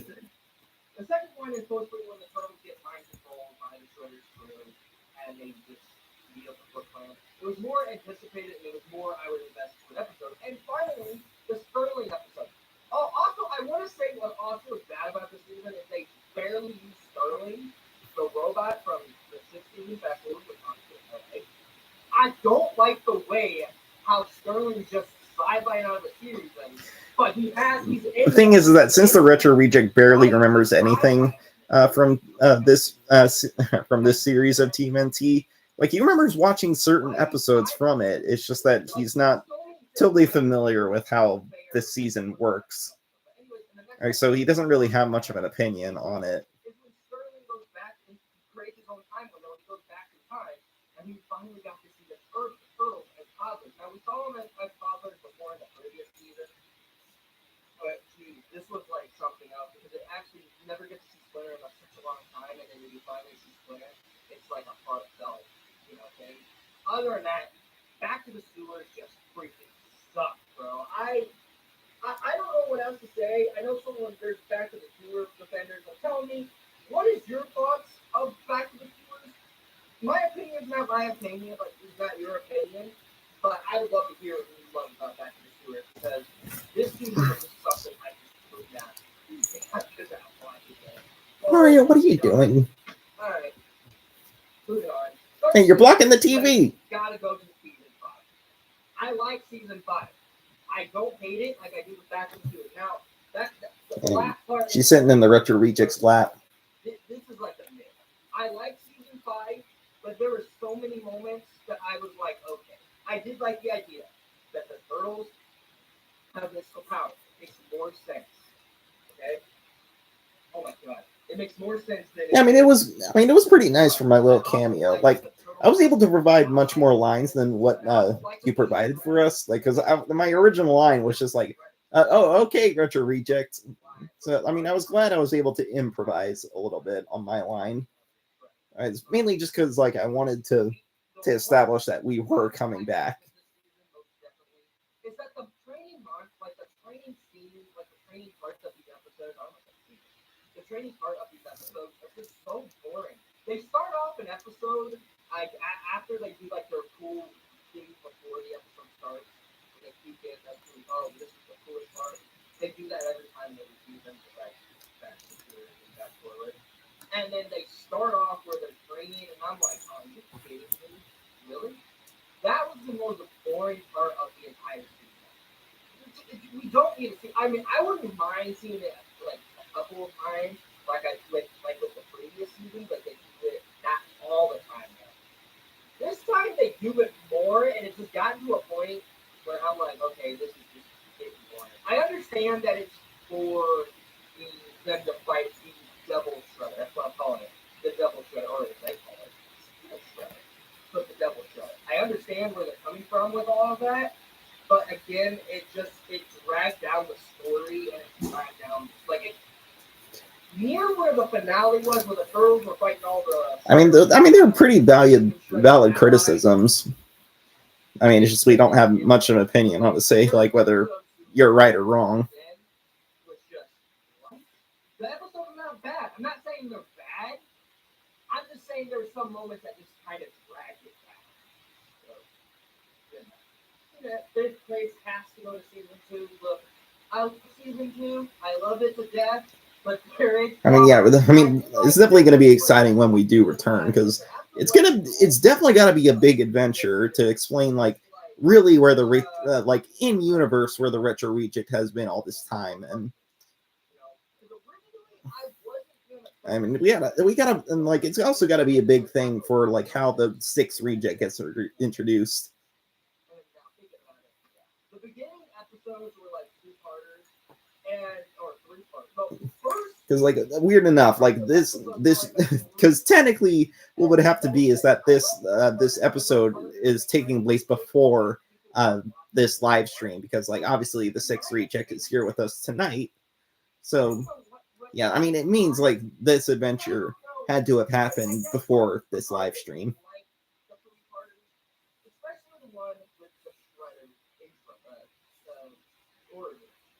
I thought that was really fascinating, but there were so many points in this episode where I'm like, wait, hang on, wait.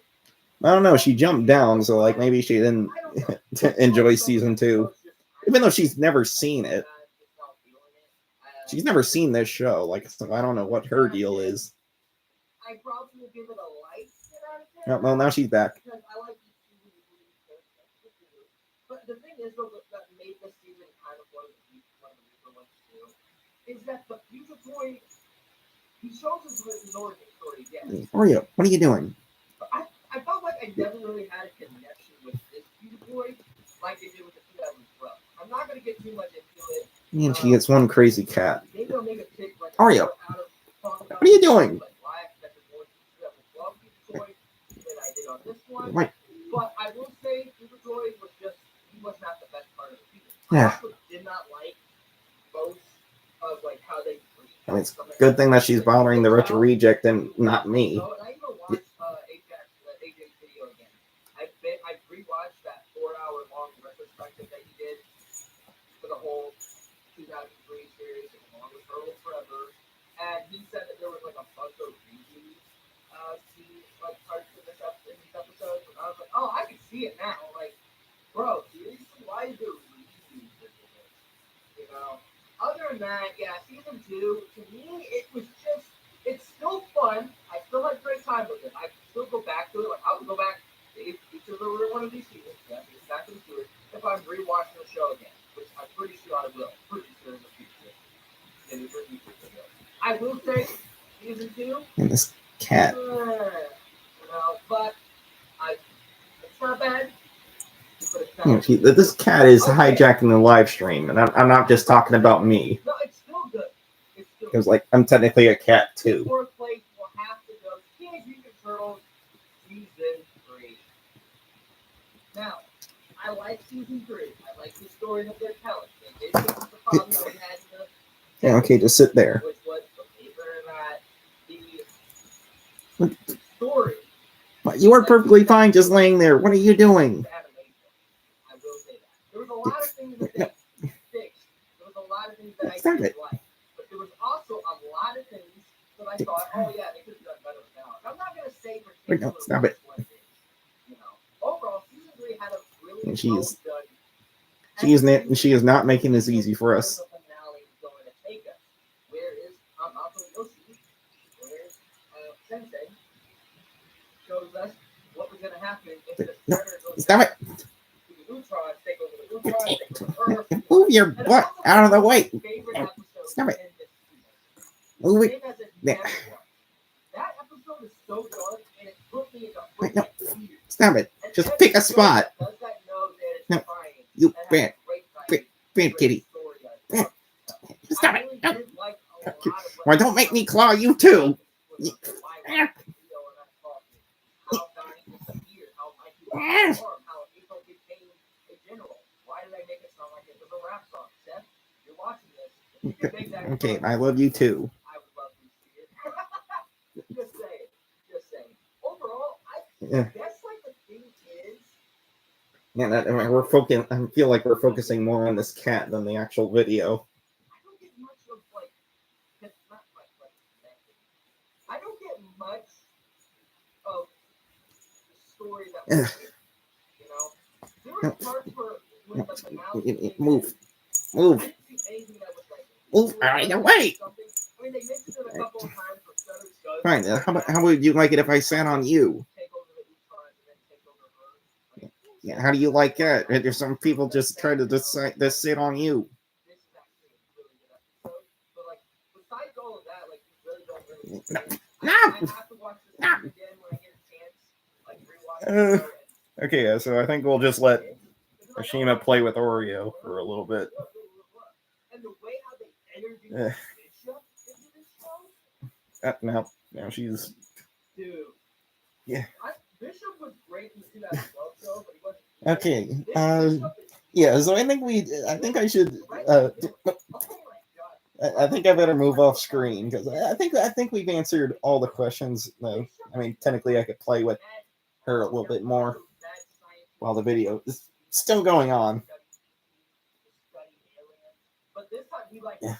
dissects But we do have to have time to introduce the the 6 reject. how much they put into it. So to be honest, I thought Stop it! season 3 was a lot of fun. Hey, stop! I would like you to break.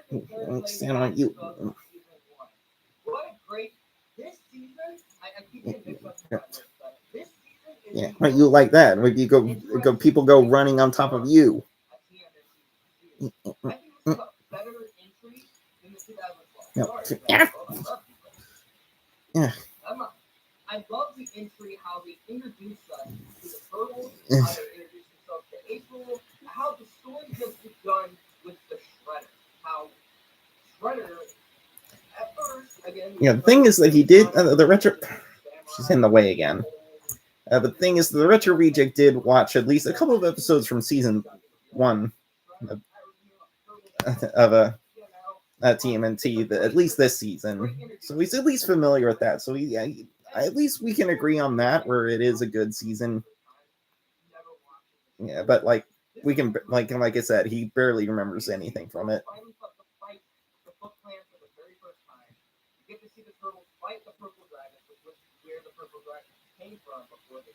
Okay, well, I'm just trying to find the right moment to exit the scene because she's not going to let me leave. It's right, but you see how you like it. Sorry, don't make me call my mom on you. You don't want to have knowledge mess with you. Let go. Let go of wait.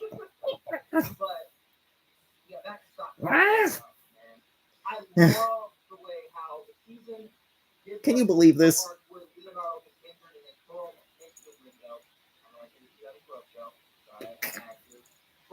And she's got me by my claw. Or do I have her by my claw?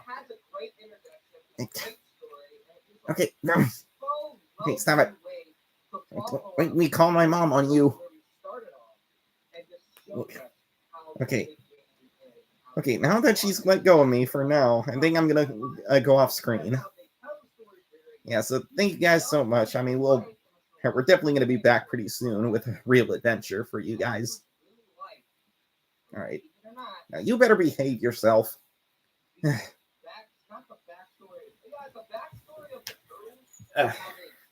Okay. Yeah, so that's over with. How much longer do we have in this video? Okay, well. So about 10 minutes. Yeah, so sorry my hat came off, so I'll put that back on real quick. All right. So now, finally, for the moment we have been waiting for this whole video, we are going to introduce the sixth reject to the Retro Reject crew. It was a really tough decision for me to figure out who I wanted to finally be a part of the series. Like, I knew I at least wanted it to be a female character, just because since we only had Nala as one of our, and since we had Nala as the only like real protagonist type character, so I wanted to have at least some kind of female character to be a part of the show. And then just going over the different series I've come to enjoy, I've finally settled on one that I think will be a good choice, and she perfectly fits of what a Retro Reject is. That being Wave the Swallow from the Sonic the Hedgehog franchise. Yeah, so now Orio's gonna mess with her. Yeah, so the reason why I chose Wave of all the characters from the Sonic franchise is just because the fact that she is, once again, she's kind of a retro reject. She really only comes from like the Sonic Riders games, and so it only seemed fitting. And that, like, she's also a mechanic, so that seems like it could perfectly fit with like some episodes where like if the imagination box is broken, or if something's messed up with Mechagodzilla. And I think I have a very clever origin story for her, so she's not going to, so like it just makes it more interesting. So it's going to be more interesting for her as a character, in terms of story wise of how exactly we're going to meet her. All right, so it's not going to exactly be like, oh, she just shows up and she's automatically friends with us. It's gonna be a process of her like actually getting used to us. Now in terms of voice, it took me it took me a little bit of practice to try to figure out what voice I wanted for her, and I've come up with 2 different options. So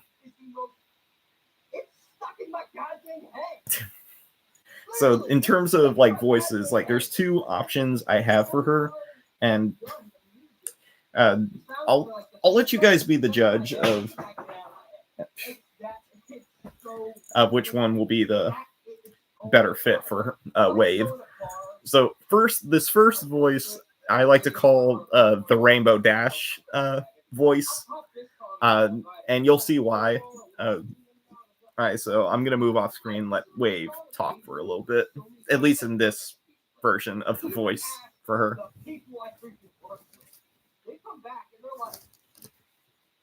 Yeah. Hey, guys. I'm basically, I'm Wave the Swallow, so, you know, I'm Sonic. But, yeah, I mean, it's pretty nice to be here with the Retro Reject. Right? I mean, our adventure that we went on to really make me part of the Reject crew. I mean, it was pretty interesting, and I mean, I can't wait to have you guys see it for the first time.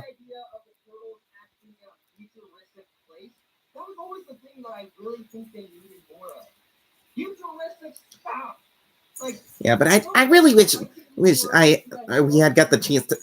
Right now, she's bugging me. Wait, don't make me. No, stop it! Don't make me. Wait, this is supposed to be my moment to shine, not you. Yeah, I'll teach you. Yeah. Yeah, so I really wish that the first moment you guys would have gotten to see me was our adventure, or that I went on, and how I became a part of the Reject crew. But I mean, this is pretty suitable. I mean, we had you guys wait this long, especially since the Retro Reject had gotten to 400 subscribers beforehand, but we never made a video saying that. So I really hope it was worth the wait.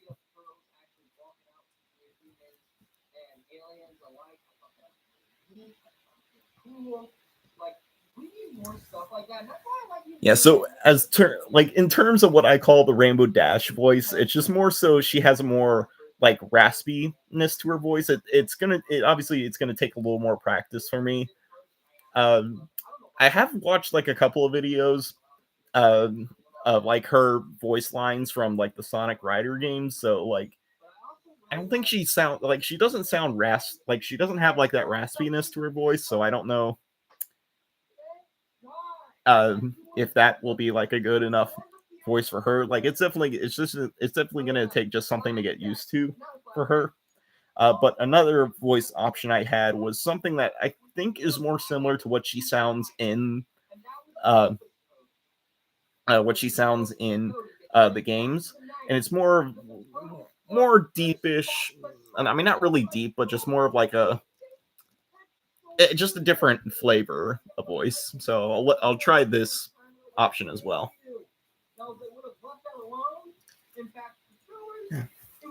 Oh boy, she is. This cat is really bugging me. Like, stop trying to claw at me. Wait, this is not dignified. So, how does this voice sound for you guys? More of the monotone. I wouldn't really say it's monotone, but more breathy kind of voice.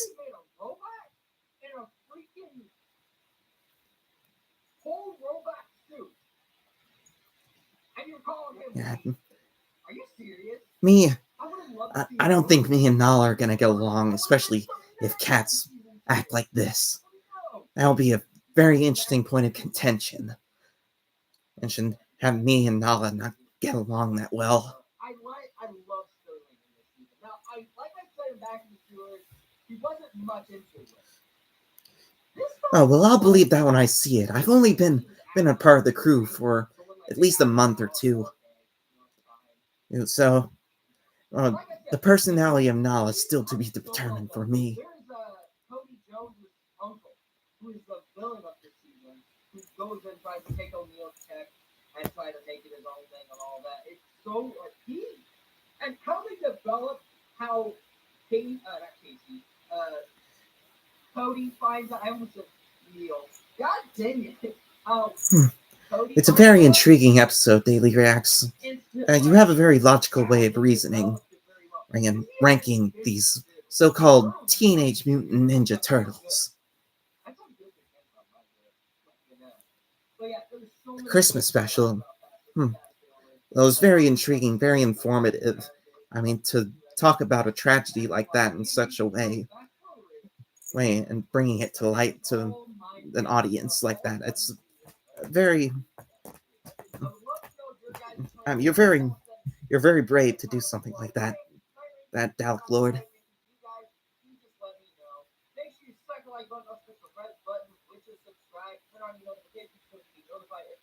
Well, it looks like that's the end of the video, so I think that's where we'll leave off.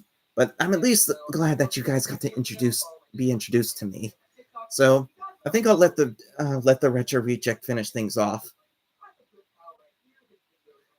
But I really can't wait to see you guys in an official video, other than just a live stream. And so, I wish you all Merry Christmas. Yeah, so it was a really, it was a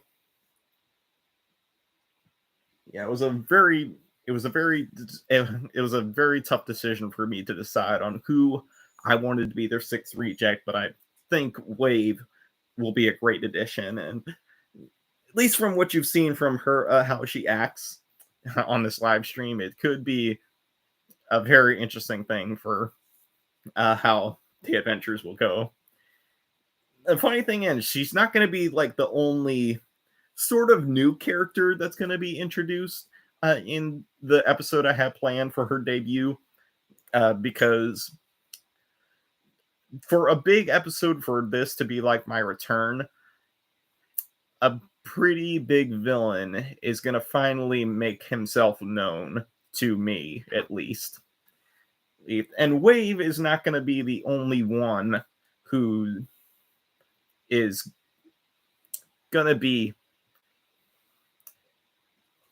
Yeah, and judging from that, judging from the big villain, like it's kind of, I think it's pretty obvious of who it is. But Wave is not gonna okay, first off, Wave is not going to be associated with this big villain. She's her own thing, and in fact, she's more going to be like it's going to be more like she's going to be a reluctant ally to me.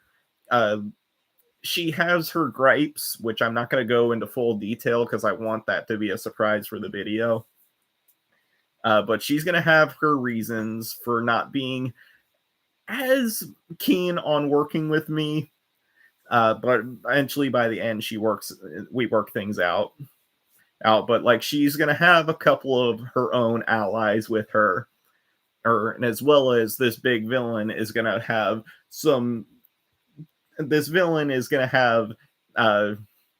some characters that you have seen before that had been with him, and then some new ones that are going to be more so like really associated with him as this potential threat. And I'm pretty sure you guys can already tell who that big villain is because I've been building him up for a while in the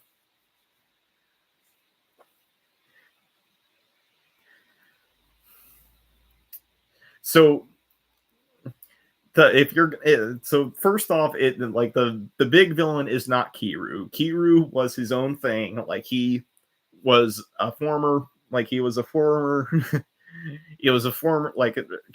a former reject. He was my original reject mascot, but then I decided to go for the rest of my crew, and he wanted his revenge. As much as Waluigi would be interesting to do as returning, he might make a return in one of these videos, but he's not the main villain. Like, he's not going to be the main villain. Oh, yeah, Arceus Rules finally showed up. Well, the thing is that we're getting really close to the end of this stream, Arceus, so... Yeah, so as much as I want to continue this, like it's right now, it's like 2:23 in the morning where I'm at. So I better end the stream. Like once again, this was I think this was a more decent stream than the previous year, just because I had a lot more to prepare, and like I think the choices that we chose for this one were pretty great. So I got to introduce the 6th reject, and for those who do come back to watch the video all the way through, and I just can't wait to really be back on YouTube and show you guys what I had planned, and a bunch of new stuff and a bunch of very familiar stuff that I've done on this channel before. So like the movie reviews, toy reviews, bunch of stuff, these Titanosaurus Mechagodzilla adventures, the SHS Squad episodes that I still got to continue. I'm feeling much better. I'm ready, and I have these ideas. It's a matter of just getting it done, and basically testing out the new camera I got a couple of months ago. So yeah, I hope you guys have a Merry Christmas, and also I hope to see you guys again. So good night.